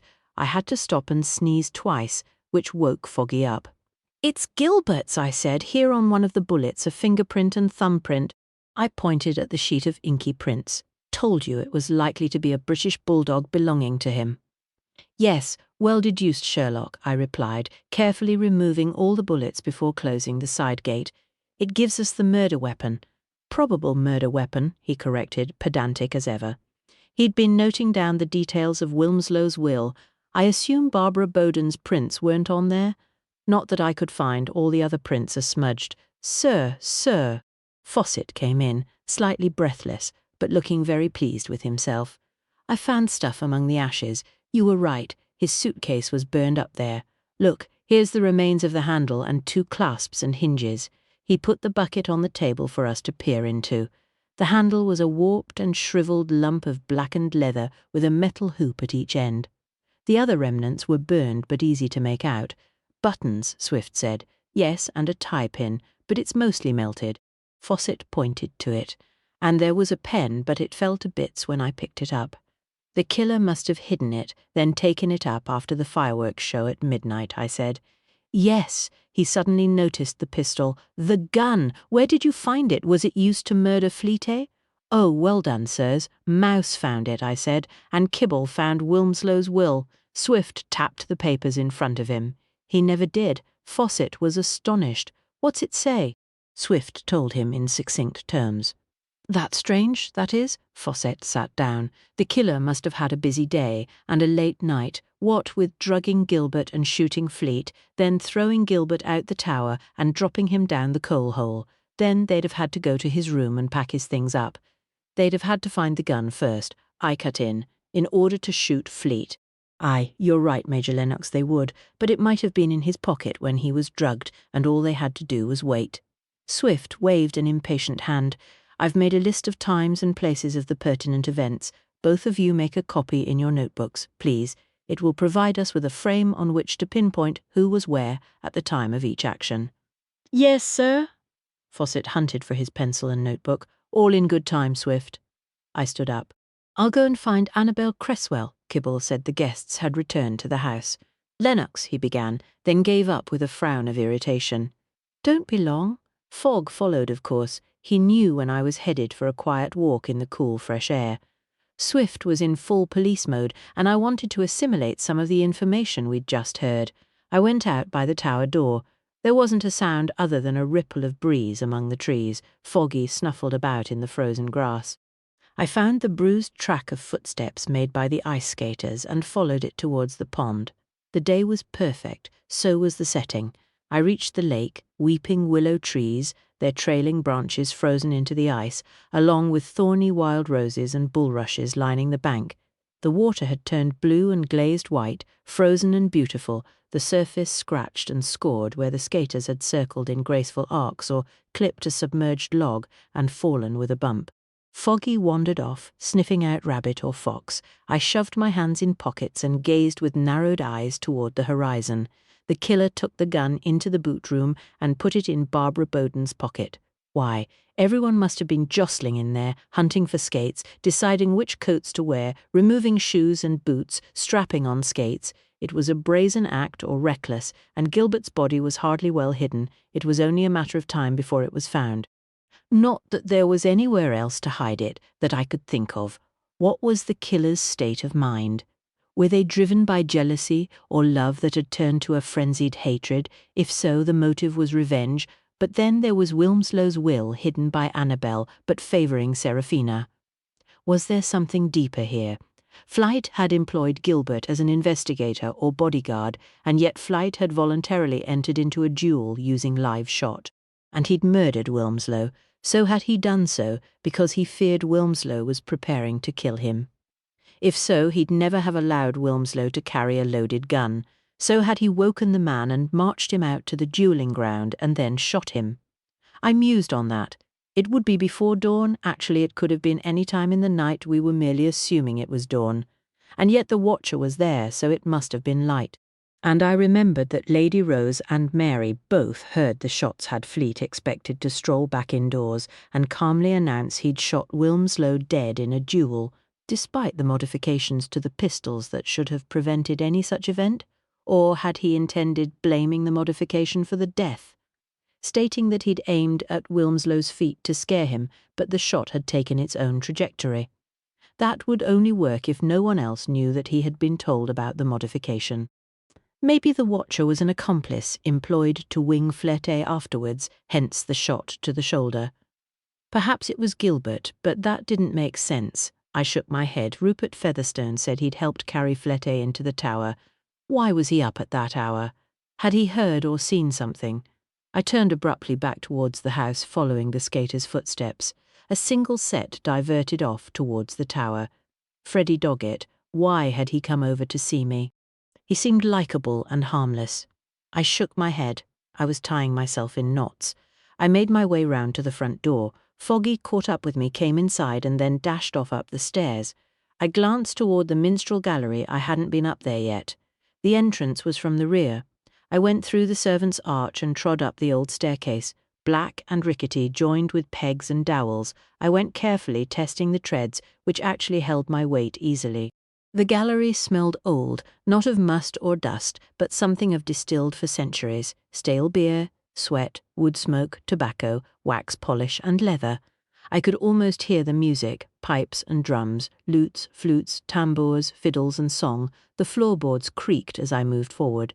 I walked between worn benches fixed to the floor with black bolts. A few had backs with slots where sheet music would have been held. I reached the heavy rail to lean on it and gaze down into the hall. In its heyday, the ceiling would have risen 2 more stories to the beamed roof and been a far more rudimentary place than it was now. I imagined the medieval banqueting hall it was designed to be. The minstrel's music aimed at the lord, his lady, and men-at-arms sitting at high table where the main stairs now stood. 2 more tables would have ranged down each wall in the form of a horseshoe. Chimneys hadn't yet been adopted. They'd have kept a huge fire burning in the centre, the smoke filling the room and filtering up to the rafters. Most of these places had burned to the ground or rotted away over the eons of human habitation. The only reason this one survived was because it was built of good Cotswold stone. Life seemed simpler in those days: jousting, feasting, hand-to-hand combat in heavy armour, war and wenching, drinking and fighting. Actually, nothing had really changed at all. The veneer of civilization had simply become more intricately layered over the generations.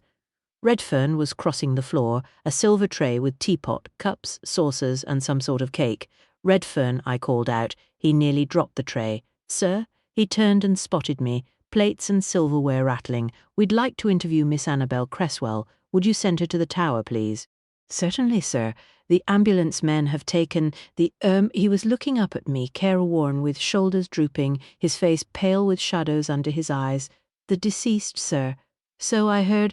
Don't happen to have seen my wife, have you? And Lady Florence?" "The ladies are with Lady Rose and Miss Mary in the drawing-room, sir. I am taking tea and refreshments." "Good. I was about to ask for the same, but decided things were exciting enough. Will that be all, sir?" "Probably," I replied. "Very well, sir." He went off, cups and saucers still rattling. I turned for another look about, threading back and forth between the benches. Some had been crudely carved with initials, the letters worn and warped with age. I noticed that there wasn't any dust on the benches, or indeed anywhere. Somebody had cleaned the place, probably in readiness for the ball. Actually, it wasn't as pristine as I thought. The faint crunch of something underfoot caused me to stop. I knelt down and ran an exploratory hand across the floorboards.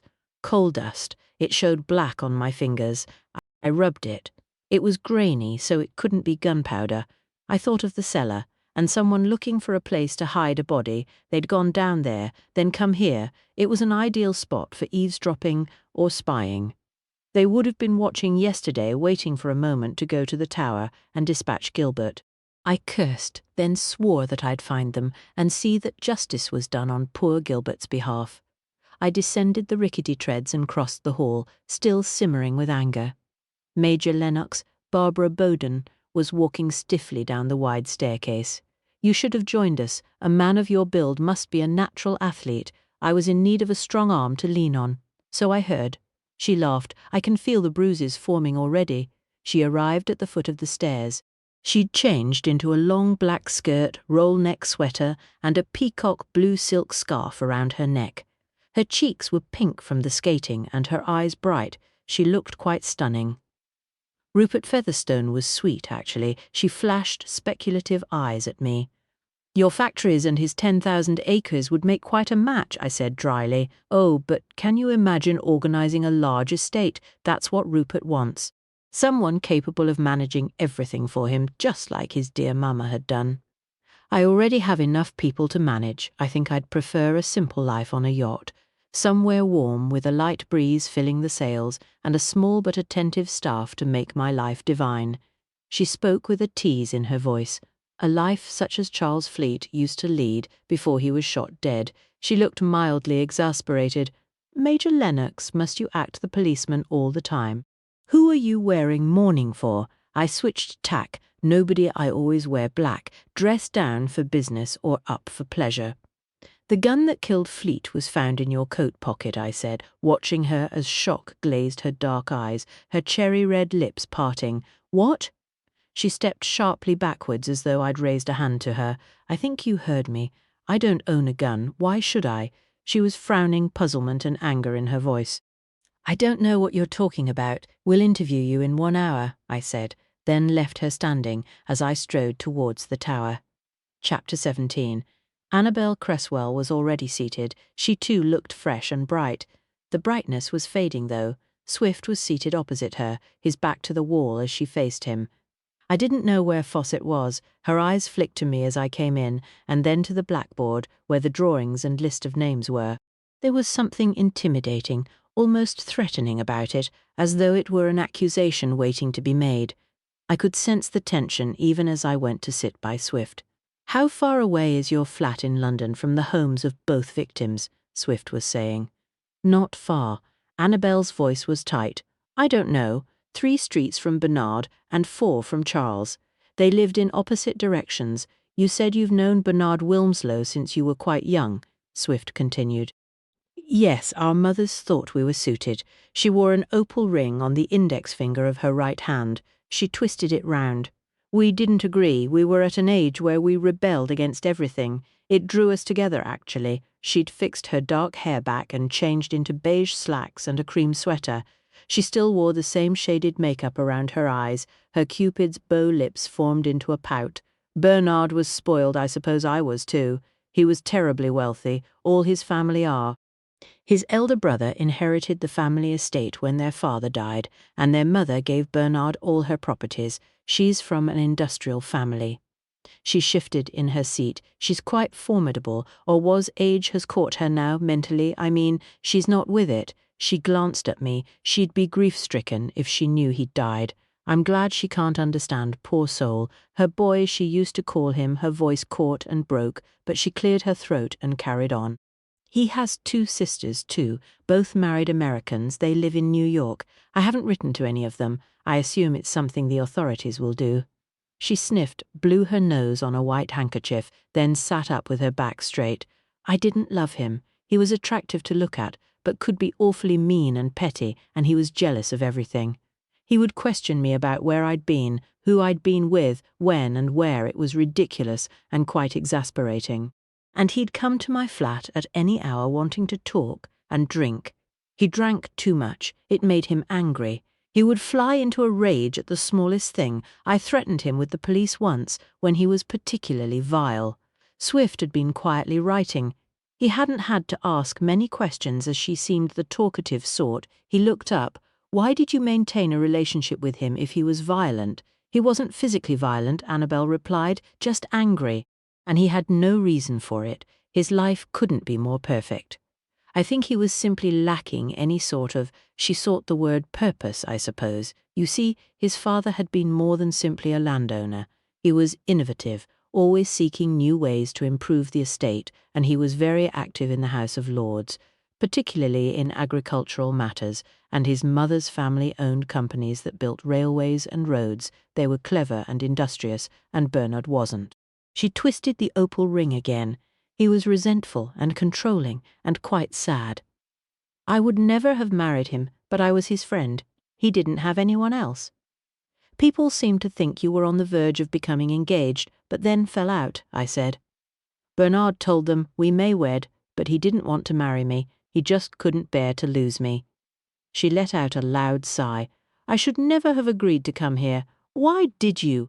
I continued, more intrigued by the girl than I'd expected. She sounded a good friend to the undeserving Wilmslow.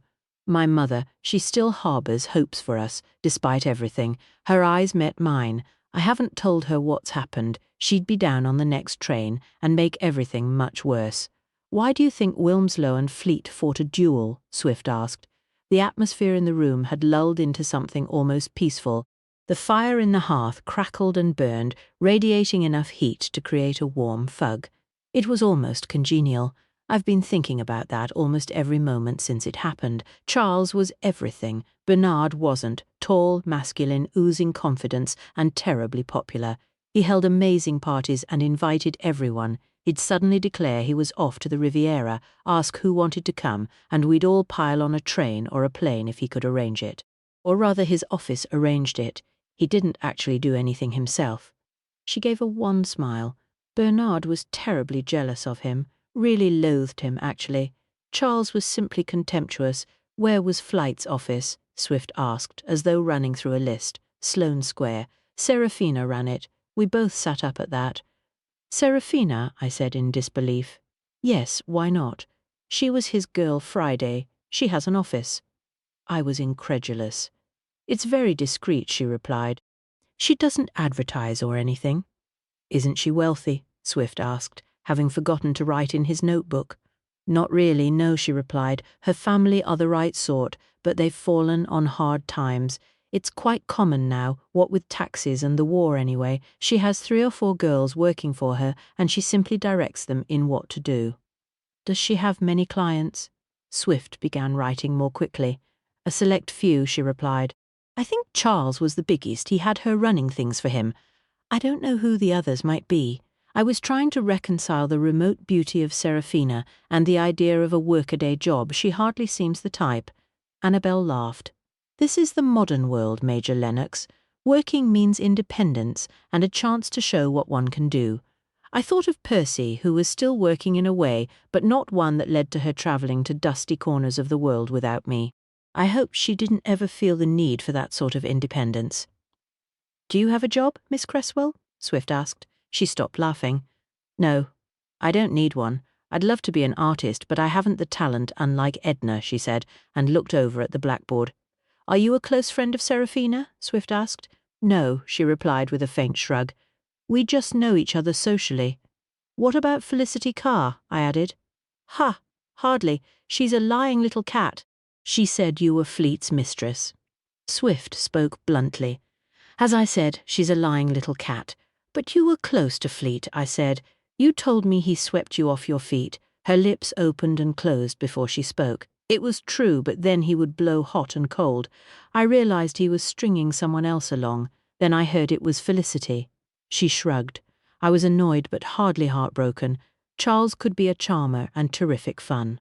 He was pure generosity, never stinting on anything. It was a giddy round of parties in fabulous locations with the in crowd.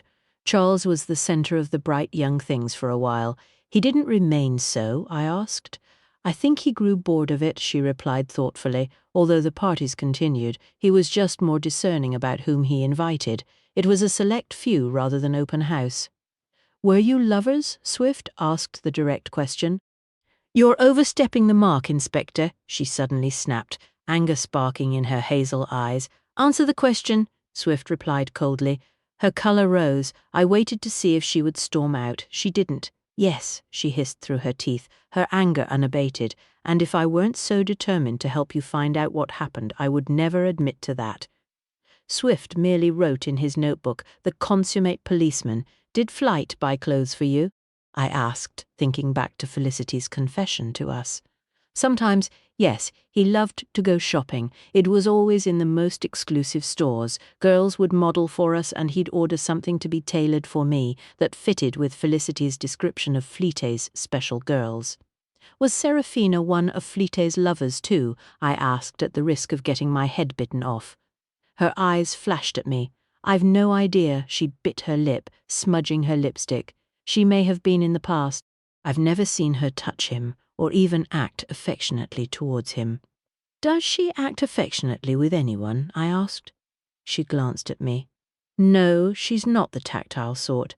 Swift reached for the stack of papers on the corner of the table. Do you recognize this? He took the top 3 pages, turned them in his hands, then held them up. She gasped. Blast you! You've been through my drawers. I refrained from making any sort of risque response to that. Why were you hiding this will? Swift turned interrogatory. Her cheeks flushed. Bernard asked me to keep it. Why? I said. He was being paranoid. It was ridiculous. He said he'd found something out. He wouldn't tell me what it was. He said it would simply put me in danger too. How was his will related to danger? Swift demanded. I have no idea, she retorted. Perhaps you should ask his heiress. Didn't it occur to you that you should have told us this after he was murdered? Swift suddenly shouted, genuine anger in his voice. You just said you wanted to help. How does hiding vital information help?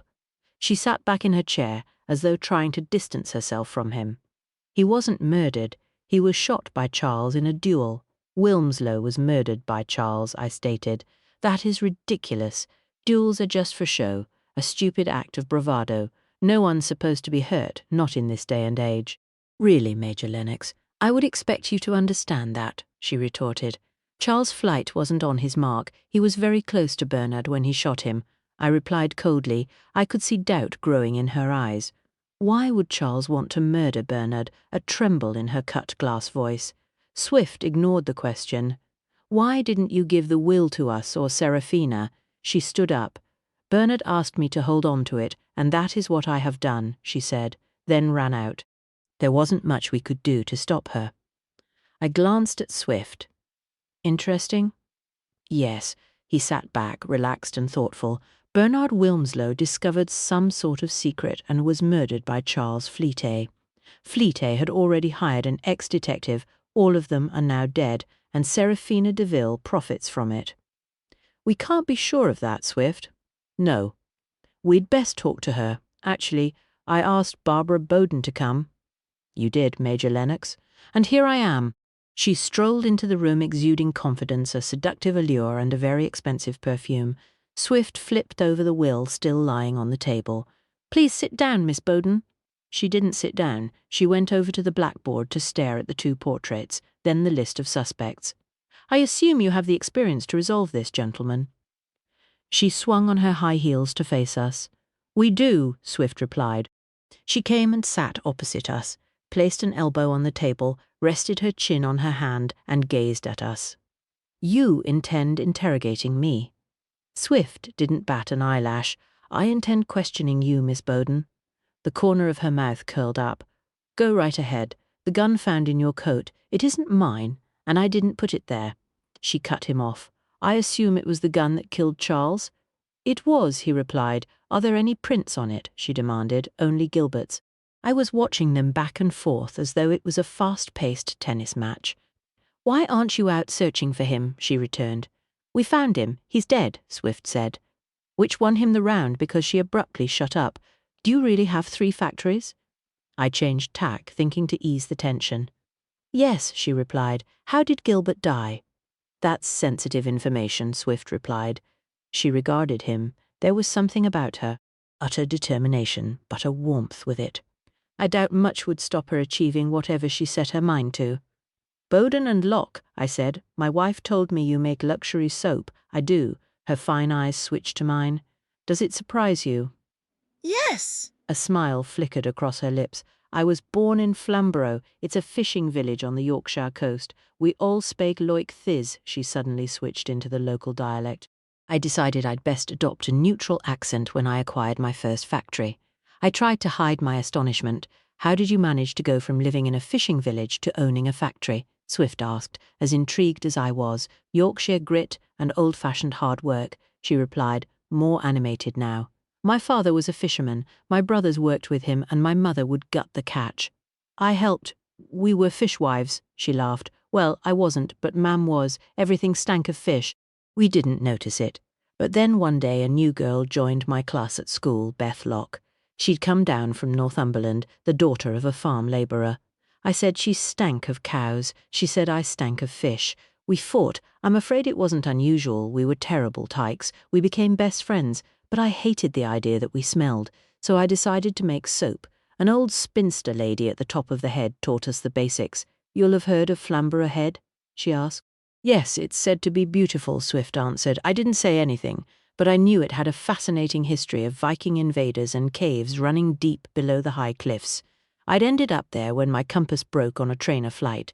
I went in entirely the wrong direction in low cloud, ran out of fuel, landed on the hilltop at Flamborough, and had to hitch a lift to a garage. It wasn't my finest moment. Beth joined with me, and we boiled up pots full of tallow and potash. It was appalling, she laughed. The stench was worse than the fish. Then we decided to use seaweed to make the potash and gathered sea coal to burn it down until it reduced to pearl ash. And we switched to lard. It was better than tallow, even if it does come from pigs. Our mams were mad at us for taking it just to make soap. A smile played on her lips as she told her tale, enjoying the memories. It took a lot of trial and error, but we finally learned how to make a pure white soap. The perfumes were just as difficult. We'd mither all the neighbours for flowers from their gardens. They'd chunner and moan, but they all saved them up for us, and we'd take them to our shed for cooking up. Her perfect English drifted back to dialect as she talked fondly. Lavender and roses were best, but they weren't easy to grow in a wild place like Flamborough. A knock at the door interrupted. Kibble came in with a tray of tea and cakes. Mr. Redfern thought you'd be after a brew, he said. And Chef's just finished a batch of cherry bakewells, so there's a good plateful of them and all. He put the tray on the table between us. You'll have to help yourselves, 'cause I've got to get back. It's all go around here. He grinned happily and went off, apparently enjoying himself. Swift gave an almost imperceptible shake of the head and reached for the pot. Miss Bowden, black, please. No sugar, she replied. I think I'll have a cake. I'm starved after the skating.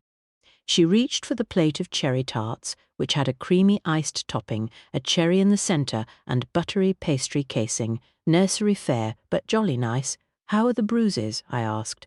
She gave a mock grimace. I'll be black and blue tomorrow, my own fault. I've never learned to skate. I've always been too busy.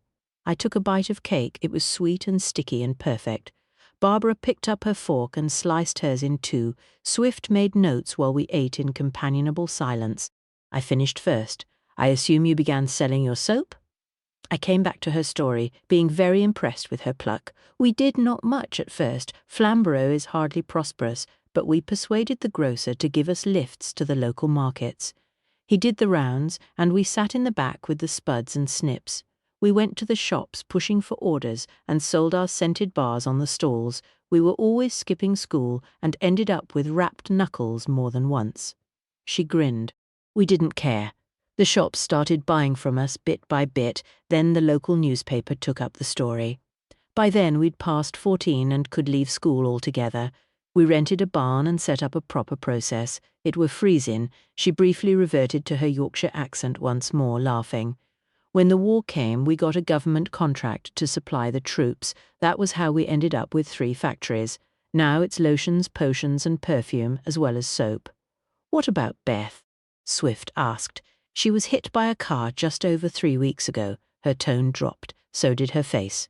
Was she killed? Swift asked, sounding as shocked as I was. Not yet. She's in a coma. There's no knowing if she'll recover, she said, anger simmering in her voice. I'm sorry, I said. What happened? Swift was more focused. She frowned at him. She was crossing the road in Cadogan Gardens and was hit by a vehicle. It was 8 o'clock at night, dark and foggy. A proper London pea souper. The driver didn't stop. Do you know who the driver was? Swift continued. A man called Declan Doyle. Her expression had turned cold. The hard-nosed businesswoman was now very much in evidence. I used a private detective to discover what happened. A bobby had arrived on the scene quite quickly. He called an ambulance. People tried to help. There wasn't much they could do. She held her cup between both hands, as though to steady them. My detective went to the station and questioned the bobby. He told him the witnesses had said it was a van, but they didn't know the make. It had hit her on the front right side and driven off into the fog.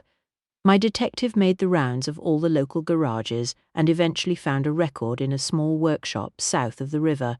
A vehicle had been repaired on the front right side 10 days previously. It was a 1920 Standard 9 commercial van rented from Brixton Commercials. The owner, a bloke called Jimmy Cross, said it had been rented by Declan Doyle the day before Beth was hit. That was January the 25th. Doyle returned it 2 days later, sometime in the night, damaged, with £50 in the glove box. Jimmy Cross didn't make a fuss. He had it fixed, made 30 quid profit, and forgot about it. Has Doyle been found? Swift asked. No, the address he gave was false, she replied, her face now stony. The man who'd rented it wore a hat and scarf over his face. It was snowing. No one thought much of it. What was the name of your detective? I asked. Godfrey Gilbert, she replied, Chapter 18. The disclosure upset Swift, though I'd no idea why. I'd anticipated it as soon as she'd said detective. You knew Gilbert? He raised his voice. Why didn't you tell us? Because I didn't believe it was relevant, she replied coolly. Charles recommended him to me. The man seemed competent. What of it? She shrugged. Swift had turned a page in his notebook and banged a hand down on it to flatten it. When did he recommend him? Shortly after Beth was hit by the car, she replied. Why had Flate used a detective? Swift's voice was clipped in irritation. He thought someone was trying to kill him. Who? I've no idea, he wouldn't say. The back and forth riposte resumed between them. And you didn't think this was relevant? Swift was sarcastic. Yesterday you said Gilbert was the killer, she retorted. I thought you must be a bungling idiot to believe that. I had no interest in telling you anything. More information might have given us a better perspective, he snapped back, his face suffused with anger. She narrowed her eyes, then sighed. He was a nice man and diligent. He was quite poorly. He hadn't seemed so initially, but I noticed it over the couple of weeks he worked for me. He explained he had a wife in Cork, and they were struggling. I think they'd had a dream of living out their days on a little farm, but it was barely sustainable, and his illness was beginning to take a toll. He said he had to come back to England to build up some savings and see his old doctor. Did he continue working for Charles Fleet while he was employed by you? I asked. Yes, he did, but I suspect he wouldn't have done for much longer. He was losing weight, poor man. I think he was going to return to Ireland after this. When did Gilbert discover the name of Doyle? Swift was making furious notes. 10 days ago, she replied. He informed the police. They said they weren't able to find the man either. Gilbert was upset. She paused. More upset than I'd expected, really. I paid him well, but he said he wanted to spend some time thinking about the case. She looked up. That's what he called it, a case. What was Flate to you? I asked, not wanting to mention the word mistress. She'd probably erupt if I did. Not my lover, she said, the smile playing on her lips as she watched me. I'm rarely in London, and I'm not interested in the social scene. My work consumes my time, and I enjoy it. She gave a wry smile. Charles would never have interested me. He was far too popular for his own good, and I prefer a man who is more discerning. He was keen to spread his attractions among the adoring young things. Sex is becoming quite the rage now, which suited him just fine. I shut my mouth firmly to prevent any babbling. She laughed anyway. Who here has he had sexual relations with? Swift had his pen poised over the top of a fresh page. She shrugged. Really, Inspector, how would I know? But you said he was keen to spread his attractions, I reminded her. You must have an idea. She flashed a dark look at me for that, then shrugged. Felicity Carr is gullible enough, and I noticed Annabel was wearing weeds. I assume it was on his behalf or Wilmslow's. I barely know these people. I took Lady Rose's invitation up on a whim. Something about that didn't strike true. You haven't been here before? Swift asked. No, she replied. Do you think any of his lovers would be jealous enough to kill? Swift continued. Each other, possibly, she replied blithely, but not Charles. What's the point? He had a reputation for womanizing. It would hardly come as a surprise to anyone. But someone hated him enough to kill him, I stated. It would appear so, given that he was shot twice, she replied dryly, then pulled back the cuff of her black sweater to check her rose-gold watch. I really must go. I need to call the manager at the Peterlee factory. She stood up. A tap on the door sounded, and Redfern entered. Sirs, he stopped when he saw Barbara. She raised her brows. Yes? It's a delicate matter, ma'am. Gilbert's murder, she guessed. Indeed, ma'am. If it is proven to be murder, she looked over at us. Is there any doubt? There is not, Swift replied. Well, that's gerund to cause a reet flap, she said in a broad Yorkshire accent, then laughed as Redfern's mouth dropped open. Ta-ra for now. She walked out on high heels. She's from Flamborough, I offered in explanation. I really, sir. May I ask when you propose announcing the death of Mr. Gilbert? The staff are aware of the situation, but Lady Rose and Miss Mary are not, nor are the other guests. They were out skating when his body was removed. Gather them in the drawing-room, Swift decided. I'll come and announce it shortly. Very well, sir. You'd think he'd just received a death sentence by the tone of his voice. Miss Barbara is correct. It will cause considerable consternation. Being in close proximity to a murderer will do that, I remarked. Perhaps a supply of brandy-buttered crumpets would help. Apprehending the murderer would bring more comfort, sir. But I will do what I can. He eyed the tray and crumb-covered plates on the table, gathered them up, and exited, leaving the room to lapse into the soporific peace that only an ancient house built of thick, solid stone in the deepest countryside can imbue. I moved my chair to sit next to the blazing fire. Swift remained at the table to add a few more notes, then came to join me. What did you make of Barbara Bowden? He asked. Impressive, I replied. Capable of murder, as much as anyone. I doubt she'd do it herself. I mused on the lady for a moment. How relevant is the story of Declan Doyle? I'll ask Billings to run a check on him. Gilbert had already reported him, I said. I imagine they must be on the lookout for him. His mind appeared elsewhere. Why would the killer put the gun in Barbara's jacket pocket? To throw suspicion on her. Perhaps they knew she had a connection with Gilbert already, although the action was clumsy. If she were the killer, she'd hardly have left the murder weapon in her own pocket. But the killer probably didn't expect it to be found by the maid, he replied. Ah, you're right, I caught on. They'd expect Barbara to find it. Stupid of them. She'd be inclined to use it if necessary. Yes, he replied. Come on. Let's go and see how they react to Gilbert's murder and the idea that they're sharing the house with a cold-blooded killer. Foggy came bounding up when we reached the upstairs corridor and greeted us as though we'd been gone for a month. He trotted happily alongside as we entered the drawing-room. They'd all assembled on the sofas and chairs about the fire. Redfern was serving tea while Kibble was at the tall Elizabethan dresser, placing hot crumpets onto pretty Meissen plates with silver tongs. "Butter and brandy whisked up," Kibble said. "It gets poured on the crumpets to soak in. Chef showed me how it's made, and he let me have a taste. Lovely it is. I had half a mind to stop to sample it myself, but Swift was striding ahead. Fogg followed, weaving between the sofas, heading for the fire. "Hello, doggy," Edna called to him, her hand outstretched. He gave her a sloppy lick, then carried on to stop next to Lady Rose, who was sitting with her colourful blanket over her knees. "We've already heard," Freddie Doggett blurted out before Swift could speak. "It was his body lying next to the tower, wasn't it?" Lord Hector was seated next to Clarissa, his head turned in Doggett's direction. "Whose else did you imagine it might be?" "I didn't." "I thought it was a scarecrow," Freddie replied, and picked up the cup of tea Redfern had left at his elbow. "A scarecrow," Hector said, his voice thick with sarcasm. "Did he fall from the top of the watchtower?" Rupert Featherstone asked Doggett. "How would I know?" Freddie sounded rattled as attention focused on him. "He didn't fall from the tower. Swift had gone to stand at the front of the room. He was murdered." Disbelief was their first reaction, followed by a few dropped jaws. They'd no doubt comforted themselves that Gilbert had killed Fleet and were now absorbing the fact of his murder. The realization that it was most likely to be someone in this room would be spinning in their minds like a tossed grenade. "That's it, I'm leaving." Rupert Featherstone had jumped to his feet. "Why would you want to leave and miss the finale?" George Lovell said.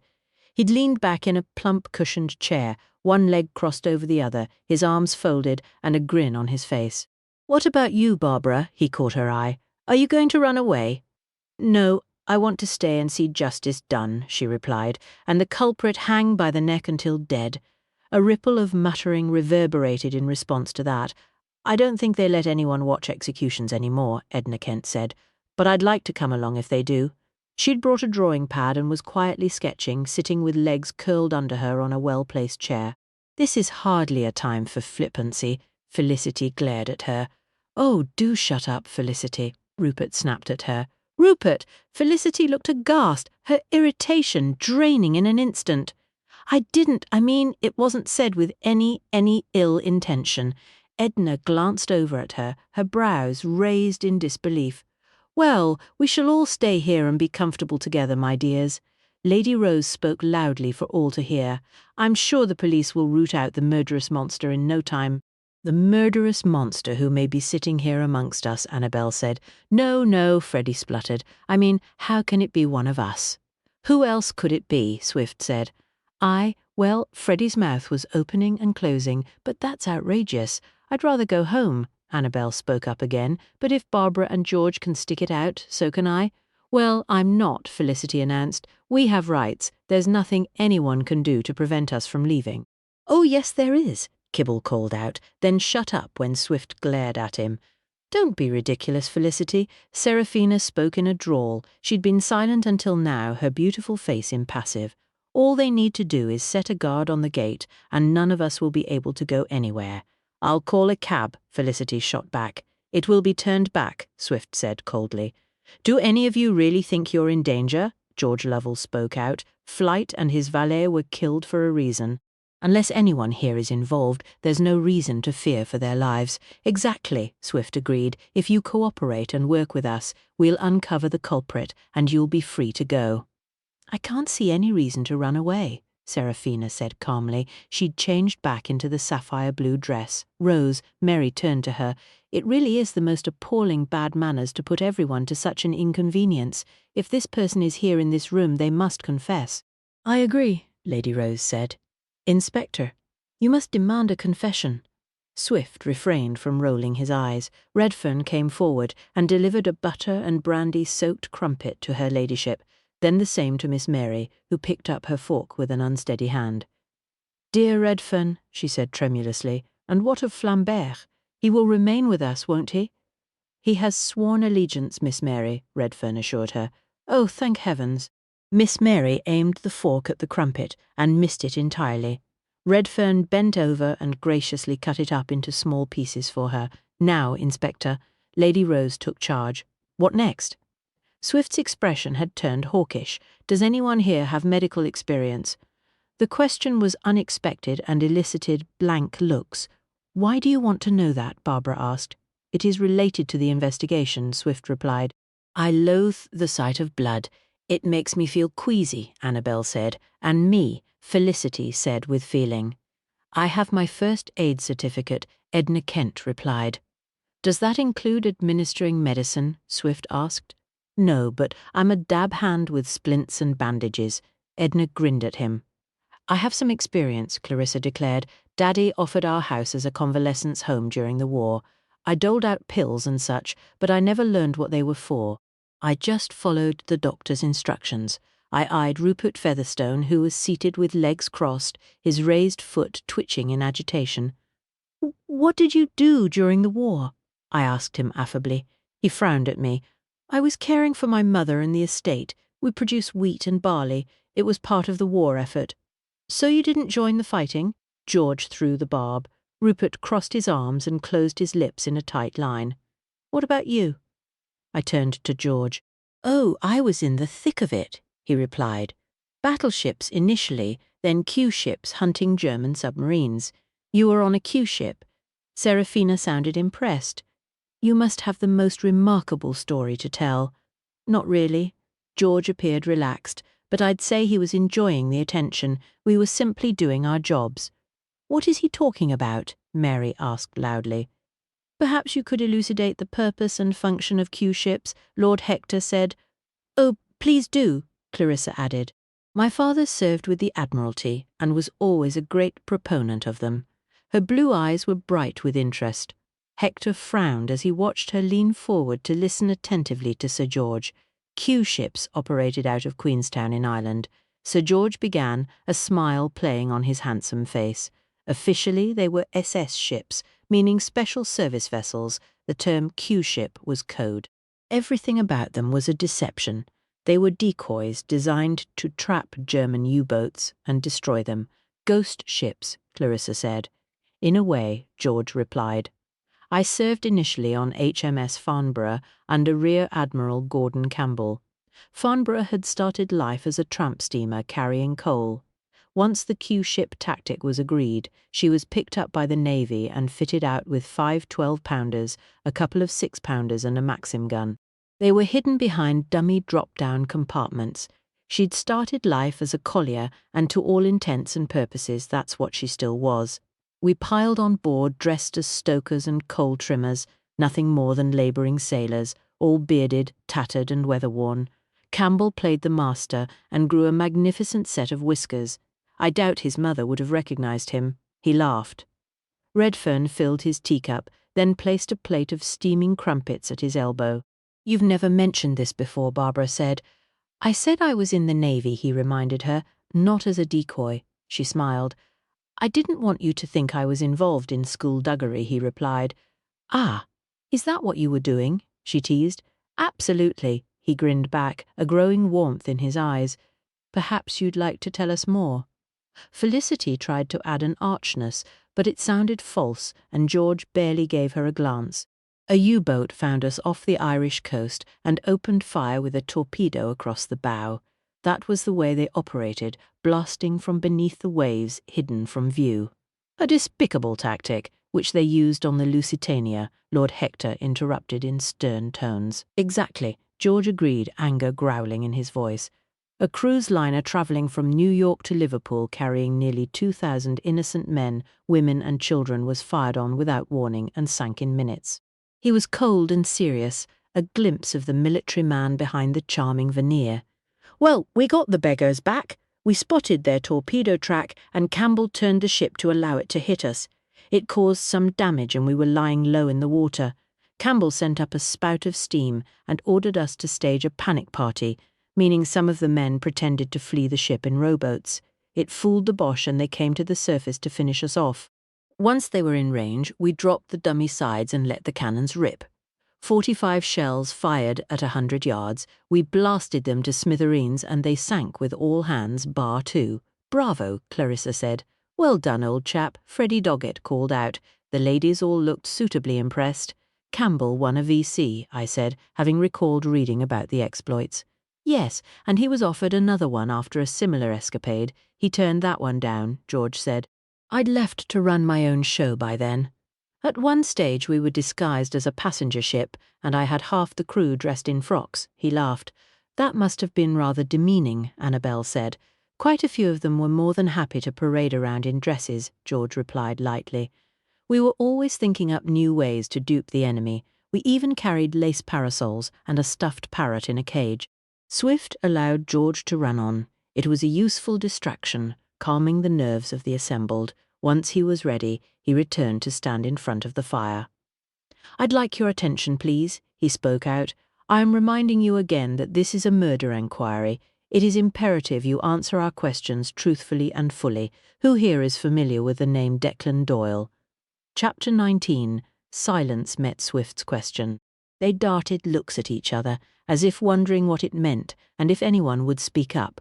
No one did. Lady Rose's chin had sunk onto her chest, and she let out a snore. Mary blinked, then closed her own eyes. Swift gave it up. "You are dismissed for the moment." He turned to Seraphina. "Miss Deville, we'd like to interview you now, please." "Why?" she asked, her eyes languid in her beautiful face. Swift wasn't in the mood to explain. "Come this way." He led off towards the tower.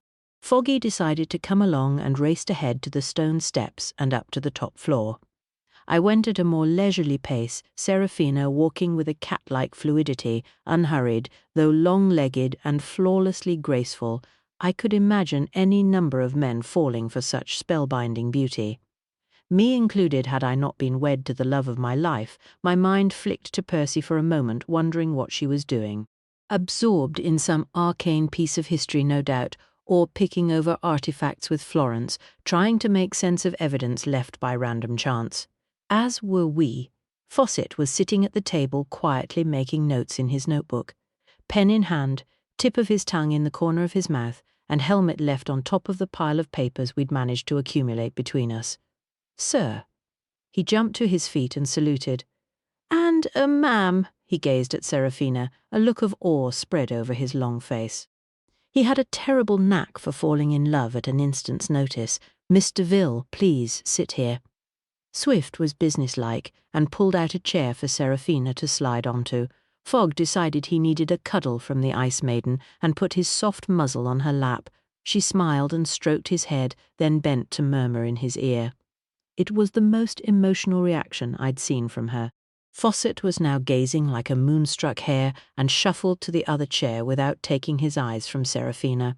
I went and tossed a few logs on the fire, although the room was more than warm enough, then went to join them, facing Seraphina.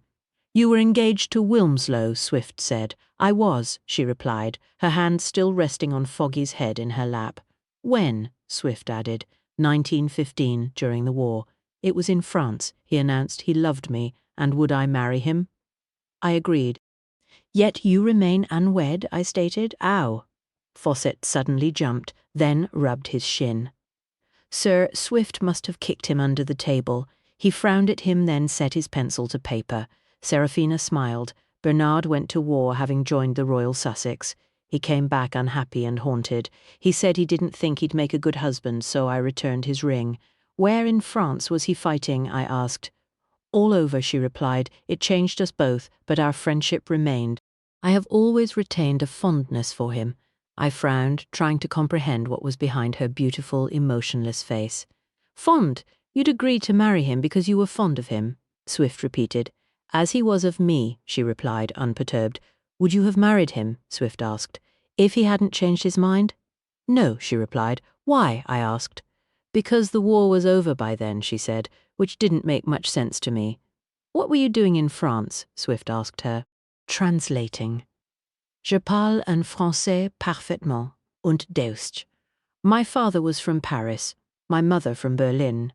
I was born there." "Berlin?" I said in surprise. There was no hint of an accent in her voice. "We left when I was about 5 or 6, after my mother died. Father and I moved to Aix-en-Provence," she replied, "then to London." "And is your father still alive?" I asked, then had to tear my eyes from her as I realized I had become transfixed. It wasn't simply the beauty, it was the serenity. Her long blonde hair falling down her back, lithe and long-limbed with translucent skin, everything about her was flawless and utterly self-contained. She looked down at Fogg, soppily enjoying having his ears rubbed. "No, he died 10 years ago. I have cared for myself since then." "Didn't you have any family or financial support?" Swift asked, forgetting to be a policeman for a moment. "Father was a gambler. It was stupid of him. He lost everything and shot himself." We both looked at her. It was unexpected. "He left you penniless." She gave a gentle smile.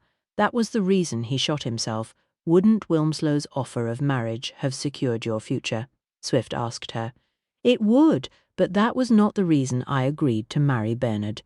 Contempt curled her lips, her eyes chilled to flint. "I have long since adapted to fending for myself, Inspector." "And yet Fleet was willing to support you financially," I said. "He was a client of my firm." Her voice was now icy. "He did not support me as a mistress, if that's what you mean. We were told otherwise." Swift had been observing her, his lean cheeks sharply defined as the room filled with shadows from the gathering dusk. The term special girl was used, a term he used himself, but do not imagine it applied to me. Charles liked to buy favours. It was his way of controlling people and getting what he wanted. I accepted him as a client for my Girl Friday company. It was business. Was it? I was sceptical. Just because men find me physically attractive, Major, does not mean that I am easy prey. It actually means I can choose my own lovers according to my own desires. "Did you ever choose Fleet?" Swift countered. "No," she spoke calmly, her voice cool. "It really is a mistake to mix sex with business." Fawcett's face suffused red. He leaned in closer to the page he was writing on and abruptly broke the lead in his pencil. "Sorry, sirs," he whispered. Seraphina laughed, a light musical laugh. Swift picked up the will and put it on the table in front of her.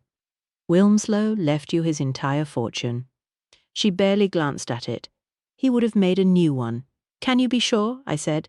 "No," she replied, "but his man of law will settle the question." "Would such an inheritance make a difference to your life?" Swift asked. "Of course," she admitted. "A difference worth killing for," Swift pressed. "At the risk of ending on the hangman's noose," she replied. "Why did Fleet shoot Wilmslow?" I asked. Her eyes caught mine. "Charles was hiding something." "What?" Swift asked. "I cannot say," she replied. "Charles was becoming paranoid. It was clear Gilbert wasn't a valet. Charles had any number of servants. He had no need of more." "Gilbert wasn't a big man," I said. "He wasn't a bodyguard." "No," she agreed. "He was intelligent and knowledgeable. I assumed he'd been in the military or the police." She looked directly at Swift. "He didn't flinch. Declan Doyle," he said. "It means nothing to me," she replied. "Yes, it does," I said. "I assure you, Major Lennox, it does not." Her tone turned icy again. "Why are you here?" I switched tack. She didn't answer for a moment. A log cracked and spat bright sparks in the grate. "I am alone in the world. That is not how I wish to live my life. I've always wanted children and dogs." She glanced down at Foggy again, who hadn't moved. "You're looking for love." Swift spoke the words that had sprung into my own mind. "Yes," she replied. "Have you found it?" he continued, his tone softened. "No," she shook her head. "Perhaps one day. Dr. Fraser—" The name escaped me before the thought had fully formed. Her head moved back as if in surprise. "I think he hadn't crossed my mind," she trailed off. "There have been 3 deaths here." I tried again. "We don't know if this killer has reason for their actions or if they are deranged. It's a dangerous situation for everyone, including Lady Rose and Mary Lovelace. Your help might save a life, Seraphina." I received the same enigmatic gaze as seconds ticked by. Then she gave the slightest nod of the head. "There was a link between Charles and Declan Doyle," Fawcett gasped. "So you did know? That's obstructing the police, that is." "Thank you, Constable." Swift shut him up and focused on Seraphina. "What link from the past?" "It was before I knew him," she replied in her detached manner. "Why would Doyle be involved in Beth Locke's accident?" Swift continued. "I do not know," she replied. "Beth Locke was badly injured. She's in a coma," I said, my mind shifting gears quickly. "Fleet is linked to Doyle. Is he also linked to Beth Locke?" She glanced up. Any information related to my clients is confidential. That's just an excuse for hiding stuff, Fawcett blurted. That's enough, Fawcett, Swift rapped. Fawcett picked up the pencil sharpener lying on the desk and began turning his broken pencil in it. You organize Fleete's personal life, Swift continued. Have you seen any correspondence between Fleete and Doyle? No. My firm mostly made social arrangements. Charles had a huge staff. I only dealt with a fraction of his life. But you deal with the private fraction, I said, my voice still harsh with anger. She nodded. How was Fleet's life organized? Swift asked, leaning back in his chair.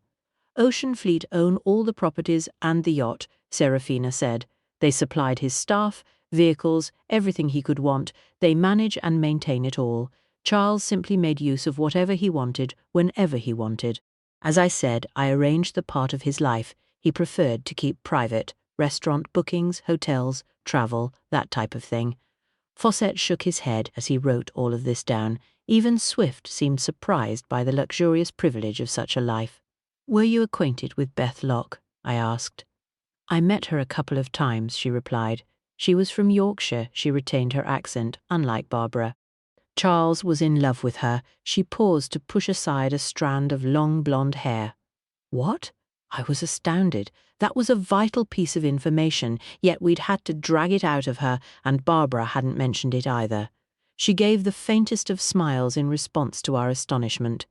Charles told me one night after he'd had too much to drink. He said he had wanted to marry her. She'd laughed and said she'd never take a tomcat like him for a husband. He tried to make an amusing tale of it, but it was clear he was hurt. Does Barbara know this? Swift asked. I have no idea. Barbara isn't part of the London scene. Neither was Beth, but on occasion she'd go out dancing with her friends or business acquaintances when she was in London.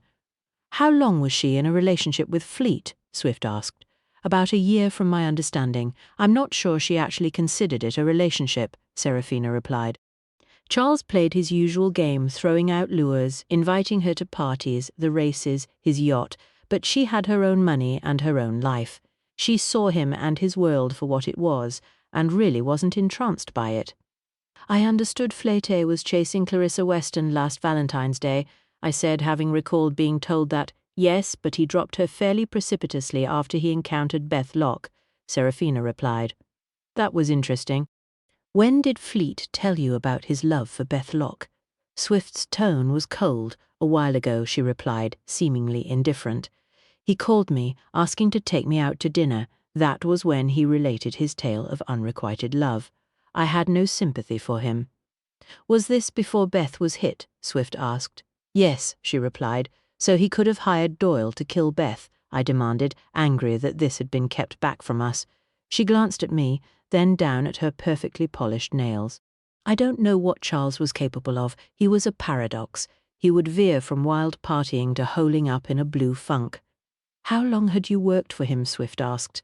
Since I set my business up, she replied. He was one of my first clients. She pushed her chair back. If you will excuse me, gentlemen, I really must leave you. We will have drinks before dinner, and I'd like to bathe before that. We couldn't stop her.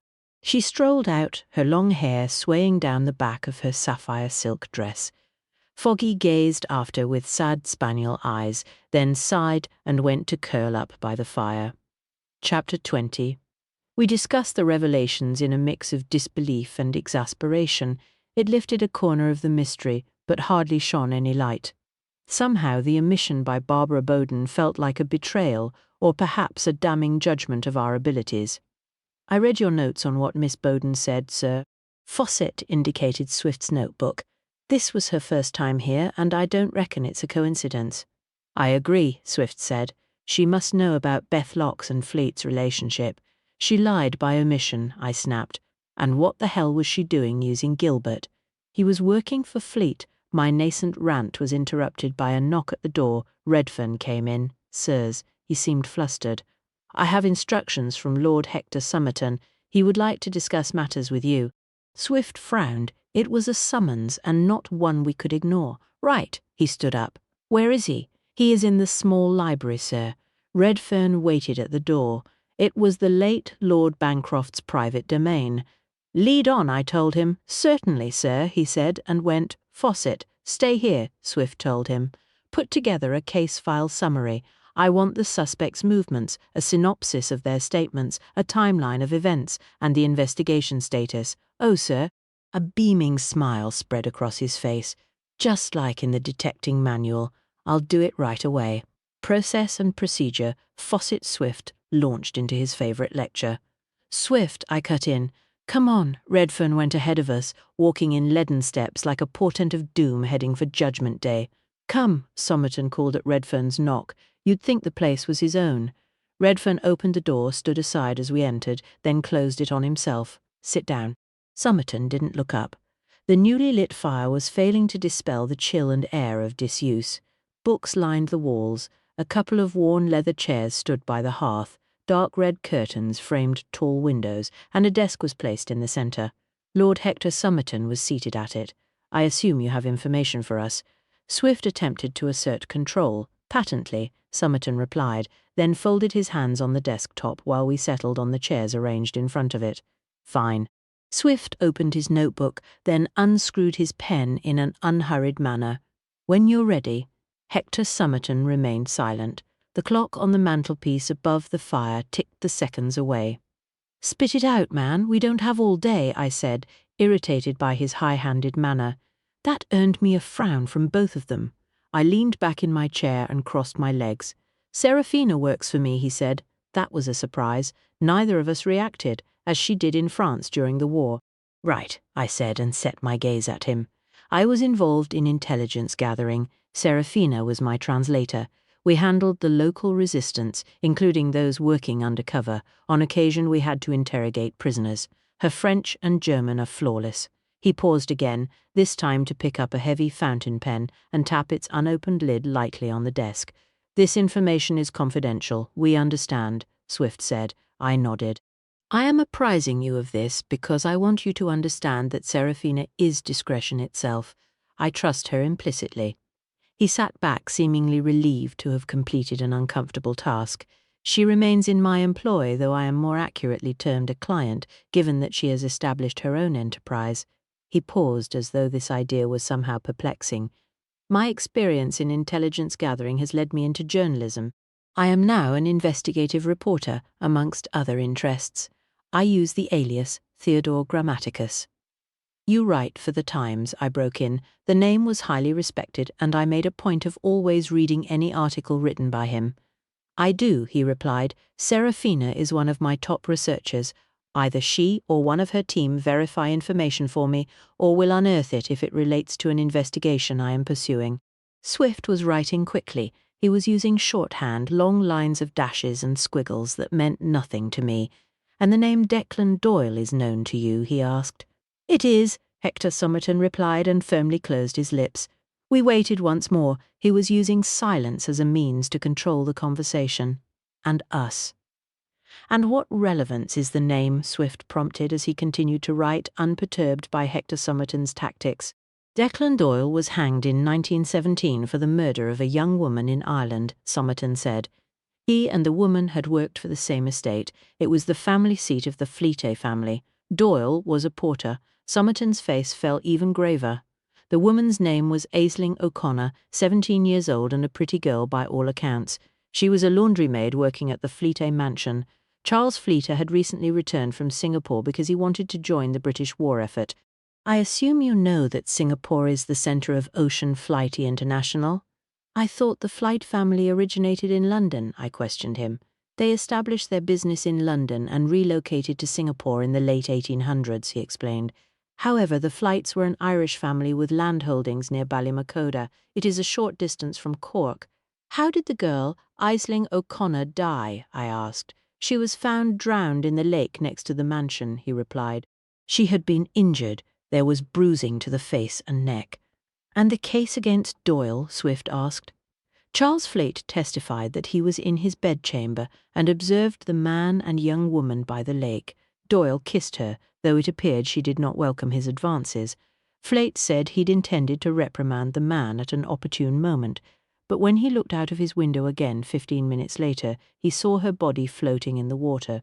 His lordship sat back in his chair. Fleet accused Doyle of her murder. Doyle denied it and then took to his heels. They caught him trying to board a ship in Queenstown. He was a foolish boy, according to reports, easily influenced and not worldly.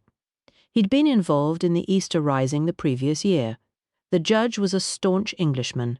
We were fighting a war. Doyle had previously refused to join the British Army. The judge sentenced him to hang by the neck until dead. Swift stopped writing. The 1916 Easter Rising was centred in Dublin. Correct, but there was a muster in Cork. Somerton acknowledged with a nod. Doyle had left his place of work to join the volunteers there. The insurrection failed to overturn British rule and the ringleaders were executed. Doyle was a minor participant and released. Did Doyle admit killing Aisling O'Connor? I asked. He did not, Somerton said. He swore innocence. His brother Liam worked in the Fleet Gardens and stated under oath that Declan had left the girl alive and come to join him for a cigarette in the gardener's shed. I'm surprised they hanged him on such flimsy evidence, I remarked. If it hadn't been Charles Fleet who'd made the accusation, and had Doyle not volunteered for the Easter Rising, I doubt they would have. Somerton replied dryly. You think Fleet accused Doyle of something he himself was guilty of? Swift surmised. Possibly. Somerton closed the notebook lying open in front of him. Seraphina uncovered the information I have imparted to you, gentlemen. You know that Beth Locke was Barbara Bowden's friend and business partner since childhood.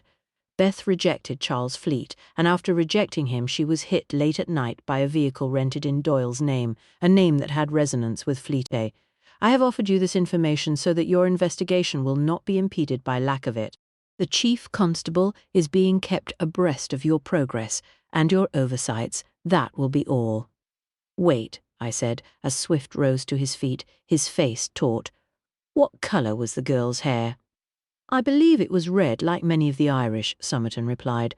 I wanted to ask more questions, but Swift was already heading for the door. Damn it, I muttered under my breath. There was nothing more likely to upset Swift than failing the police force.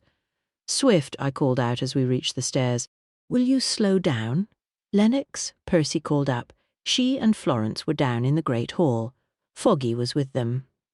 Florence stepped forward as we raced down the stairs. Jonathan, is everything all right? She reached the bottom step at the same time we did.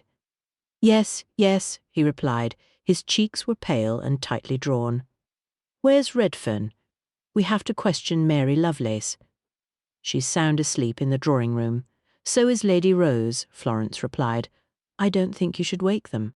Are you sure you are all right, my love? Her concern was clearly evident. Is it urgent? Percy asked.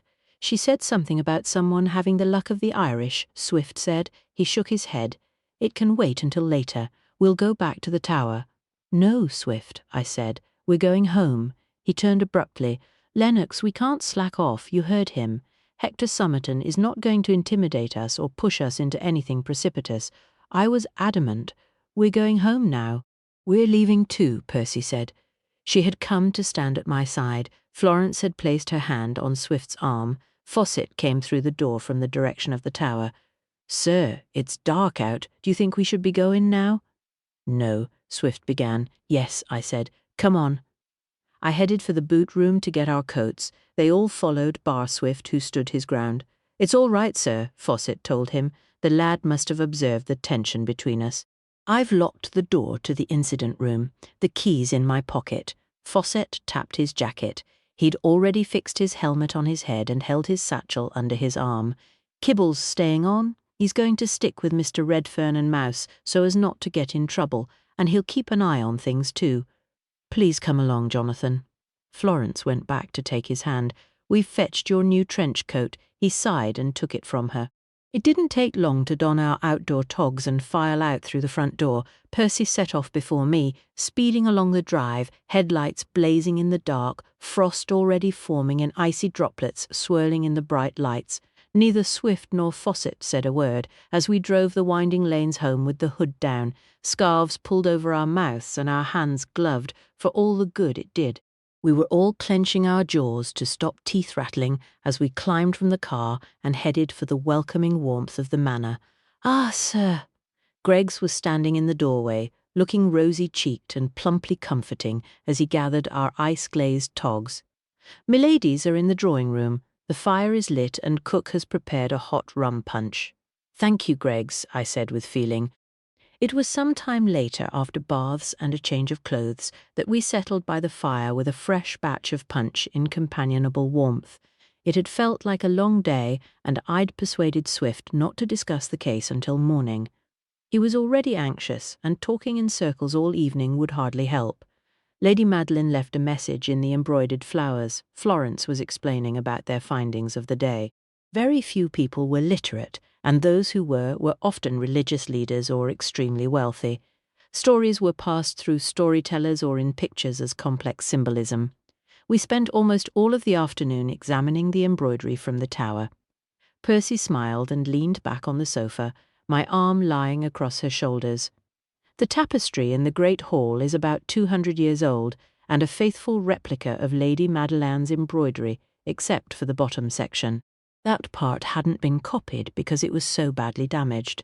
We've been poring over it with magnifying glasses, but it's still very difficult to decipher. "Why does the bottom section matter?" I asked. Fogg lay sprawled at our feet in the warmth of the fire. Tubbs was curled on my lap, and we'd all finally relaxed.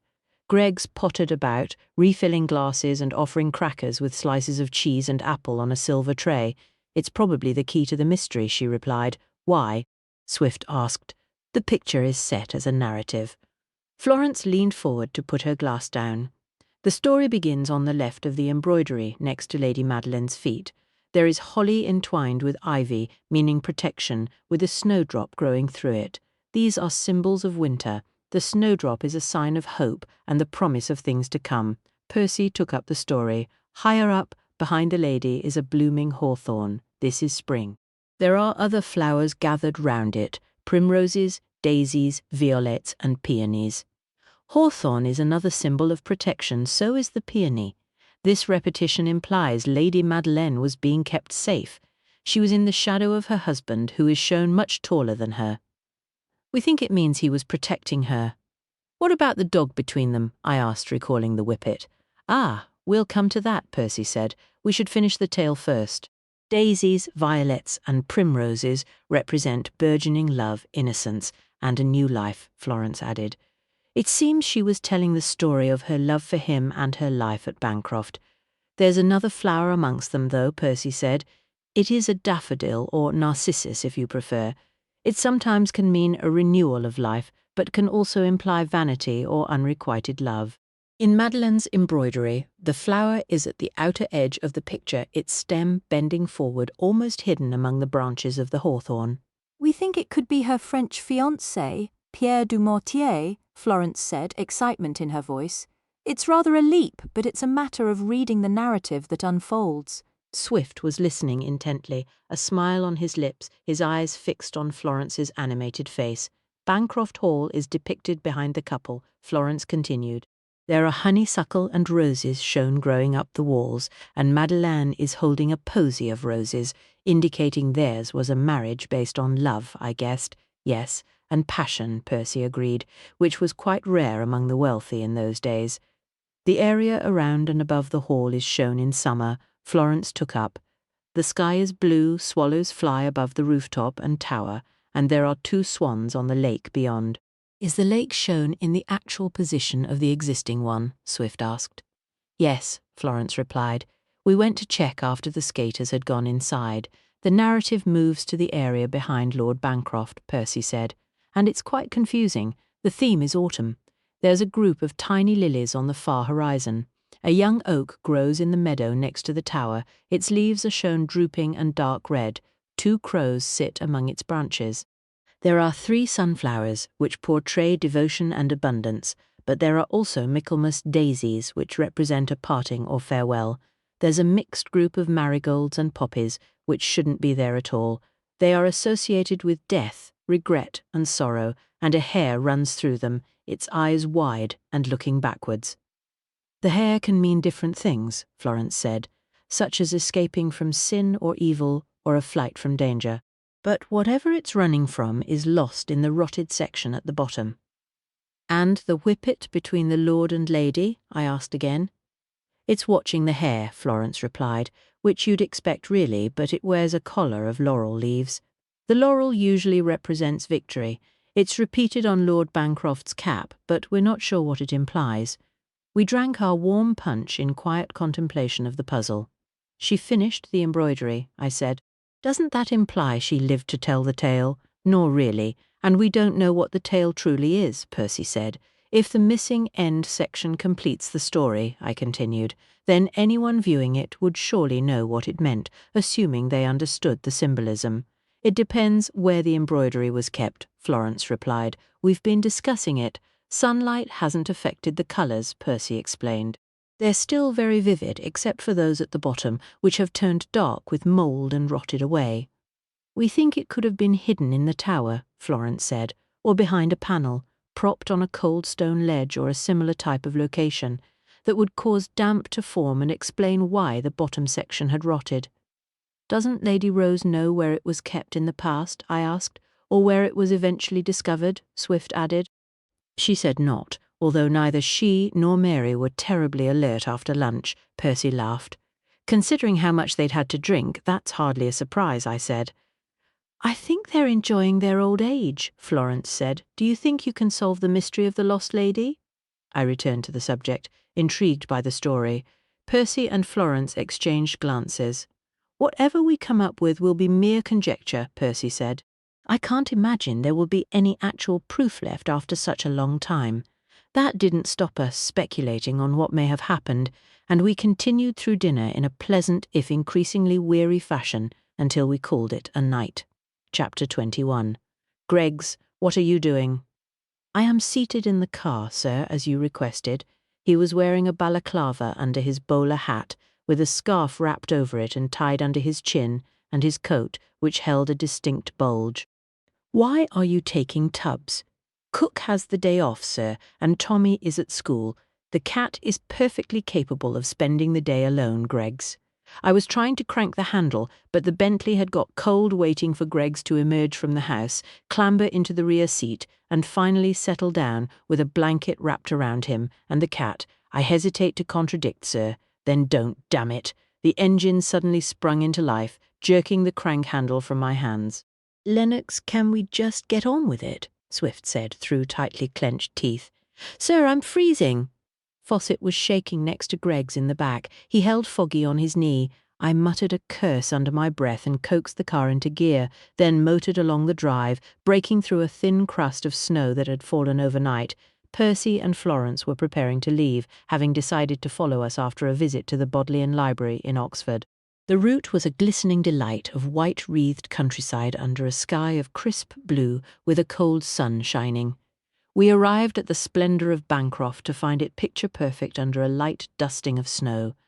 Oh, Sir Greggs managed as he puffed his way down from the car, Tubbs still tucked tightly inside his coat. It's magnificent, you should see the suit of armour, Fawcett said, his breath misting before him. And the flags, it's better than a museum. His dark blue policeman's cloak was almost white from a covering of tiny crystals of ice.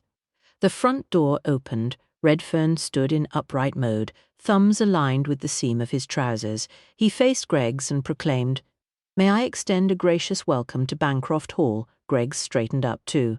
We had warned him in advance of the elderly factotum. Mr. Redfern, I believe. Greggs spoke with a touch of hauteur. I am Greggs, indeed, sir, Redfern replied.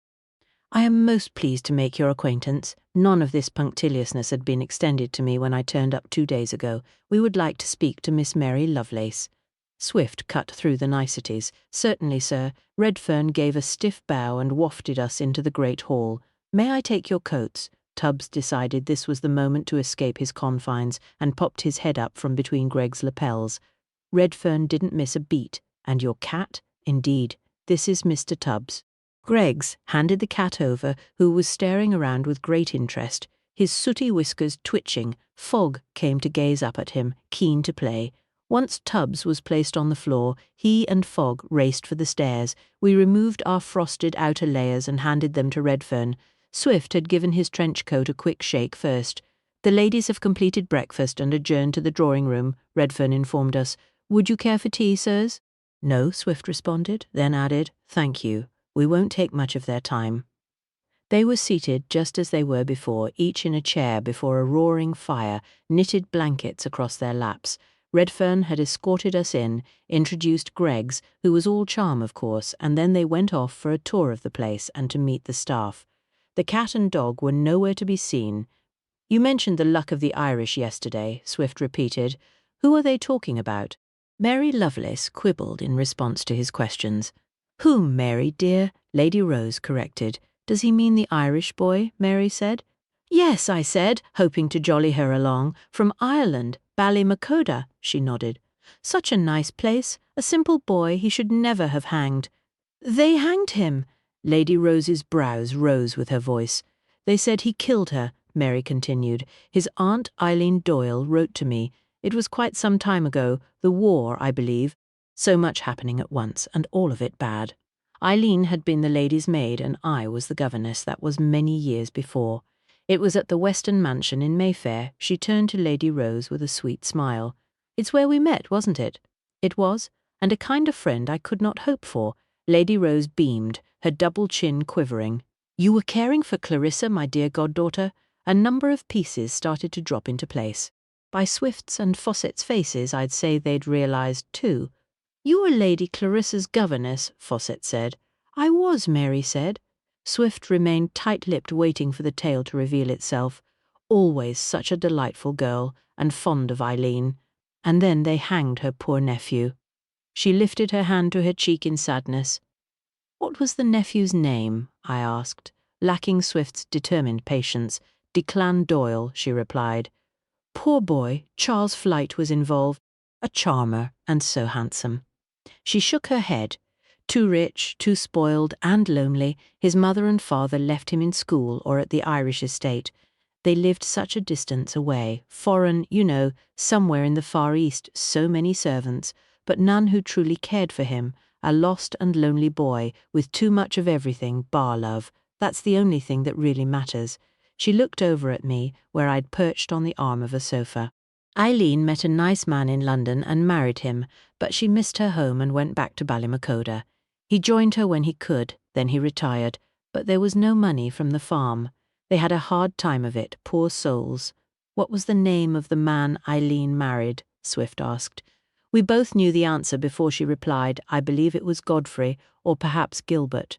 Mary smiled. "Something like that." "Did Clarissa and Eileen stay in touch?" I asked. "Not really," Mary said. "You know how young girls are." "And she is the age to marry now. She brought young Fleete here last year. She was quite keen, I think. Hector had come too, and he was jealous. We hadn't thought of him as a match for Clarissa at the time. So silly of us to miss that. Well, I told Clarissa later that Fleete really wasn't the reliable sort, and of course there was the question of the girl who drowned, and the boy they hanged. After that she saw more of Lord Hector. He is so much more suitable." "Did Eileen Doyle ever work at the Fleete estate in Ireland?" I asked. "No, it was her sister's boy, and after the girl was killed, the estate was shut up and the servants sent to other houses. A few of them are in London now, I believe." "Working for Fleete?" I asked. "I imagine so," Mary said. "Did you write Valentine's notes for the men to give to the ladies?" I asked, thinking of the note found in Fleete's jacket. "Yes," Mary smiled. "I do so each year. You can't rely on them to do it themselves. They are supposed to give them to their Valentine, but the Duel," she broke off. "What did you do with the notes?" Swift asked. "They were slipped under each man's door the night before St. Valentine's Day," Lady Rose explained. "I do not know if the gentleman passed them on or not." Swift stood up. "Thank you, ladies." "Oh, are you going?" Mary asked. "Yes, but not far. We'll be in the house," I told her. "There," Lady Rose said. "Such nice young men, and so handsome. One's a Lennox, you know, the Melrose family." Mary nodded. "A long lineage, and very little scandal." "The other is married to a Brabourne," Lady Rose said. "Do you recall Craig Dunbar? Now, he was a dasher, a Highlander, of course. Nothing dour about him, I can tell you, not that I mentioned a word to his dear granddaughter." Swift gave me a sideways look as we left. "Hector Somerton has had more than a hand in this," I said. We were striding for the tower, aiming for the incident room. "I'm going to move him and Lady Clarissa higher up the suspect list," Fawcett said. I don't think they're the type to shoot Fleet, I replied, despite having agreed to not discuss the case last evening. I'd been giving it a great deal of thought, and I was sure Swift and Fawcett had too. We arrived at the top chamber of the tower and unlocked the door. The fire was out, and it was freezing. Fawcett went to set about lighting it. They're just the sort to have manoeuvred this gathering, Swift said. Clarissa is Lady Rose's goddaughter. I guarantee she had a hand in choosing the guests. At Lord Hector's direction, I added, wondering what else he'd manipulated. Devious, that's what it is, Fawcett said, as he piled more sticks onto the fire. And them proper toffs with titles and all. Hello, Kibble walked in. Mouse was with him. We've been spying, haven't we, Mouse? She nodded, her eyes large in her face. She looked over at Fawcett, whose cheeks instantly flushed pink. Now, don't you fret. I've got brothers, she said quietly. It wasn't that I haven't seen such like before. Fawcett straightened up. I'm proper police. You're not supposed to see me like that. Moonbeamin', Kibble said with a chuckle. That's enough. Swift brought an end to the joshing. Did you discover anything, Kibble? Not exactly, Kibble replied, but Mr. Doggett knows Miss Barbara better than either of 'em lets on. He went and knocked on her door last night at 9 o'clock. Talking they was. I went and put my ear against the door, but I couldn't make out a word. Then Miss Felicity came along, so I had to go off. Then I sent Mouse to ask if Miss Barbara wanted tea or out, but she barely opened the door, did she, Mouse? No, Mouse took up. She was careful not to let me see in. She said she'd have cocoa with a drop of cognac at 10. So I took it up to her as the clock struck the hour, and she opened the door wide to let me in. I could see she was all on her own. Good, Swift said. He'd sat down at the table and was shifting papers into neat piles. Kibble, go and find Mr. Doggett and tell him we'd like to interview him. It's all go today, innit? Kibble said. Attend to your duties, Constable, Fawcett ordered him. Right ye are, sir. Kibble straightened his back and made a salute. And I'm sorry for laughing and larking about. Well, don't you forget you're an officer of the law, Fawcett reminded him sternly. I won't, sir. He went off, Mouse quietly following him. Fawcett, I said, sir. He'd gone over to the blackboard and was carefully rubbing out names and rewriting them in a new order. Add the old ladies to the list. Even Swift looked up at that. Why? Because there's more we don't know about, I replied. Mary has just told us she knew Gilbert's wife from when they both worked in London at Clarissa's family home. She told Clarissa about Fleete, and I'm damn sure Clarissa told Hector. If he is behind the gathering of these people, then any of them could have connections we don't know about. You think it's all about Declan Doyle, sir? Fawcett asked. I think it started as revenge, but once Beth Locke was injured, it became retribution, I replied. You're assuming Fleete lied about Doyle in Ireland, Swift said, and that he was the one to rent the vehicle that hit Beth Locke. There's more to it than that, I said. Something went wrong because Bernard Wilmslow got himself killed, Fawcett added.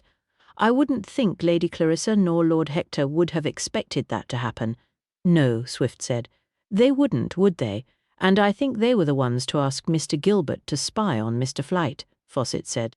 Just like Kibble's supposed to be spying here. Not that he's much use at it. I didn't say anything because the connotations were spinning around too fast in my brain to take them all in. That new footman practically ordered me to come up here. Freddie Doggett came in without knocking. Really, I don't want to complain, but it's a bit rum. Sit down. Swift was less than friendly. Look, Doggett said as he plonked down on a chair. I object to this high-handed manner. What were you doing in Barbara Bowden's room last evening? Swift had his hands on the table in front of him and Doggett in his sights. Well, talking, of course. And how the devil do you know what I was doing? Doggett's usual amiable manner had now evaporated. He was prickly and trying to assert himself, in which he failed entirely. What does the name Declan Doyle mean to you? Swift was in full interrogatory mode. Fawcett had sat on the other chair, penciling notes. Doggett let out a long sigh. That was the name of the man who almost killed Beth. His face fell suddenly downcast. I was trying to court her in the weeks before she was hit by the car. She'd agreed to allow me to escort her out to dinner and the cinema. We even went to a fun fair. It was quite wonderful and I had high hopes. He stopped to blow his nose on a pristine handkerchief. I don't think she's going to make it. I'd be with her now, but her parents are there. Not that she'd even know me. I've been to the hospital most days. She's plugged into a machine, just wasting away. It's awful. It's as though she's dead, but not dead. I came here to see if there are any answers to it all. And are there? Swift was watching him closely. I was leaning back in my chair. I haven't the foggiest. I was convinced Flight was involved, but now he's dead, and Bernard and Gilbert. Why? He looked at us, almost in despair. We were told you'd been asking to come here for some time, I said, wanting to divert him back to his tale. I had. He nodded. Beth had already accepted an invitation, and I'd done the same. I'd mentioned it ages ago to Clarissa. I didn't know Beth back then, but I'd decided it's time to settle down and all that. A man can't go rattling around town his whole life. Clarissa is Lady Rose's goddaughter. We know, Swift rapped, which further ruffled Doggett. Yes, yes, I suppose you would, he stammered, then pulled himself together. I'm not very good with girls. I'm trying to learn how to act around them. It's not going terribly well, really. He pushed a hand against his sandy hair. I had some sympathy. I'd never understood how to talk to women either. Anyway, I'd met Beth late last summer at one of those balls in London the old dames like to throw. Beth was utterly different than anyone I'd ever met. She had a really broad northern accent. Some people were making fun of her behind her back, and she didn't care in the slightest. She just laughed at them. He looked at Swift. She and Barbara have built themselves up from scratch, poor as church mice to start with, and now they make bundles of money. And they're women. He shook his head. I really admire her, both of them. Hadn't Beth been seeing Charles Flight? Swift asked. He'd been running after her. He was staring at his hands. But she wasn't interested. She saw him for what he was, a philanderer, and not to be trusted. She said he was fun and amusement, but there was nothing behind the charm. What was she like? I asked. He swallowed. Dazzling, always laughing, clever and sharp, not as intense as Barbara, but the same acumen. Nous, she called it. Common sense. It wasn't very common, she'd say. Hard work and never ever let anyone tell you what you can't do. He smiled. She was so vibrant, fizzing with life, and now it's all slipping away. His voice broke, and he blinked away tears. What do you think happened? I asked him quietly. He shook his head. I don't know. Barbara told you she'd employed Gilbert to find out who was driving the car. Gilbert was supposed to be working for Charles, but we don't think he was. Barbara and I spoke about it last night. She cornered him after dinner and demanded the truth from him. He's been pulling strings behind the scenes. Everyone here is connected somehow to Doyle or Charles or Beth. Now, we think Gilbert was actually investigating Charles about the hanging of Declan Doyle. It makes sense, doesn't it? Barbara's been suspicious right from the start, with Charles Flight being the common denominator, I said. Yes, Freddie agreed. If Charles had set Doyle up for the murder of that girl in the lake and used his name to hire the van that hit Beth, then I think he deserved what he got. It was vile, and using the dead man's name is like making some sort of sick joke out of it. He sniffed again, took his handkerchief out, then shoved it back in his pocket.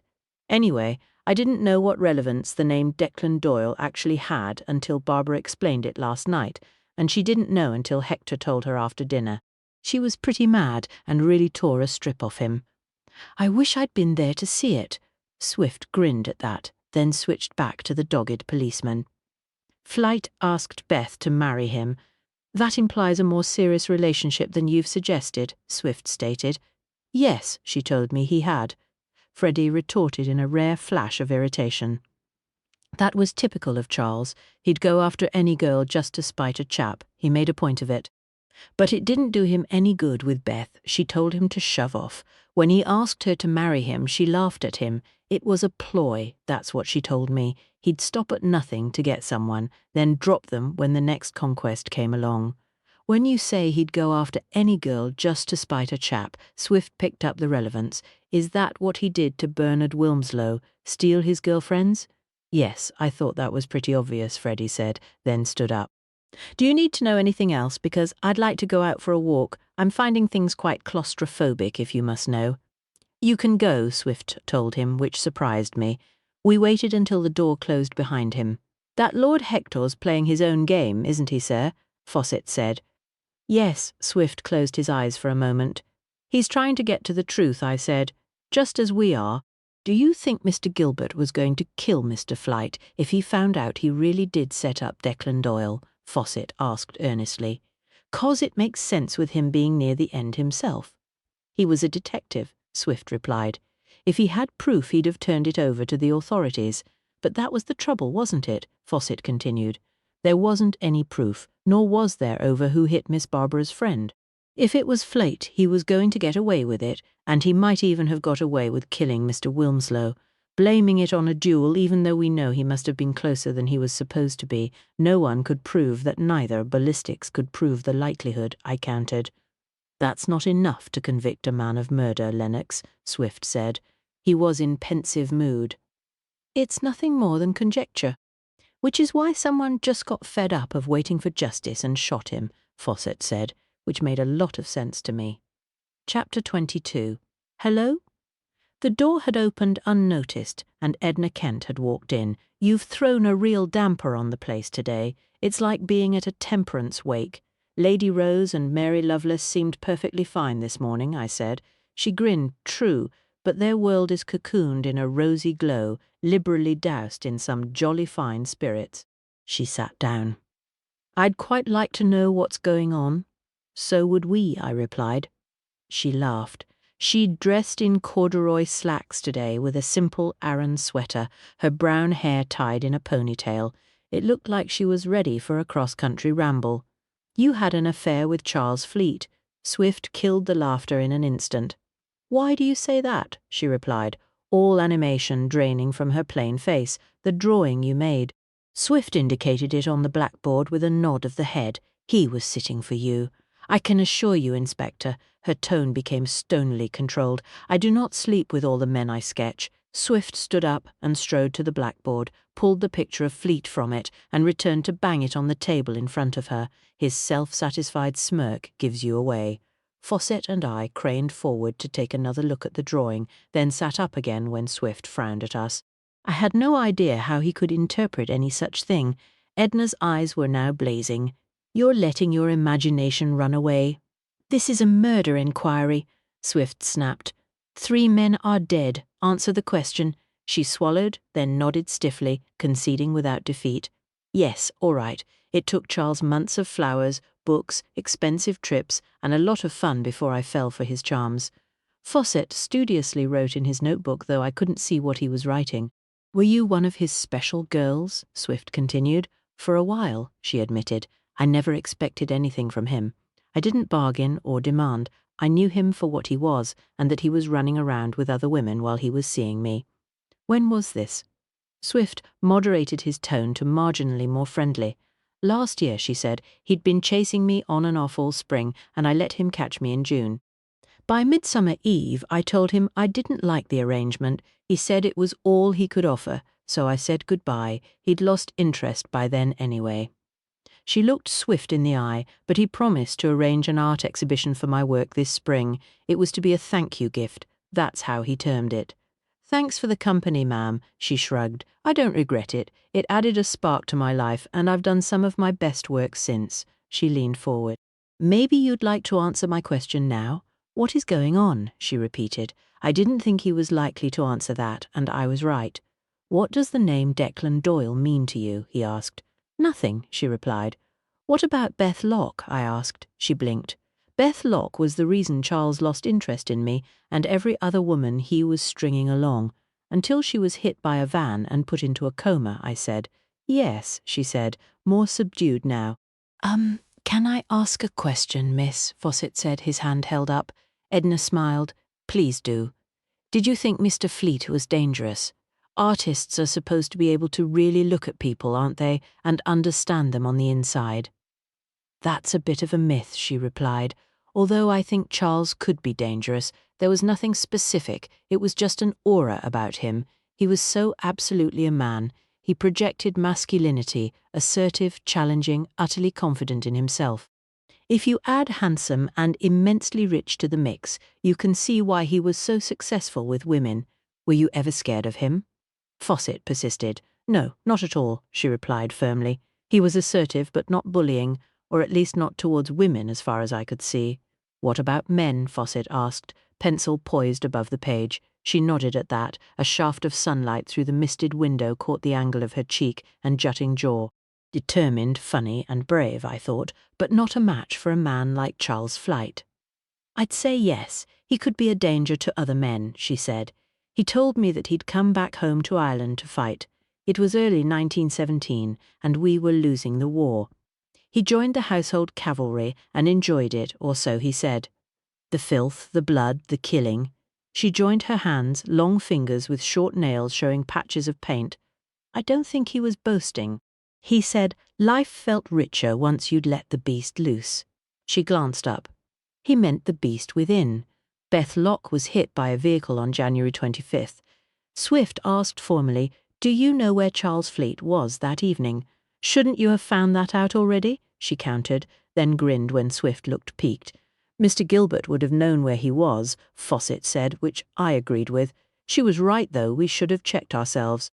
Well, I was in Wales with my parents. It was my mother's birthday, so you can count me out of that one. And now I'm going to join your wives in the drawing room. They've just arrived, and I said I'd help them with their quest to find the lost lady. Bye-bye. She got up and left. None of us said anything until Swift sighed a long, exasperated sigh. I'm going to call Billings. He pushed back his chair. The local Garda promised to send someone to talk to Gilbert's widow. She must know what his intentions were. Sir, Fawcett said to me after Swift had closed the door behind him. I eyed him. What? Yesterday, the inspector asked me to make a case file summary, and I spent hours doing it last night. I've written pages and pages. He looked at me, his eyes bright with enthusiasm. Can I practice it with you before I show it to him? It was the sort of request that made me want to bang my head against the wall, but the lad was keen and I couldn't say no. Greggs broke into Fawcett's eager explanations 15 minutes later. Ah, sir, Greggs began. He was brimming with news, his chins raised high, chest puffed out. I have uncovered a secret. Excellent. This sounded more like it. Should I await the inspector's return? He was milking the moment. No, Greggs, just get on with it. Very well, sir, he straightened up. Swift walked in. Everything is confirmed. Patterson finally told Billings that Gilbert was in London to investigate Fleet and the Declan Doyle case. Hector Somerton was behind it all. That's hardly a revelation, I spoke dryly. Typical bloody toffs, playing their own damn game and leaving us hamstrung and floundering. He sat down, anger in his eyes. Greggs has made his own discovery, I told him. All eyes now turn to him. It is Monsieur Flambert, sir. Greggs let the moment extend before proclaiming, he is not French. He is from Brighton. He never is, Fawcett exclaimed, but he's got a moustache and everything, and he speaks French all the time. Speaking with a fake French accent does not a Frenchman make, Greggs said with a suitable degree of drama. I have asked Kibble to bring him here, sirs, he continued, now thoroughly enjoying his role as star turn, so that he may account for himself. Is he bringing coffee and cake? I asked, because I was really feeling in need of coffee. Greggs huffed at that. I don't know what he expected. A round of applause, I suppose. Ere we are, sirs, Kibble came in, armed with a tray rattling with cups, plates, and the like. And Monsieur Flambert has summat he wants to say to you. A short, rotund chap shuffled in. Fawcett was right about the moustache. It was a magnificent white affair curling around a rosy red nose and covered half the man's face. Bushy eyebrows took up much of the rest of it. He wore the usual chef's whites, complete with toque blanche hat and flower-covered apron. Bonjour, monsieur, Flambert began in a florid French accent. I have been asked to come. Air it. Enough, chef. Act no longer, Greggs told him. You are exposed as an army cook and impostor. Flambert wilted. Oh, blimey, you've found me out, have you? I knew I were on a sticky wicket once. There was police in the house. It was a good act, though, weren't it? I almost burst out laughing. Kibble's jaw dropped. You mean you're not French? That's enough, Kibble, Swift said, then demanded from the chef. What's your real name? Alfie Brooks, sir. The chef hung his head. I didn't mean nothing by it. It were just a lark to start with. But then the toffs really thought I was French, and I like cooking fancy grub, so I carried on. Well, knock me down with a feather, Kibble uttered. Fawcett hissed something to him, so he started arranging cups and a plate of enticing fancies, each covered with different coloured icing. "How did you come to be here?" Swift continued his interrogation. "Lady Clarissa asked me." He looked worried, or the bits that could be seen between the overhanging brows and bushy moustache did. He was reminiscent of an overgrown garden gnome. I'd cooked for a weekend party at her parents' place, and she mentioned it to Lady Rose. "And I'm glad she did, 'cause I really like it 'ere. Them ladies is the nicest you'd hope to find real quality they are." He suddenly grinned, or I think he did because the moustache shifted further up his nose. "Have you ever worked for Charles Fleet or Bernard Wilmslow?" Swift wasn't giving up. "Them blokes what shot each other," he said. "Nah. Never heard of neither of 'em afore now. Where did you learn to cook?" I'd picked up a blue-iced cake that Kibble had put in front of me, along with a large cup of creamy coffee. "In the army to start with," he replied. "Officers' mess for the 49th, then headquarters for a bit. This was in the war, o' course." He sniffed. "Then, when it were all over, I started working with a French lady in her restaurant. Did really well for a bit, but I 'ad to come back to Blighty." "Why's that?" I asked, having polished off the cake in 2 bites. Her husband came back. We thought he'd copped it at Mons, but turned out he'd been taken prisoner. Anyways, that were that. I come back to England and turned meself into a Frenchman, worked a treat until Mr. Greggs here recognised me. He nodded in my butler's direction. What gave me away then? He looked up at Greggs, who was taller than him by at least a foot, the French fancies. He indicated the small squares of iced cakes. I'd only ever encountered them at headquarters when Major Lennox was called in and I attended. I wished to express my appreciation, and the steward took me to the kitchens and pointed you out. You were roasting a suckling pig at the time. "Ah, well, there you are. I did them porkies real crisp, with the meat just tender and pink so's it were falling off the bone. Nice sauce too, orange and apple with a touch of ginger, red currant jelly and a good dollop of port. Can't beat it," he said, then looked at us in hope, his pudgy hands clasped over his tummy. "I didn't mean no harm, Gouv." "Don't worry, we'll not say a word," I assured him. Swift looked about to contradict that, so I changed tack. "Tell us what happened over the bomb surprise. Just a bit o' nonsense," he replied. "Weren't nothing to get riled up over. I'd made it 'cause her ladyship said she'd like it. Then that little bloke got all bullshy and the big one needled him. I came up after Miss Meg, the housekeeper, said they was upsetting Lady Rose. I made a bit of a show stamped on me at and shouted some French. It was just to divert them away from her ladyship, and it worked. They shut up, ate their food, and I thought that were that till they went and shot each other next morning." "Was that all there was to the argument?" Swift asked, apparently mollified. "Yeah, well, that Rupert bloke getting all hot under the collar. Seems he wanted to have a go at the big guy, and the little unhissed at him to let it go." "By the big guy, you mean Mr. Fleet?" Fawcett asked. He was fast becoming as pedantic as Swift. I reckoned there was summat between the little guy and the Rupert bloke. Dunno if anyone else noticed, 'cause they were more interested in being polite and not arguing. I glanced at Swift, whose face had sharpened. "Thank you, Flambert, you may go," I said. "And excellent food, by the way." "Mais oui, monsieur, I am wishing to be only of service." Flambert bowed, then cleared off. Chapter 23. "Go and get Featherstone." "Fawcett," Swift ordered. "Kibble, return to your duties." "Will do, sir," Fawcett replied. Kibble seemed inclined to hang about asking questions, but Greggs herded him out before he had a chance. "Rupert Featherstone helped Redfern carry Fleet from the duelling ground," Swift said. He'd grabbed the statements from the little cabinet by the window and was shuffling through them. Damn it, we should have interviewed him before now. I finished my coffee, then went over to the blackboard to peruse it with hands in pockets. "Why?" He didn't answer, just went and sat down again, papers in hand. Featherstone was a long way down the list of suspects Fawcett had written and rewritten in his cramped handwriting. He'd put Barbara Bowden at the top for reasons I understood but didn't agree with. I object to this authoritarian diktat. Just because you're wearing a uniform does not give you the right to order me about. Rupert Featherstone's peeved voice announced him before he and Fawcett entered the chamber. "Please sit down." Swift didn't get up. "I have been marched over here like a common criminal," Featherstone complained. You might be for all we know, Fawcett retaliated, red-faced. That's enough, thank you, Constable. Swift was the calm and collected detective. You were a friend of Bernard Wilmslow, I said from my position by the easel. What do you mean by that? Featherstone demanded. May I remind you that this is a formal police interview, Mr. Featherstone, Swift said. You and Redfern carried flight from the dueling field, I said. You know what happened. Rupert Featherstone glanced at the door as though wanting to escape through it. You shot Flight, didn't you? I said quietly. I did not, he replied vehemently. There was something about his response that was convincing. But you were there, weren't you? I'm going to talk to Hector. You can't treat me like this. He stood up. Fawcett ran to the door to stand in front of it, feet firmly on the ground, hands behind his back and chin raised. You'll be assaulting a police officer if you barge me out the way, he warned. I hid a grin as Featherstone sank down onto a chair. He wore another very smart suit, although he didn't look quite as natty today. He was probably missing his valet and the comforts of a fully staffed home.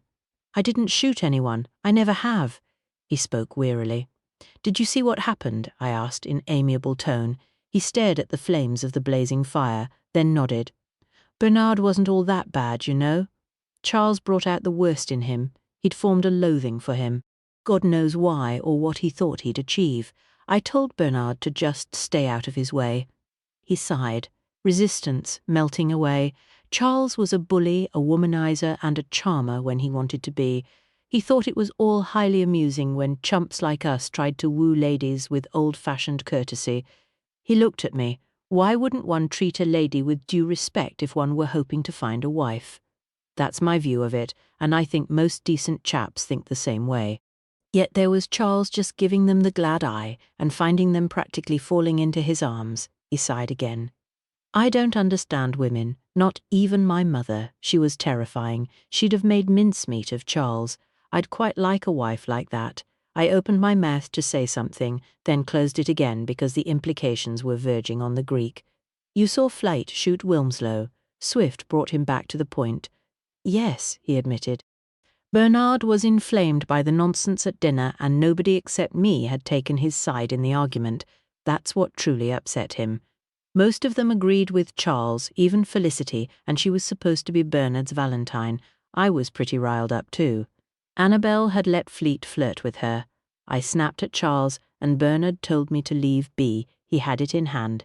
He came up to my room after we'd broken up for the night and told me he'd called Charles out, who had instantly agreed. That talk about the pistols by Redfern had given him the idea. He was deadly serious. He truly wanted to kill Charles. I told him not to be ridiculous. Charles was far too dangerous, but he just ranted on, getting himself more and more enraged, and then he left. I didn't know what to think, but I decided I'd best keep an eye on things next morning. So I got up at the crack of dawn and came in here to take a look out of the window. I had to melt the ice off first with my sleeve. I was still in my dressing gown and slippers, and felt like a bit of a twit, worrying over nothing. Then I heard the door on the ground floor bang open. I could just make out Bernard, then Charles. I could barely believe it. I tried to open the window and shout out. It was frozen shut, and I rattled it to make it come loose. And you saw Flight shoot Wilmslow? Swift demanded. Yes, he admitted. Charles didn't pace across the field like he was supposed to. Bernard did. Charles cheated. He just stayed by the stump and shot Bernard when he stopped and turned around. I got the damned window open just as it happened. I couldn't do anything to stop it. I ran downstairs and out of the door. Bernard was lying on the ground, blood all over his face, and Barbara was there. She had a pistol. It was Bernard's, and she was aiming it at Charles. He was backing away. She was shouting at him, asking if he'd run Beth over. He was telling her to calm down and said he'd never harmed Beth and never would, and she shot him. He'd stopped abruptly. The admission took us all by surprise. No one spoke, then Fawcett did. It was Miss Bowden. He sounded stunned. Yes, and she was blazing mad, Rupert continued. She went to stand over him. I ran over and bent down. He was still breathing. She swore and threw the pistol on the ground. Then she stalked off. Redfern came out after that, and we carried Charles into the tower between us. You saw Fleet murder Wilmslow, I snapped. A man who was supposed to be your friend, and you didn't say a damned word. I was going to, but then someone shot Charles anyway, and I wanted to protect Barbara, he retorted. Did you know the pistols had been modified? Swift asked. Yes, he replied, beginning to sound sulky now. Lady Rose let me in on it, some of the others must know too. Which shouldn't have come as any surprise, really. You saw Flate murder Wilmslow and Barbara Bowden shoot Flate, and said nothing to the police, Swift accused him. Yes, I did. I didn't want to tell you, Featherstone's voice began to shake. I talked it over with Hector. He's the most senior man here. We didn't know how you'd turn out, and we decided not to say a word. Redfern was terribly worried, poor chap, but he promised to keep the secret. You've all been lying to us. Swift could barely believe it, including Hector Somerton. Not everyone. The old dears didn't know, nor did Freddie or George or the girls, as far as I know. It was just me, Hector and Redfern, Rupert admitted, and Barbara, of course. This is a murder inquiry, Swift shouted.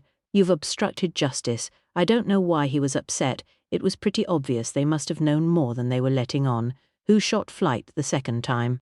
I asked Featherstone the more pertinent question. None of us knows, he said. We were waiting to see if you found out. Nobody wants Barbara to be put away, and I know she didn't shoot Fleet later because she stormed upstairs and locked herself in her room until lunch.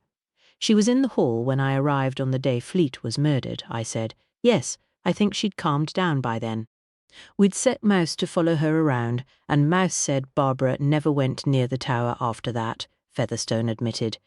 You mean even Mouse knew? Fawcett was incredulous. I suspected his faith in human nature was rather dented.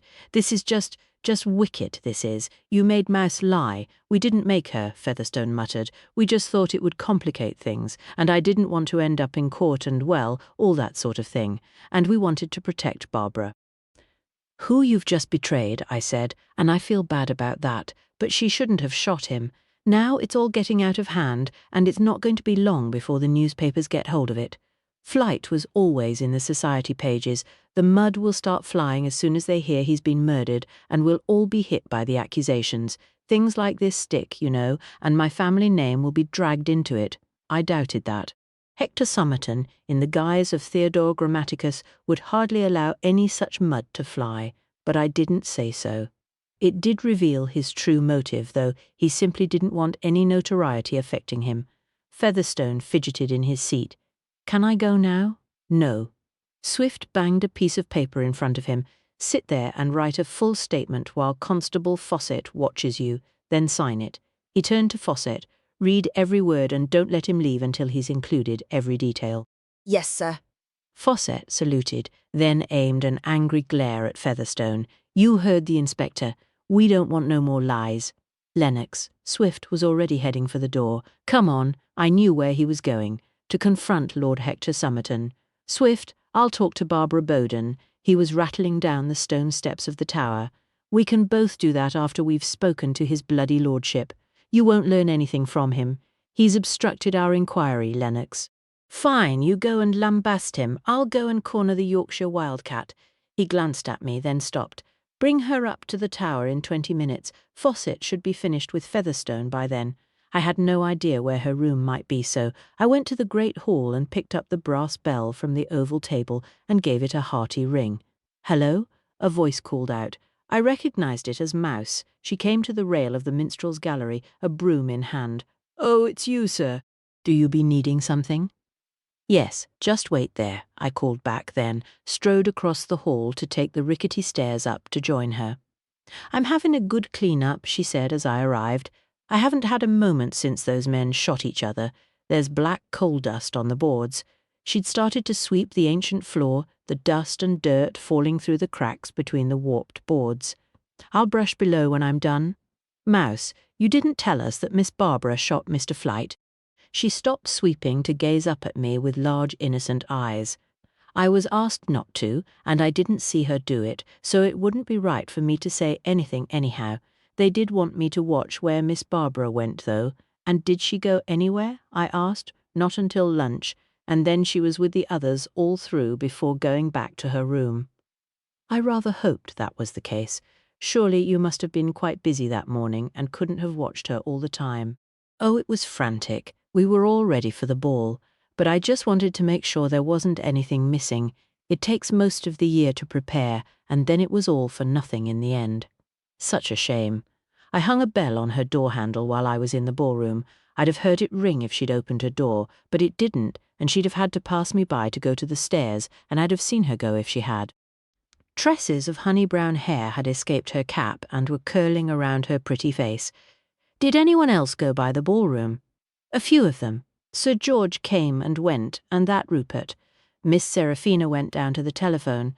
Miss Carr was around, and Miss Annabel came back from a walk. None of that really helped pin anyone down. Who do you think left coal dust up here? I indicated the floor. Oh, I've no idea, sir, she smiled sweetly. But whoever it was trailed it all the way across the hall floor and through to the tower. Miss Meg was already mad about the mess made by the police and ambulance, and then, after all that, more ambulance men came, and you'd think they'd know to wipe their feet clean, wouldn't you? She smiled again and moved to begin brushing once more. What time did you sweep the coal dust from the hall? I asked, realizing the significance of it. Oh, now. She stopped mid-sweep. It was after you had gone up to see Mr. Fleet. You can ask Mr. Redfern. He told me that one of the guests had mentioned it, and he said I'd best be quick or Miss Meg would be on the warpath again. I left her to it and strolled down the rickety steps to the hall, my hands in pockets. That snippet of information may well be the last lever I needed to force the truth out of the person who murdered Charles Fleet and the man who died trying to find the truth, Detective Sergeant Gregory Gilbert. Chapter 24. Why didn't you interview Barbara? Swift asked, when I arrived back at the tower. Fawcett was sitting at the table, his long face subdued, much as Swift's had been. I assumed Swift's encounter with Lord Hector Somerton had been less than cordial. It can wait. I want to prize out the real culprit. I'd gone to stand by the fire and face Swift, who was trying to chalk something on the overcrowded blackboard. What did Hector Somerton say? He said, "Why has it taken us so long to find that out?" He reminded me that the guests are due to leave tomorrow, and there isn't anything we could do to stop them. He's been testing us, Lennox, and withholding information. He doesn't like dabblers. Those were his words.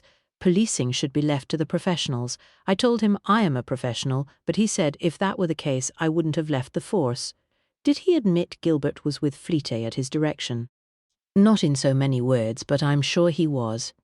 He put the piece of chalk on the easel. I said that if he'd have trusted us and given us more information, we might have averted Gilbert's death. That stung him, and the argument escalated. He went to slump in a chair. I walked out. I'd have done the same, I said. He glanced up, then down again. Swift was never anything other than his own man, but I knew he found members of the establishment unnerving. The power of the men who ran the country from the shadows would always be a mystery to those outside the bounds of ancient lineage. Gilbert's death is the only one that will allow us to catch the killer. I shifted back to practicalities. But what about all the rest, sir? Fawcett asked. There's no real evidence of anything, I said. Swift frowned. Billings is trying to pin down Flight's movements the night Beth Locke was hit. As Fawcett said, Gilbert would have already done that, I said. I've no doubt Flighter was in London, but I don't think he did it. What? Why not? Swift demanded. I sat down and told them, and who I thought did it, and why, and that it was all conjecture. We discussed it for an hour, swapping ideas, bringing up evidence, trying to determine the facts among the subterfuge and lies. Sounds like you're going to have to finagle it out of them, sir, Fawcett said. Quite possibly, I agreed. But we're not there yet. What do we need to do? Swift was containing his excitement, though I knew he was burning to prove himself to Hector Somerton. We need to put the sequence of events together and have lunch. Oh, we need to make up a strategy, sirs. Fawcett jumped to his feet. Shall I clear the blackboard? No, we can turn it around and use the back, I told him. Oh, that's a corking idea. He moved to grab one end and we helped flip it about. This is going to be a doozy. A what? Swift asked. It's from the movies, sir, he replied with a beaming grin. It means right good, which was hardly decent English either. We gathered around the board, a piece of chalk each in hand, and drew and wrote and rubbed out and finally established what and who and why. Then we sent Fawcett off to bring back a simple lunch and make our excuses to Lady Rose, Miss Mary, and those guests who had gathered down in the dining room for the official version. Greggs arrived shortly after, along with Kibble, Foggy, and Tubbs, followed by Percy and Florence. It was rather crowded, and we didn't explain why we were in good spirits, but we all shared chicken mayonnaise sandwiches, a choice of cheese, sliced apples, pickles, and bread rolls, fresh from the oven. Flambert also sent up a tray of exquisite pastries, which we took with a fine Darjeeling tea, and then we were ready. Drawing room in 15 minutes, I told them. Fawcett, inform Redfern and then gather the household, including the staff. Does that include chef, too, sir? Fawcett asked. Don't think he should ask him, sir, Kibble countered. He's roasting a fat capon. It's a tradition on the last night of the Valentine's do, stuffed with chestnuts, shallots, and sage and everything. Going to be fabulous it is, I said. Everyone, Constable. I spoke firmly. Oh, well, rightio, Kibble seemed nonplussed. What about Dr. Fraser? Do ye want him too? Yes, you'd best telephone him, I said. It must be important then, Kibble replied. Course it is, Fawcett told him. Come on. They went off, Tubbs and Foggy bounded out with them. Lennox, Percy put her hand through my arm. Are you going to corner the killer? Yes. She smiled up at me. You have your hunter's look. I didn't know what to say to that. We've made some interesting discoveries about the mystery of the lost lady ourselves. Florence was ready to walk out with Swift. Haven't we, Greggs? She turned to my old butler. Indeed we have, m'lady, he twittered. I believe our findings may shed considerable light on the story. We'll tell you all about it later, Percy said as we headed for the stairs. We didn't want to cause a distraction. The hall was vacant, and we walked across it in a small procession, with Greggs and Fawcett bringing up the rear. Visions of the medieval past ran through my mind. The lord in his rich robes, his ermine-trimmed cloak flowing from broad shoulders, his pretty French wife on his arm, just as Percy was on mine. I glanced again at the minstrel gallery where brightly coloured musicians would have gathered. I wondered if they'd had a jester in their midst and hoped they did. The drawing-room fire was blazing. Lady Rose and Mary were sitting before it, colourful blankets around their knees, just as they had been when I'd arrived. Tubbs was on Mary's lap and Fogg was lying across Lady Rose's feet. Neither bothered to greet us. Oh, our investigators, Lady Rose called out. We have your adorable little dog and cat. They have just arrived to sit with us, such charming souls and so friendly. We had a cat, Mary said. He was our Timmy, but we lost him last year, didn't we, Rose? Black, with a white bib and a moustache. He was our baby, 21 years old, and never a day's illness until the last. Her lips trembled. Greggs stepped forward. May I offer a handkerchief, lady? Oh, you dear man, she sniffed. I have one, thank you know, Rose, Mary continued. Perhaps it is time for a new baby. Lady Rose blew her nose very loudly into a large cotton square. I do believe you are right, Mary. We shall set Redfern on the quest. Swift had been standing in stiff patience until now. I'm afraid we are going to disturb your peace. They looked up. More questions, Mary said. No, we are going to arrest the killer of Charles Flight and Godfrey Gilbert, he announced, then went to follow Fawcett, who was placing the cardboard box he was carrying on the Elizabethan dresser. Just keep to the relevant evidence, I told him. That's what I'm doing, Lennox, he said. Then he and Fawcett began rummaging through the box. Hector Somerton came in and walked purposefully to the front and sat on an upright sofa. He had a presence, a self-appointed adjudicator weighing everyone around him, waiting to be impressed or not, as the case may be. Clarissa had come in his wake. She slipped next to him and neatly crossed her ankles. She dressed in sombre tweeds, her blonde hair behind a simple brown velvet Alice band. She caught his eye and smiled. He gave the faintest smile in return. Freddie Doggett arrived with Felicity Carr. He waited to help her find a seat. She fussed about the sun being in her eyes, and he offered to pull a curtain. She moved to another chair and sat primly upright. He slid down onto the chair she'd rejected. Annabel Cresswell trailed in wearing the same black dress, her string of long white pearls swinging slightly with her movements. Her short hair was held down by a black sequined band in the flapper style, her eyes smudged with shades of charcoal and grey, her Cupid's bow lips painted pink.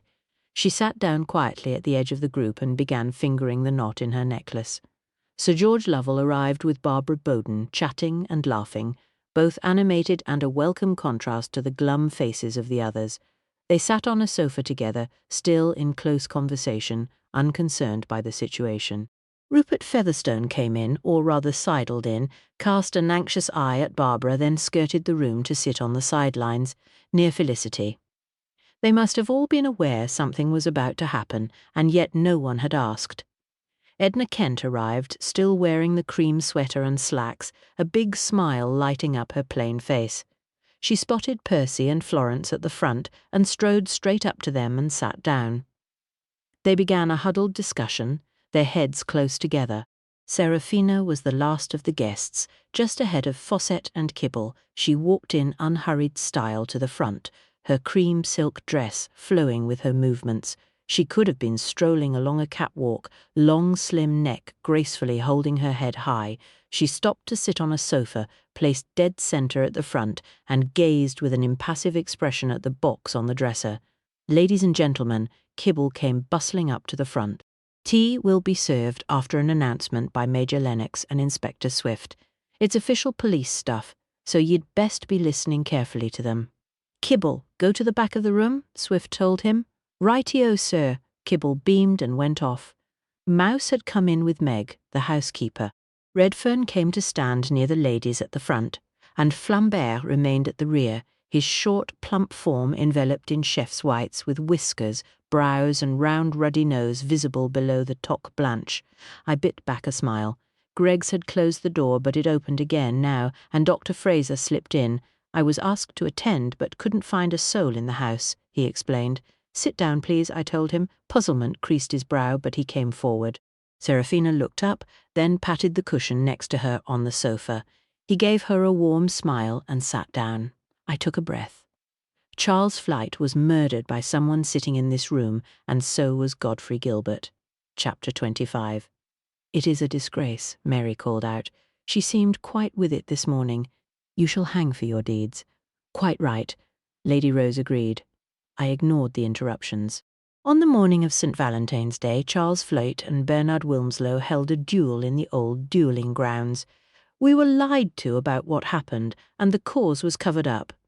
The cause was never clear, Sir George Lovell interrupted. It was just some stupid squabble over dessert. You didn't socialize very much with Float's group of friends, I stated. No, he replied. He was finely turned out, thick hair combed back, the grey at the temples adding to his good looks. He wore the same light grey suit and blue silk naval officer tie. I'm not keen on jazz or the modern scene. You must have been aware of the animosity between Bernard Wilmslow and Charles Flight, though, to a degree. But I hadn't thought they were at the point of killing each other, he replied in a relaxed fashion. I doubt it had been deadly until Beth Locke was deliberately hit by a van and put in a coma, I replied. That event turned everything malign. I'm afraid I never knew Beth Locke, he replied. Murmurs rose at the mention of her name. But you knew Declan Doyle, didn't you? I said. He had sat with legs crossed, leaning back on a sofa, but now tipped his head slightly to one side, his focus narrowing on my face. How would you know that? I hadn't, but Hector had been manoeuvring behind the scenes, and George Lovell had to be here for a reason. Queenstown, Ireland, the home of the Q ships during the war, I said. Doyle was captured in Queenstown trying to escape, he nodded. An alert was put out for him. We were in dock at the time, and my crew was involved in the manhunt. They were the ones who caught him, and they dragged him onto the ship I commanded. Regret pulled at his lips. He was terrified, crying and pleading to be released. He said they'd hang him for sure, and he hadn't done anything wrong. Did you believe him? I noticed Hector Somerton shift forward in his seat. I did, actually, George said. It didn't make any difference. The army came and took him before anyone could intervene. Did you know that Flight was the one to accuse him? I asked. The name was mentioned, he replied, his tone becoming more military, as it would have been when he'd captained a ship. I didn't know who he was at the time, although I'd heard of Ocean Flight International. They'd contributed ships to help the war effort and held a lot of sway in government. Did you hear Doyle say anything significant? Hector joined in. He used the word gombeen, which could mean either a scapegoat or someone shady, George replied quietly. When you're stuck with a bunch of men, day in, day out, sometimes in extremes of fear or danger, you become proficient at reading the nuances. A ship in wartime can be a dangerous place. We couldn't have the weak or wily on board. I spent a short time with Doyle after they'd caught him. We sat him down and gave him tea. He was jabbering and shaking with fear, only just 18 and not much flesh on his bones. He said he'd been keen on a girl on the estate, but then the master had come home and she'd had her eyes dazzled by him, according to Doyle. But then the girl decided nothing good would come of it, and she was being played for a fool. The next day she was found dead in the lake with bruises around her neck. Fleeter had accused him, so he'd run away, hoping his nationalist friends would help him escape. They tried, but they were being watched. They were in a local house they thought safe when the constabulary arrived. Doyle squeezed out of a window and ran for the docks. My men caught him in one of the storehouses. I wish they hadn't. I assume you testified in court, I said. The room had been very quiet, apart from a rumbling purr from Mr. Tubbs on Mary Lovelace's lap. I think very few people would have heard much about the story of Declan Doyle. I did. It was the next day, he replied. There was a trial. The country was under martial law at the time. The commander-in-chief was away, and his stand-in was keen to make a name for himself. Do you think an injustice was done? I asked the question that had probably been a long time coming. Yes, I do, and that is what I testified in court for all the good it did, he said, a frown now furrowed deep between his brows. I hadn't known Fleet, but some years later we were introduced at some official do. I had a drink with him, and after a while I brought the matter up. I asked him what he thought happened to the girl, Ailing O'Connor. He gave a smirk and said she was out of her depth. He seemed to think it amusing. Why didn't you report this? Hector demanded. To whom? George replied, with irony in his voice. The man who sentenced Declan Doyle is now the Under-Secretary of State with ambitions to climb higher.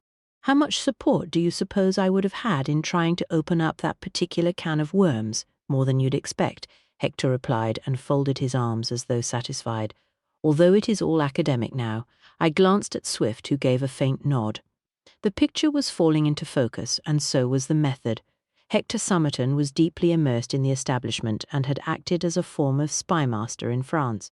Now he was an investigative journalist, and I was certain he was more than that. He was one of the equalizers, rooting out corruption in high places, cleaning out the house to keep the establishment in order.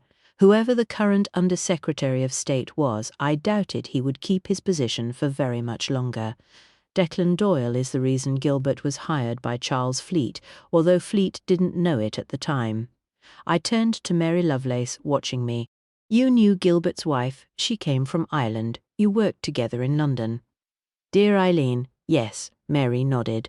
We have spoken of it. You were talking about her nephew, weren't you? I was, a scapegoat. I said so to Clarissa only last year, didn't I, my dear girl? She smiled sweetly at Clarissa, who smiled back. You did, Miss Lovelace, she replied, and we agreed it was an injustice that had lain too long. Well, there has been a reckoning, and I am glad of it, Mary said, not sounding in the least addled. There were a lot of confused glances being exchanged in the room. Miss Lovelace was Clarissa's governess in London, and Eileen Doyle was lady's maid to Lady Weston, I explained. Eileen Doyle was aunt to Declan Doyle. Eileen married Godfrey Gilbert, who retired from the Met some years ago. Gilbert was struggling financially and with his health, but he was as keen as anyone to see justice done for his wife's nephew. I swung on my heel to regard Hector. Someone wanted justice and was prepared to pay for it. It was you, I said, to which I received an enigmatic smile, and you were involved, Clarissa. I turned to her. She too smiled. One or both of you triggered this. Actually, the trigger was Flight himself when he'd dropped Clarissa almost a year ago and turned his attention to Beth Locke, but it would gain me nothing by saying so. Someone told Charles Fleet that his life was in danger, and he believed them. I continued, speaking into a very quiet room. They were listening as though mesmerized, nothing to be heard but the purr of my cat and the occasional crackle and hiss of the fire. Dr. Fraser looked mystified. I carried on. Fleet accepted the suggestion to take Gilbert on as a valet, or rather an investigator, to help discover the apparent plot against him. Ironically, Fleet himself was the one being investigated. I cannot imagine Gilbert would have had an easy time proving anything. After all, why would Fleet retain anything that would point to his guilt? The best he could hope for was some information from the servants, and I'm sure he set about inveigling himself into their confidence. A number had come from the Fleet estate in Ireland, and may very well have had secrets to impart. But part-way through Gilbert's investigation, Beth Locke was hit by a van, supposedly driven by a man named Declan Doyle. There had been quite a lot of fidgeting, and the level of muttering had grown louder. I stopped to allow their questions to fly. Swift will give what answers he can. He didn't, of course, he merely turned the questions back onto them while I wandered to the window to stare out at the wide expanse of the front gardens. "Coffee or a glass of good Burgundy, sir?" Greggs had come to my side offering much-needed fortification. "The red," I replied, with a grin of thanks. He must have prepared it already, because he returned from the Elizabethan dresser within an instant. "I have made a tour of the wine cellars, sir. There are some excellent vintages laid down. I perceive the late Lord Bancroft to have had an excellent nose." "Apparently so," I said, as I sipped the fine wine in appreciation. Greggs cleared his throat. I rather hope this incident will not affect Lady Rose or Miss Mary." His gaze had wandered in their direction as he spoke. "You mean the incident of 3 people all murdered in their house on St. Valentine's Day. But the press, sir." His chins wobbled in distress. "The ladies have held the day in celebration of romance. It would be quite devastating if their gatherings were sullied by murder." I finished the glass of red nectar and felt ready for the next session. "Lord Hector is Theodore Grammaticus of the Times. I'm pretty certain he can spin a story any way he chooses." "Ah, really, sir?" His brows rose. "Perhaps he would also appreciate a glass of Burgundy." "I'm sure he would, and so would the old ladies," I told him. He bimbled off, a look of intent on his phiz. Swift and Fawcett had joined forces in front of the fire. "It serves you right for not telling us the truth in the first place." Fawcett was responding to something Rupert Featherstone had said. "If you'd have said you was there when Miss Bowden shot Mr. Flight, it wouldn't have taken so long for us to find out what's what." "You told them that?" Barbara Bowden was on her feet, her dark eyes flashing fire at the chinless wonder. Rupert shrank against the cushions. "I had to. It would come out sooner or later." "He's right," I said, and strode back in front of the fire. "And you've lied by omission, Miss Bowden." She turned blazing eyes at me, then gave an angry sigh. "I know, I was furious. I was convinced he'd tried to kill Beth, but I didn't shoot him the second time. That was someone else. Ha! That's what you say," Kibble called out from the back of the room. "Who is that man?" Mary turned to Lady Rose. "He's the local police constable in disguise," Lady Rose whispered loudly to her. Mary formed a silent O, then giggled. "Would you please tell us what happened on Valentine's Day morning, Miss Bowden?" I asked her in an amicable tone. She sat down again, anger abating, although I could see she was still simmering. It was obvious something was brewing. Fleet had been needling Bernard Wilmslow since he arrived. "Demonstrating the pistols was idiotic. You might as well have handed them one each where they sat." She spoke bluntly.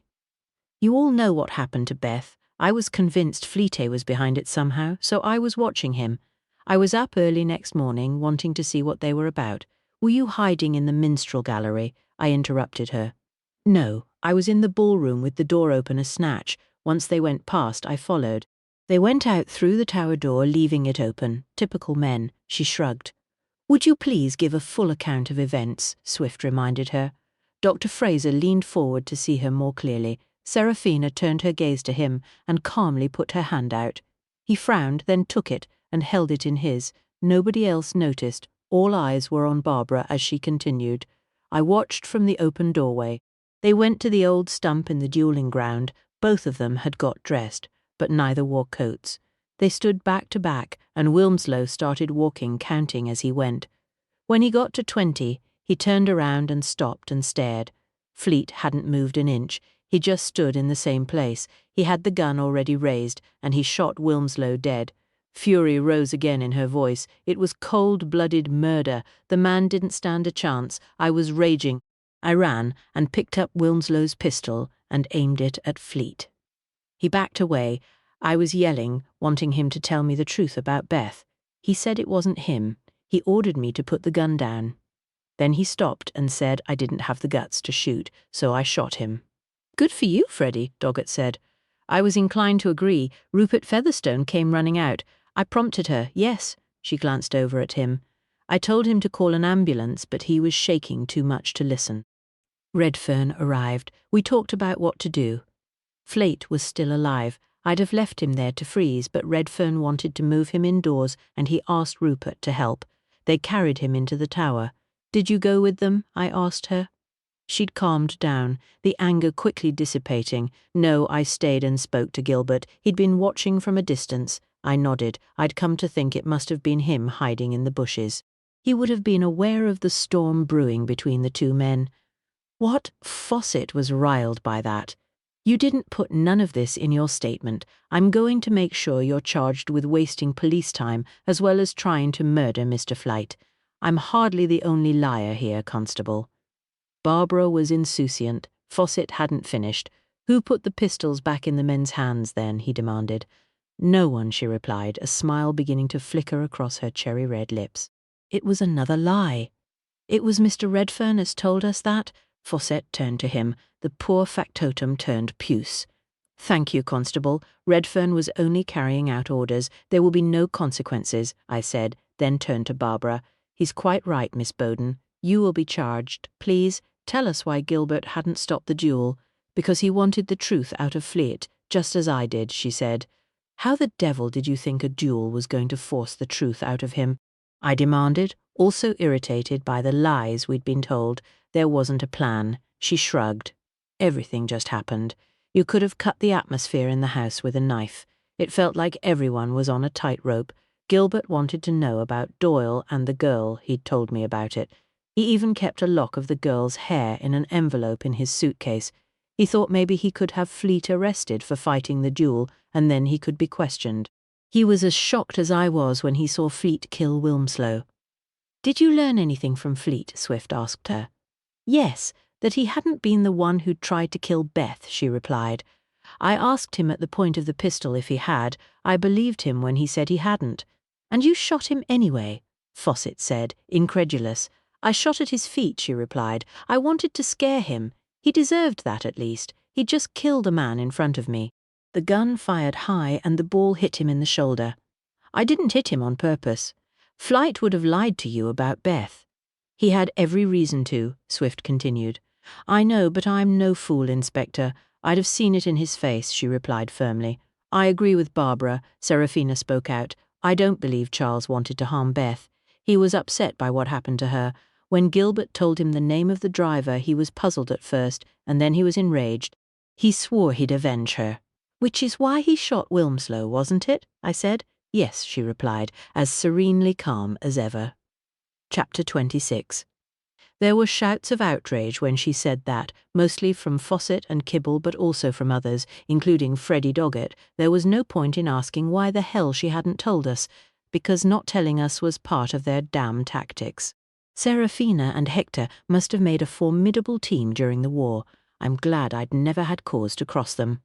Typical of you, Serafina. Always playing games. Annabelle practically spat the words at her. She'd been quietly watching until now.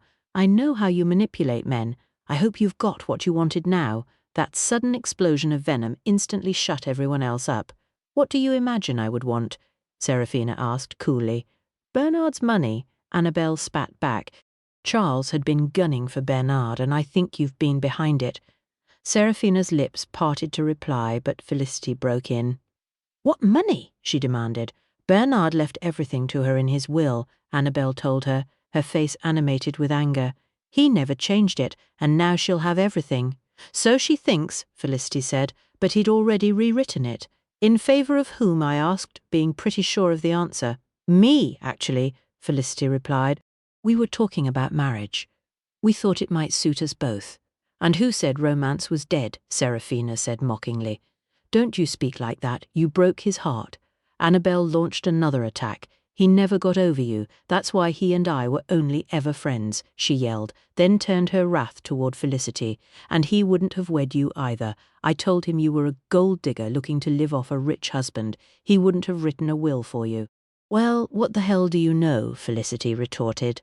"Nothing, but you won't get a penny," Annabel spat back. "Which serves you right," Edna said to Felicity.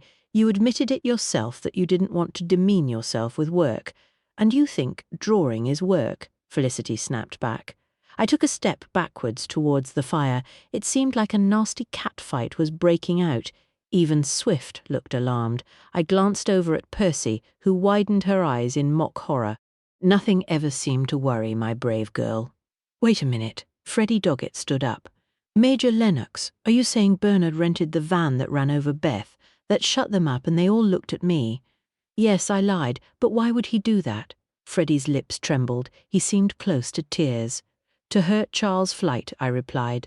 "Bernard deliberately ran over Beth just to spite Charles." Barbara's voice held venom, and she reverted to her native Yorkshire. "Well, I'm right glad Flight shot him, and I just wish it was me." "I wish you had too, Barbara," Freddie stuttered. "I can't believe Bernard was so vindictive." "I bet he was put up to it," Barbara said. "Don't you worry, Freddie. These men will find out the beggar who did it." There were a few raised brows at her language, but the focus was on the revelation. Wilmslow had deliberately driven into Beth in an attempt to kill her, or that was how it appeared. My focus switched from Felicity to Edna to Annabel, and then Seraphina. "Bernard loved you, Seraphina. He worshipped her," Felicity hissed. "He'd do anything she asked. Why would she ask him to kill Beth Locke?" I replied. "For his money, of course." Felicity's lip curled. "Charles would have killed him when he found out, and yet you thought Bernard's money would come to you," I replied, then turned to Edna before she could think of a response. "What would you have gained from Wilmslow's or Flight's death?" "Nothing," she said. Her large eyes in her plain face regarded me steadily. "Nor would I have wished for it." "Annabel?" I turned to her last. "Why would I play such nasty games?" she replied, a sulkiness in her tone. "Besides, I've never heard of Declan Doyle until now, and that, of course, was the crux. Who had heard of him?" I turned again to Seraphina. "Bernard had found the story out," she replied. "Bernard didn't find the story out," I retorted. "Did you or Hector feed the information to him to inflame the antagonism between him and Fleete?" "I did not." She gazed back, her beautiful face impassive. "Nor I," Hector said, equally basilisk. "And yet you had been investigating him? I wanted them to admit their role in all this." "Yes," Hector said. "You know my background." I wanted the truth about Doyle, and do not forget the Fleet family had been very generous in donating shipping during the war. That fact could have influenced the man judging Declan Doyle in Ireland that day. "All of which will make a very good story," I snapped back. "There's more to this than a mere story, and you know it, Lennox." He stabbed a finger at me. "People who wield power must have clean hands. The judgment of Declan Doyle was biased, and a man without veracity cannot be allowed to wield power in the land." "High words for noble deeds," I said with sarcasm. "So you manipulated events around Fleet to prove that some ambitious politician could be revealed for what he was, and to expose Fleet and to find justice for Declan Doyle," he replied. "You haven't found justice, though, have you?"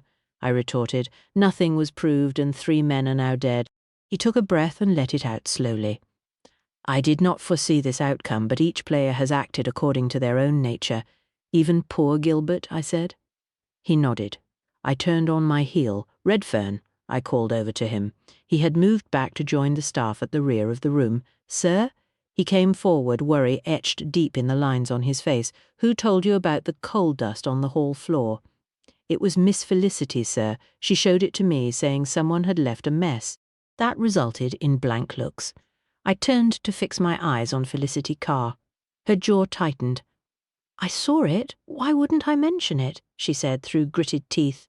I glanced over at the box on the dresser, containing the gun, the lock of red hair, the Valentine's letter, bits of Gilbert's suitcase, and all the papers, but decided against using any of it.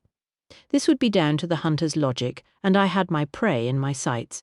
Bernard Wilmslow hadn't plotted to kill Beth Locke. Someone was playing their own game.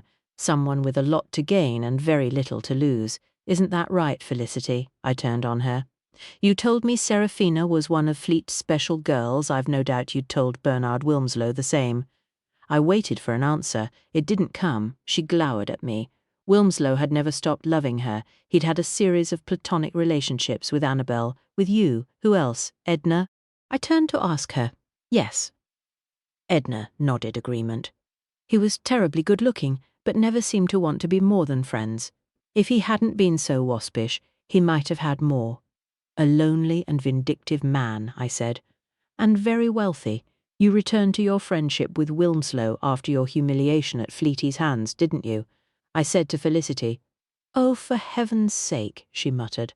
I wish you would just go away. She yelled those last two words. You wanted to know everything about Charles Flight and his life.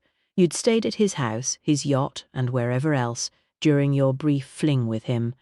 And you knew Gilbert from your time there. Gilbert made notes. He was a detective. Detectives are obsessive about notes. I didn't look at Swift, but this is what we'd been discussing before lunch, and were pretty sure that it had to be how it was done. You uncovered the name and the facts pertaining to Declan Doyle from Gilbert's notes. I paused for a response. It didn't come. And when things didn't go your way, you decided to profit from it. Don't you dare talk to me like that, she shrieked. I am so sick of you men. Everything in life is yours to take. You think you can treat me like dirt just because I am a woman? No, I replied, because you're a murderer. You wanted to kill Flight because he didn't offer you what you wanted. Those letters you sent were deadly serious, but then you thought of a better plan. She threw her chin up in defiance. The curl to her lip destroyed the prettiness of her face, which was now contemptuous. Bernard Wilmslow didn't rent that van, I continued. You did. You wore his coat, his hat, maybe even his scarf. You gave Declan Doyle's name to put Flighty in the frame. Once you had the van, you drove it into Beth Lock to spite Flight. Wilmslow didn't suddenly turn into a murderer just because you told him Serafina was Flighty's mistress. You were behind it all, and you told Flight that Wilmslow had tried to kill Beth, and that's why he killed him, just as you knew he would. There were a few gasps at that revelation, but my focus was on her. You think I could force a duel? She was mocking. No, although you'd have known there was a possibility. Wilmslow had talked about changing his will, or rather you had probably persuaded him. Did he actually do it? I held my hand up to quieten Annabel, who was about to reiterate what she'd told me already.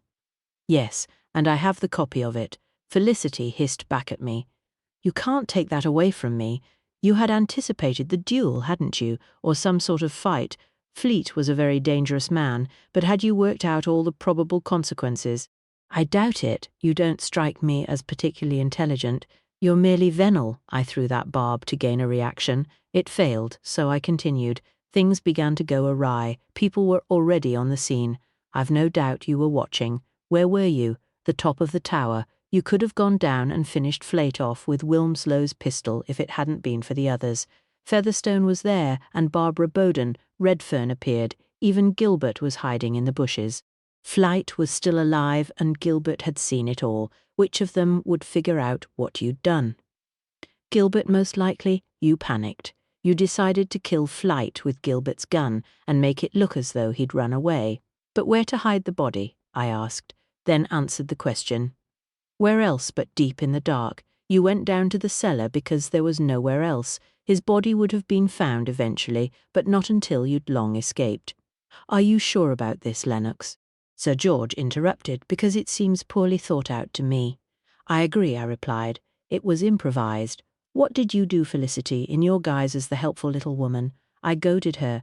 Offer to help Gilbert by running up to get his medicine for him. You gave Gilbert an overdose in a tot of whiskey and waited for the medication to take effect. You knew the phenobarbital was a sedative from your time working in a chemist. You emptied the bottle and shot Flight once Gilbert was dopey. Then you went up to clear his room and his notes and gather all his belongings into his cardboard suitcase, hide it away, then return to the minstrel gallery to watch and wait. Once the coast was clear, you went back to push Gilbert out of the window and roll his body down through the coal hatch. I stopped at that point, letting the words seep into her mind and the inevitable outcome of uncovering her actions.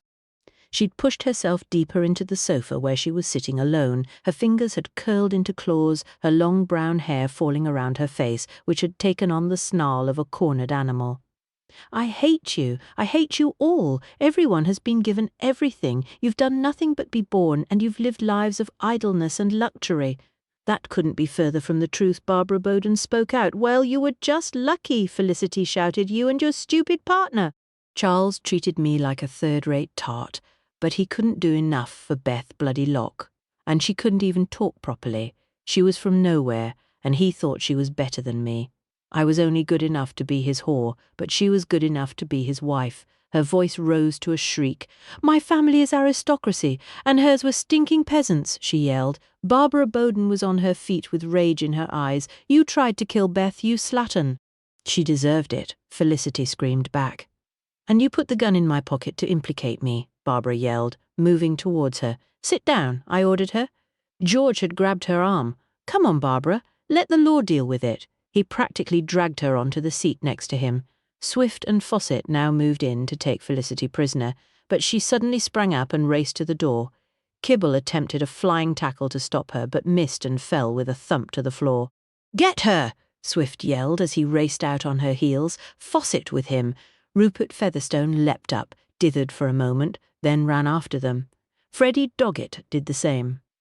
I hope you're satisfied with what you've done, I spoke to Hector Somerton, who hadn't moved. Justice Lennox, he replied, you've manoeuvred people like pawns on a chessboard. Do you think those who kill would not kill again? Flight proved himself for what he was.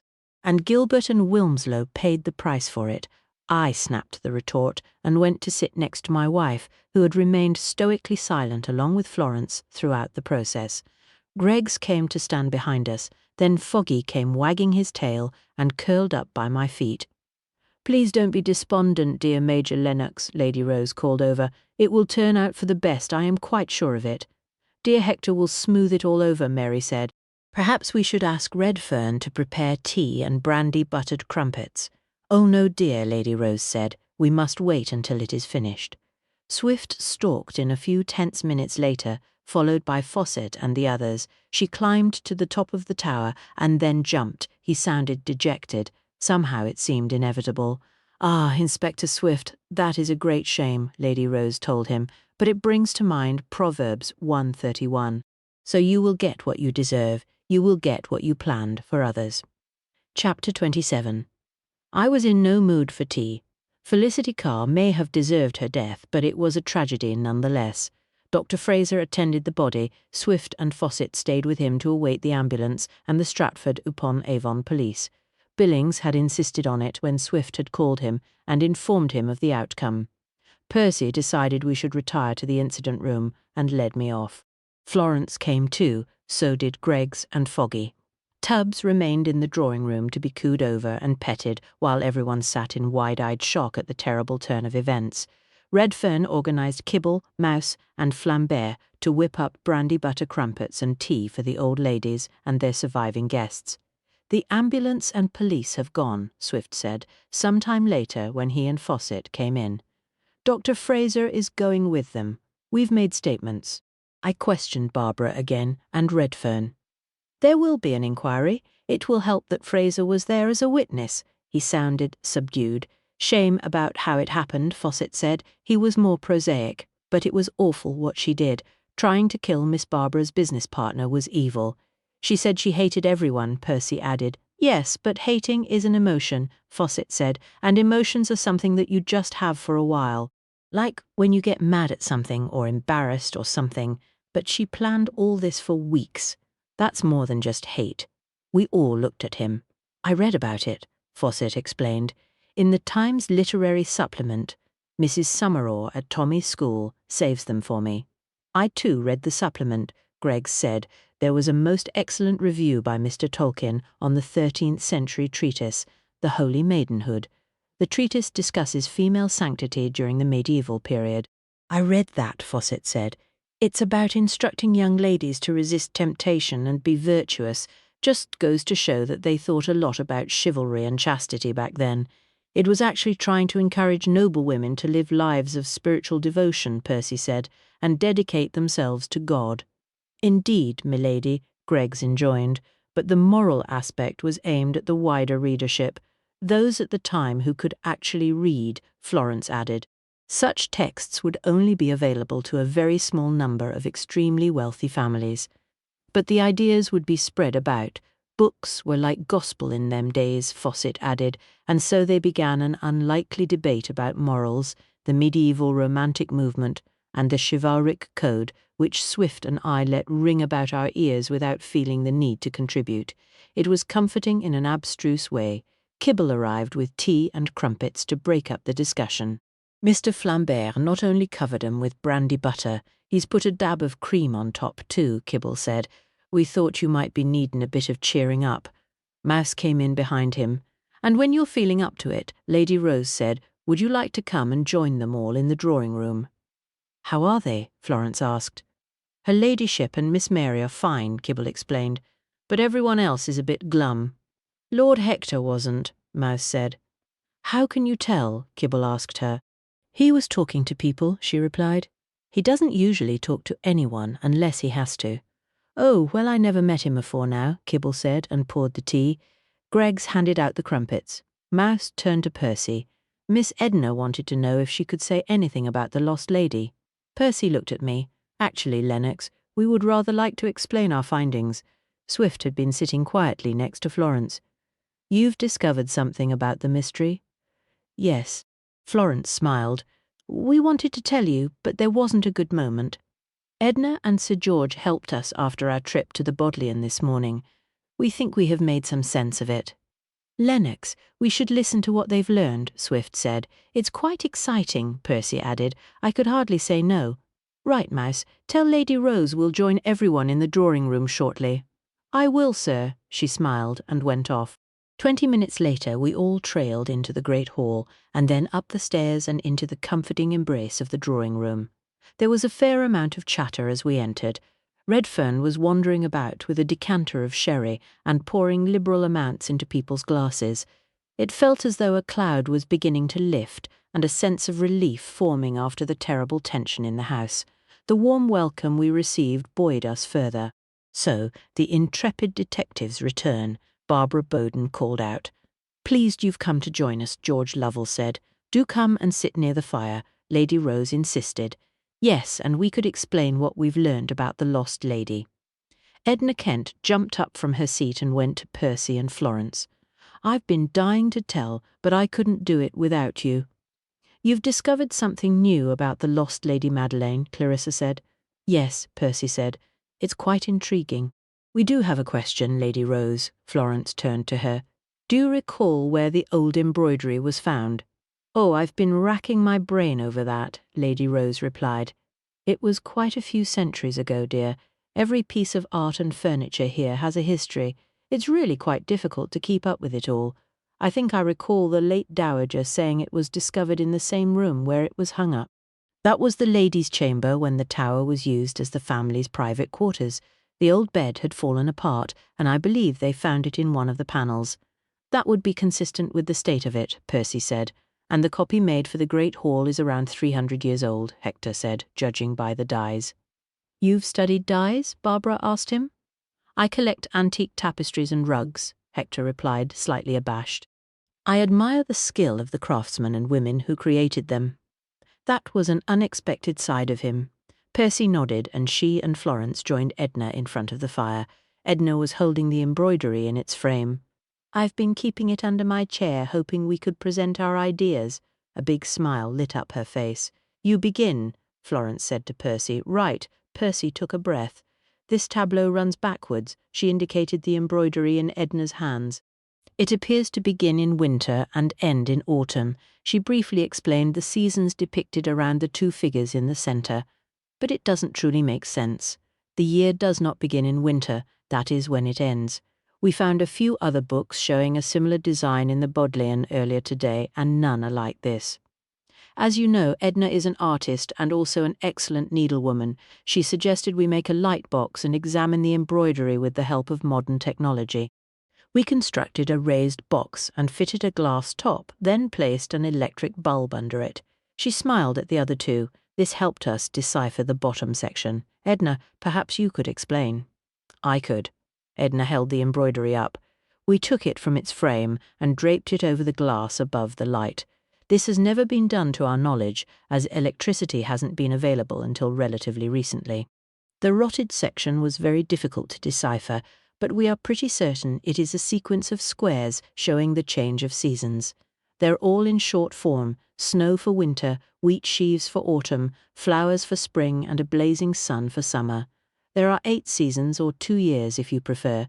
She stopped and looked at Percy. And so, Percy explained, if we reinterpret the picture, we see the opening scene running right to left, and the hare running through a meadow of marigolds, poppies and daisies, its eyes wide with fear and looking behind it. Florence, Percy turned to her. When we lifted the embroidery from the frame, Florence began. We realized there were raised areas under the stitching. There is such an area within this young tree. She pointed to the tree that had blood-red leaves hanging from it. When we looked at it on the light box, we could make out a wolf staring at the hare. It had been sewn very carefully into the bark of the tree, but couldn't be seen by the naked eye. The wolf symbolizes danger. It is also one of the heraldic symbols of Pierre du Mortier's family, which we discovered today in the library. Pierre du Mortier was a member of an ancient French aristocratic family. Percy took up the tale. We believe the hare is Lady Madeline running in terror from her old lover. The hare is running through flowers that represent grief, sorrow, and regret. There are 2 crows in the tree watching the hare. They are harbingers of death. If we look next at the little whippet seated between Lord Bancroft and his lady, you can see laurels on its collar and also in its master's hat. This implies the dog somehow represents its master or its master's deeds. In other words, the dog has enacted a noble feat. You think it alerted the lady to Pierre du Mortier's presence, George Lovell said. Yes, Percy replied, and your help with the translations has made this much clearer. Pierre du Mortier was released from prison after a ransom was paid. We discovered a reference to this today in the library. There are some copies of the Agincourt rolls kept in the reference section. Du Mortier is not listed anywhere after that, though, or at least that we could find. We think he came to England vowing to reclaim his lost bride from the Englishman who had stolen her away. But you said her and Bancroft's marriage was a love match, Lady Rose reminded her. And I think it was. Everything in the embroidery indicates that, Percy agreed. There isn't a church or chapel here at the house, is there? She asked Lady Rose. There is a little house chapel, but I'm afraid we rarely use it. She sounded puzzled. The parish church is over the hill, some 4 miles away. It has always been rather an inconvenience. It's far from the house because it was once a convent, Percy said, and we think the lilies on the horizon signify the convent, which we believe is where Lady Madeleine fled to. She pointed to the tiny lilies on a distant hill beyond the house. Is that where the church is? Yes, it is. Lady Rose leaned forward to squint at it. But it cannot be seen from the house at all, because the nuns wouldn't want none of the men-at-arms from the house going over there, Fawcett said. Exactly, Edna said to him. Mouse raised her hand. If Lady Madeline ran away to a convent, and there's the crows, that means death, did she kill the wolf? Yes, Percy said. We think she did, and Edna was the reason we found the proof. She looked at Edna. It was because of the light box, Edna said. We could see the wolf in the tree, but we also found it again. Its corpse is lying below Lady Madeleine's feet. There is a dagger in its heart. She pointed to the area. It's dark with mould, and it's sewn in shades of dark grey and brown and appears to be simply a shadow or bare earth. The only light is from this shape here. She ran a finger over a sliver of paler grey. It appears to be a fallen flower, but hidden beneath the stitching is a dagger. The embroidery is a confession. Rupert Featherstone had been sitting quietly alone, but now spoke out. She killed him, then ran to hide herself in the convent. We agree, Percy said, and she remained there for 2 years until Lord Bancroft persuaded her to return to him. But everyone would know what happened, Kibble said, all them in the village and in the house. They'd all have talked about it. They may have whispered it, Florence agreed, but none would dare speak out against the lord or lady. So why is there a story of her disappearing one night and never being seen again? Freddie Doggett asked. He too had been sitting subdued and quiet. That would have been the official story put about by Lord Bancroft, Hector said. Yes, it would, Percy agreed. It wasn't only minstrels who travelled from one great estate to the next. Mummers, players and storytellers did too.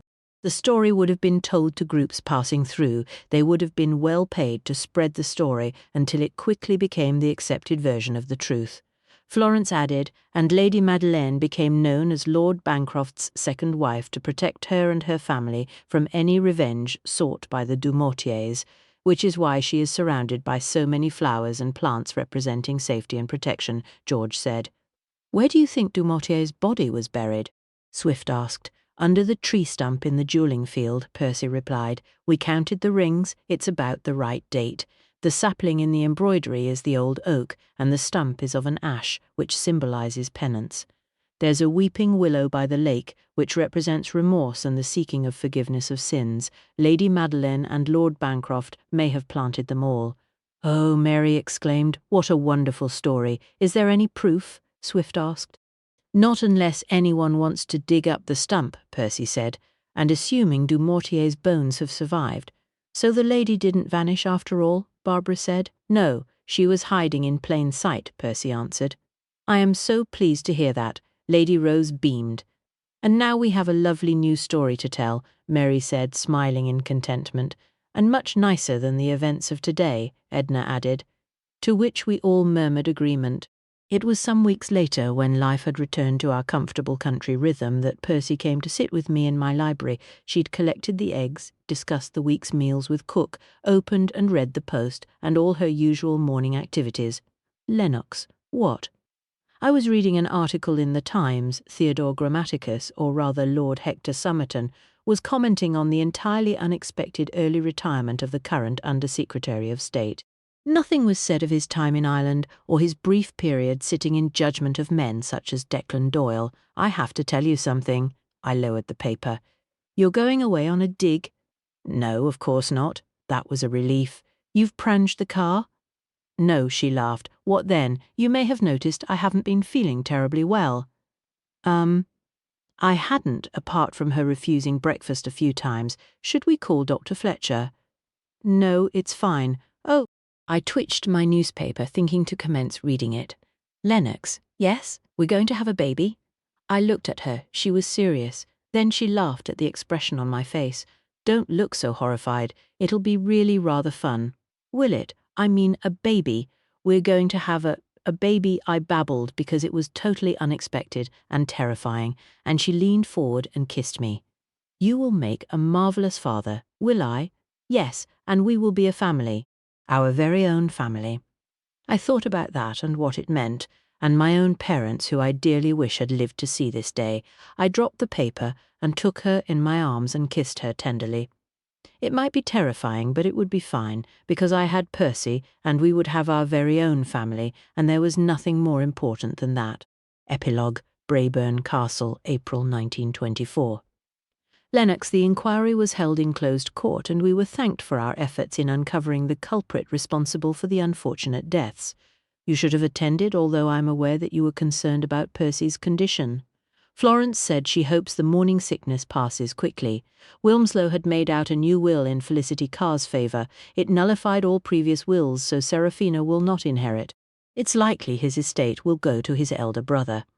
According to Florence, who has maintained a correspondence with Lady Rose and Mary Lovelace, Dr. Fraser might yet win Seraphina's hand. They were at the court, but I didn't have a chance to speak to them. The gloves found in Felicity Carr's room have been analysed, and they're fairly certain that it's human blood on them. They used the Castle-Meyer test. It's not definite proof, but her words and actions had already condemned her. Beth Locke has made some progress. Freddie Doggett and Barbara Bowden were both at the inquiry. They said things were much more positive, and Beth might one day recover. Doggett was dedicating his time to her. Miss Bowden was severely reprimanded. We saw her in close conversation afterwards with Lord Hector Somerton. It seemed to Florence and I that he had some sort of demands to make of her. Redfern's acts were deemed to be light, and he was merely given a lecture on cooperating with the police. He admitted to me afterwards that he had left the Valentine's note in Fleet's jacket as a clue for us to find. He wasn't aware of the whole story, but he did want to aid us as far as he was able. Poor Gilbert's widow was unable to attend. She has been granted a generous widow's pension, which I believe Hector Somerton was responsible for. She asked for the lock of red hair to be returned. It was Aisling O'Connor's, as we'd thought.